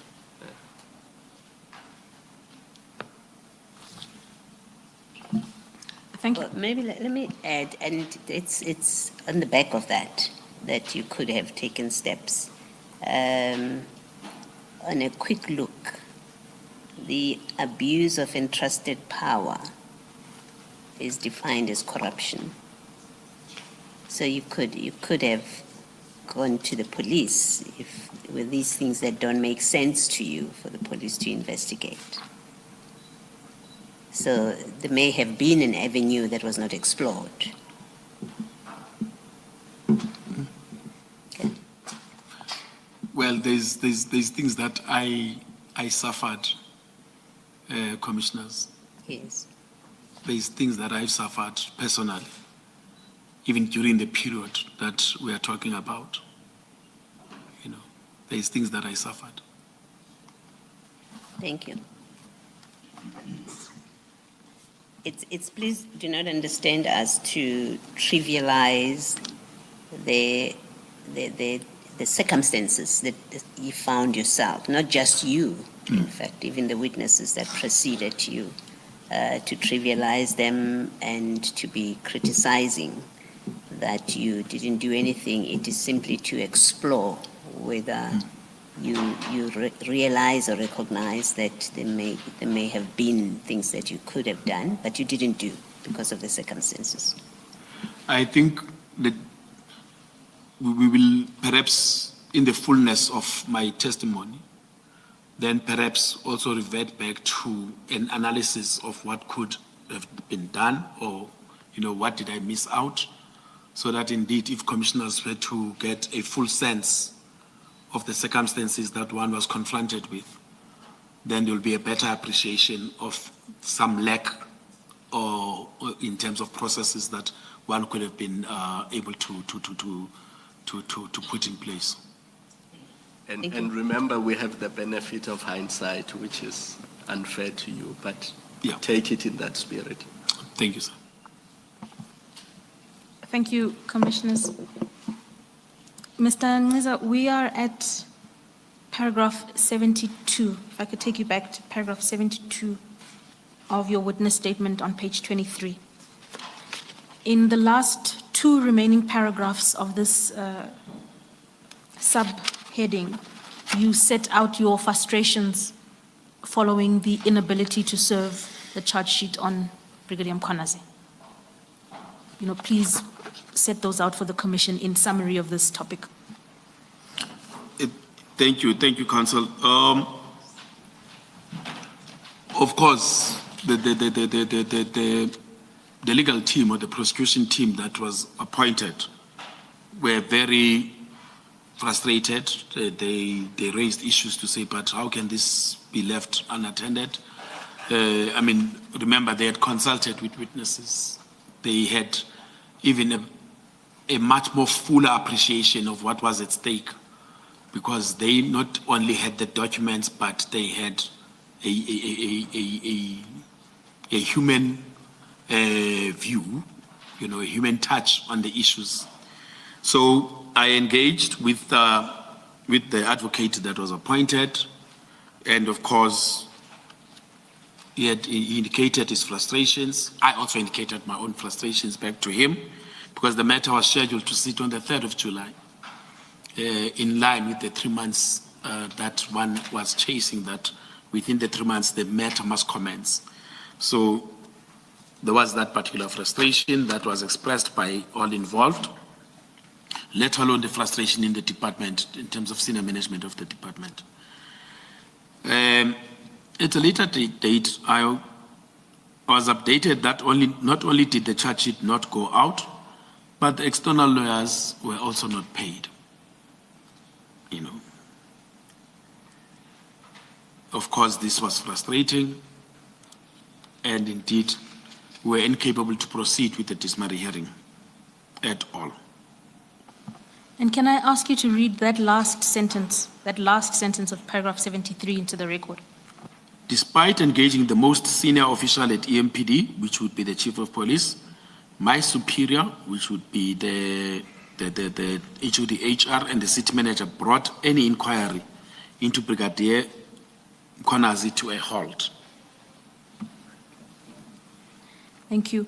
And Mr. Nciza, do you know if these charges against Brigadier Mkhwanazi were at any point ever served on him, or an attempt was made to revive or resuscitate this process?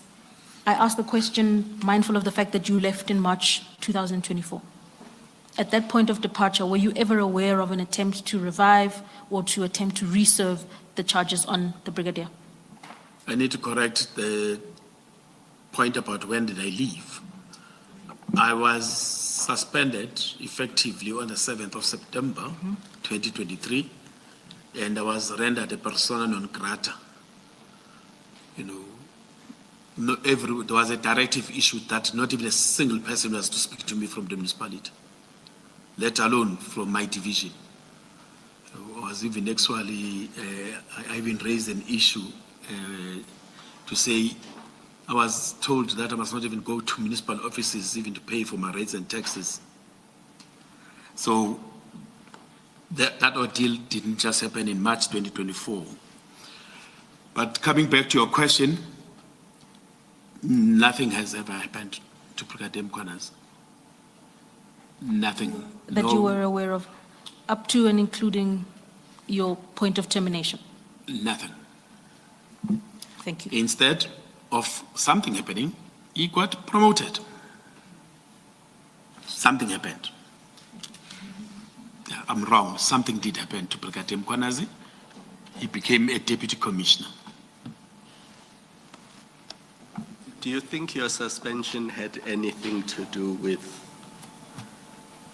the charges, the suspension of Mkhwanazi, charge sheet, all of those, or it was unrelated? Can I hold on a bit? Let's go into the next. I need to get the fullness of what happened, Commissioner. I need to get the fullness of what happened and how these things actually unfolded. Okay, you can stop me as well if it belongs in what you're going to be saying later, but I'm asking the question on the back of what the last thing you said, which is instead he got promoted.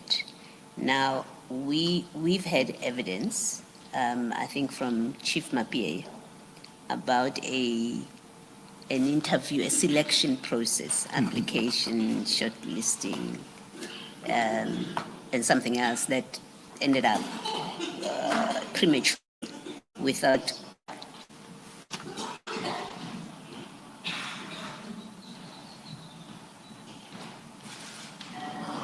that ended prematurely because a step that was supposed to complete that process was not done, but the next thing he was appointed and he got his colors. Do you know anything of, yeah, I struggle to remember the name of that thing. His rank. His rank. But didn't learn to wear it properly. Were you involved with that selection process? Do you know anything about it? Madam Commissioner, I was not involved with the selection process, but I do know about it. And again, this is another demonstration of how disregard, to use the chairperson's language, disregard for policies and procedures has been a norm of late in the municipality. Firstly, and this is from my understanding in terms of even my engagements, even post my suspension, because even though there was this directive, I do get engaged by people on a number of things. The selection panel that was used, I would criticize it. This was a position of a divisional head level, very senior, in the police environment, which is a very specialized environment, specialized in its functionality, specialized in its regulation. Then you have a selection panel where it is the chief of police, of course, who's an expert in policing.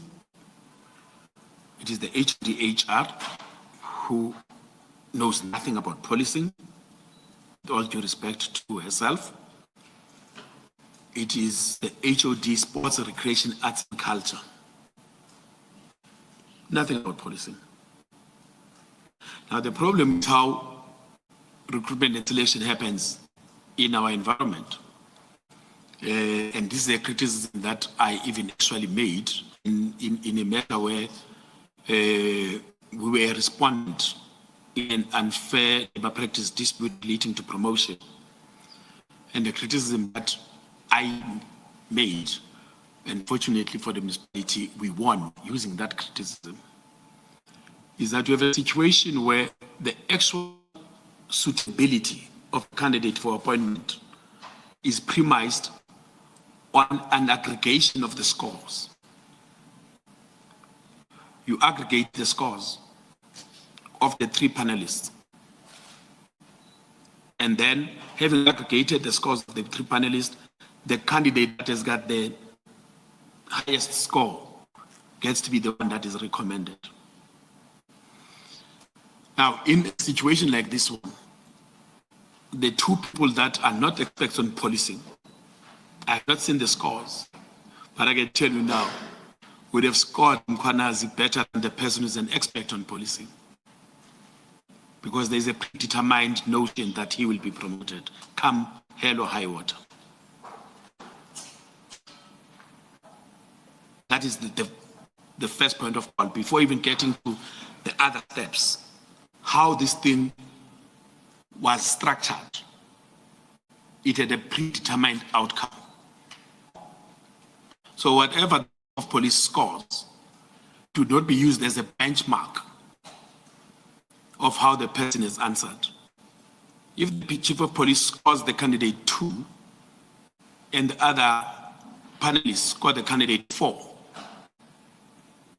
aggregate scores, that candidate becomes the highest scored person, even though the expect these answers are not correct. Is that a fair criticism, though?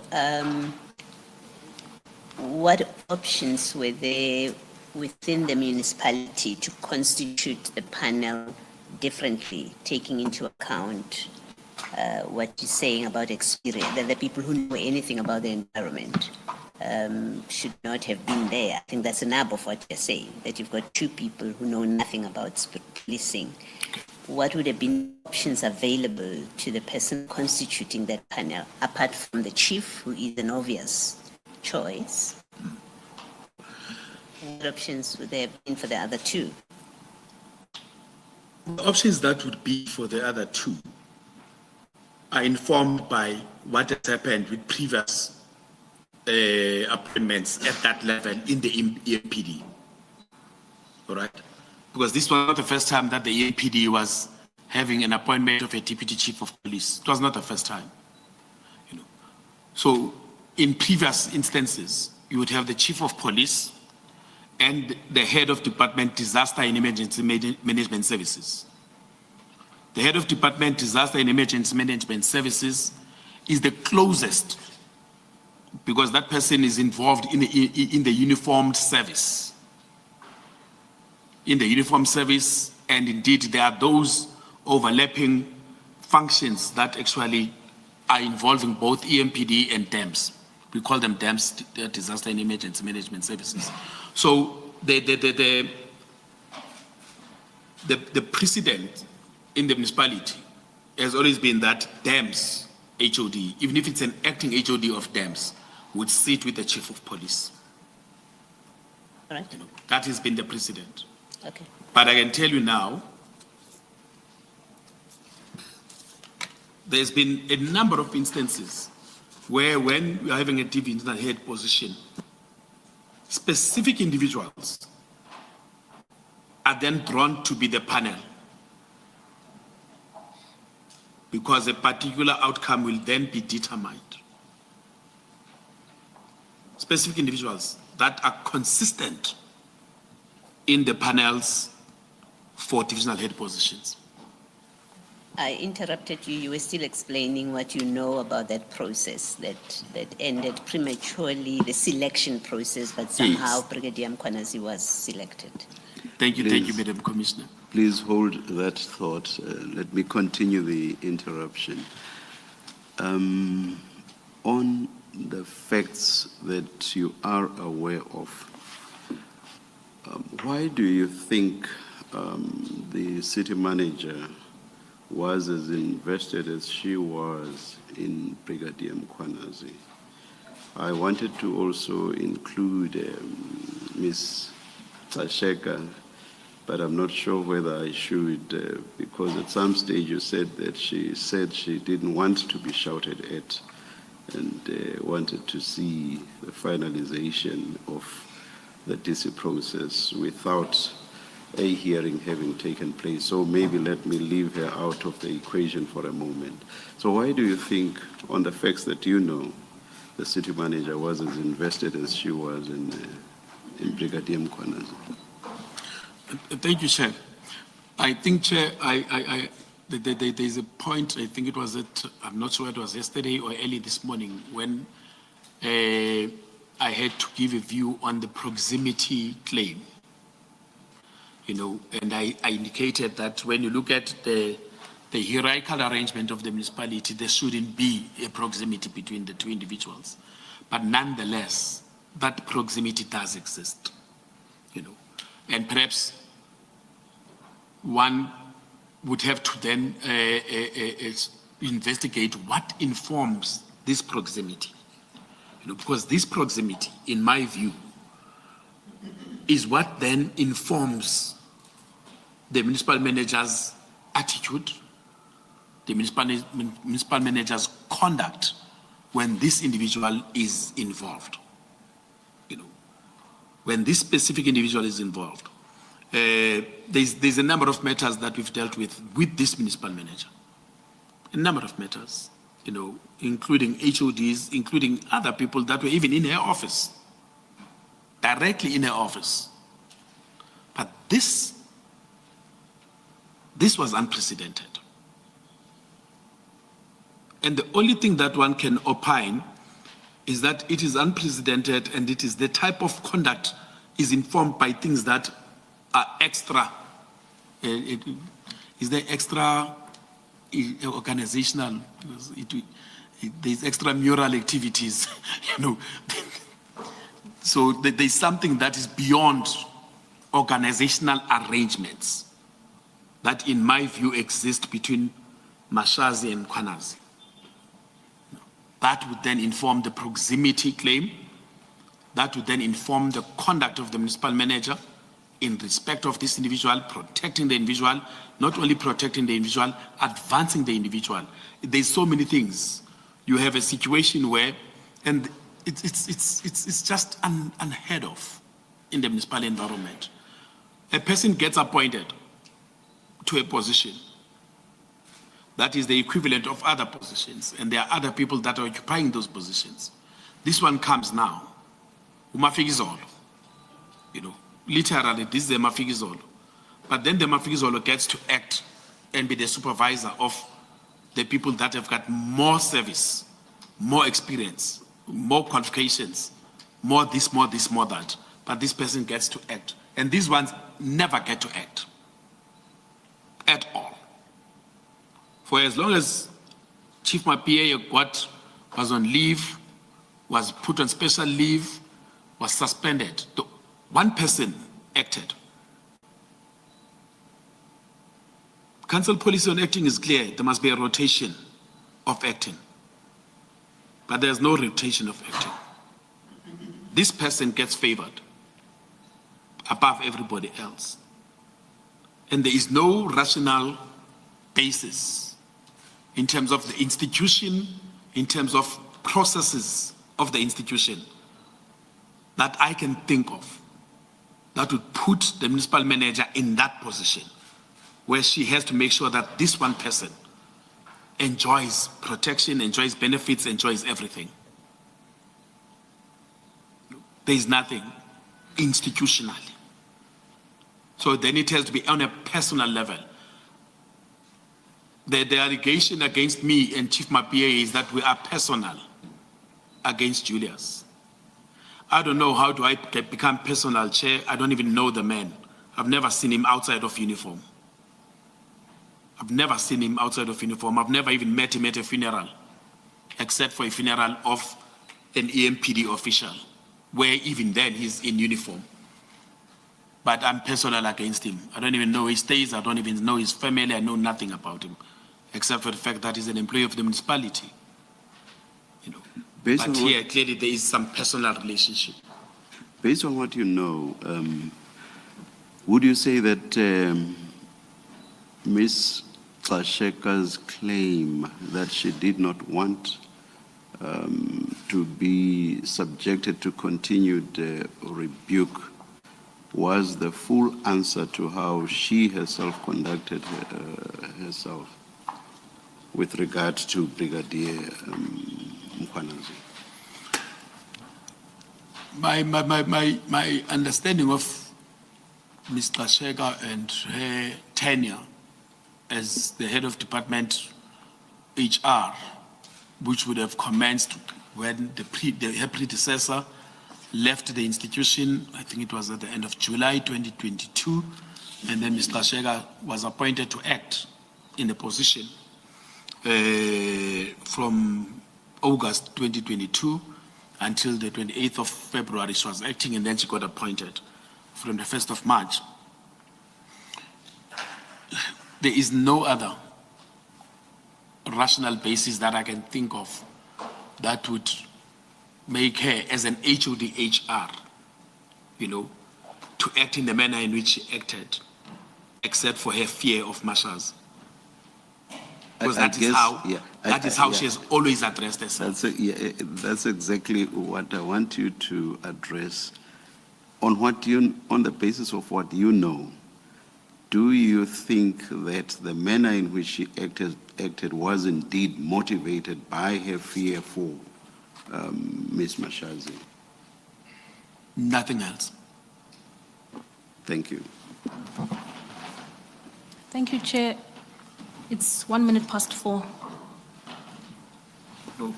Let us adjourn and resume at 9:30 tomorrow.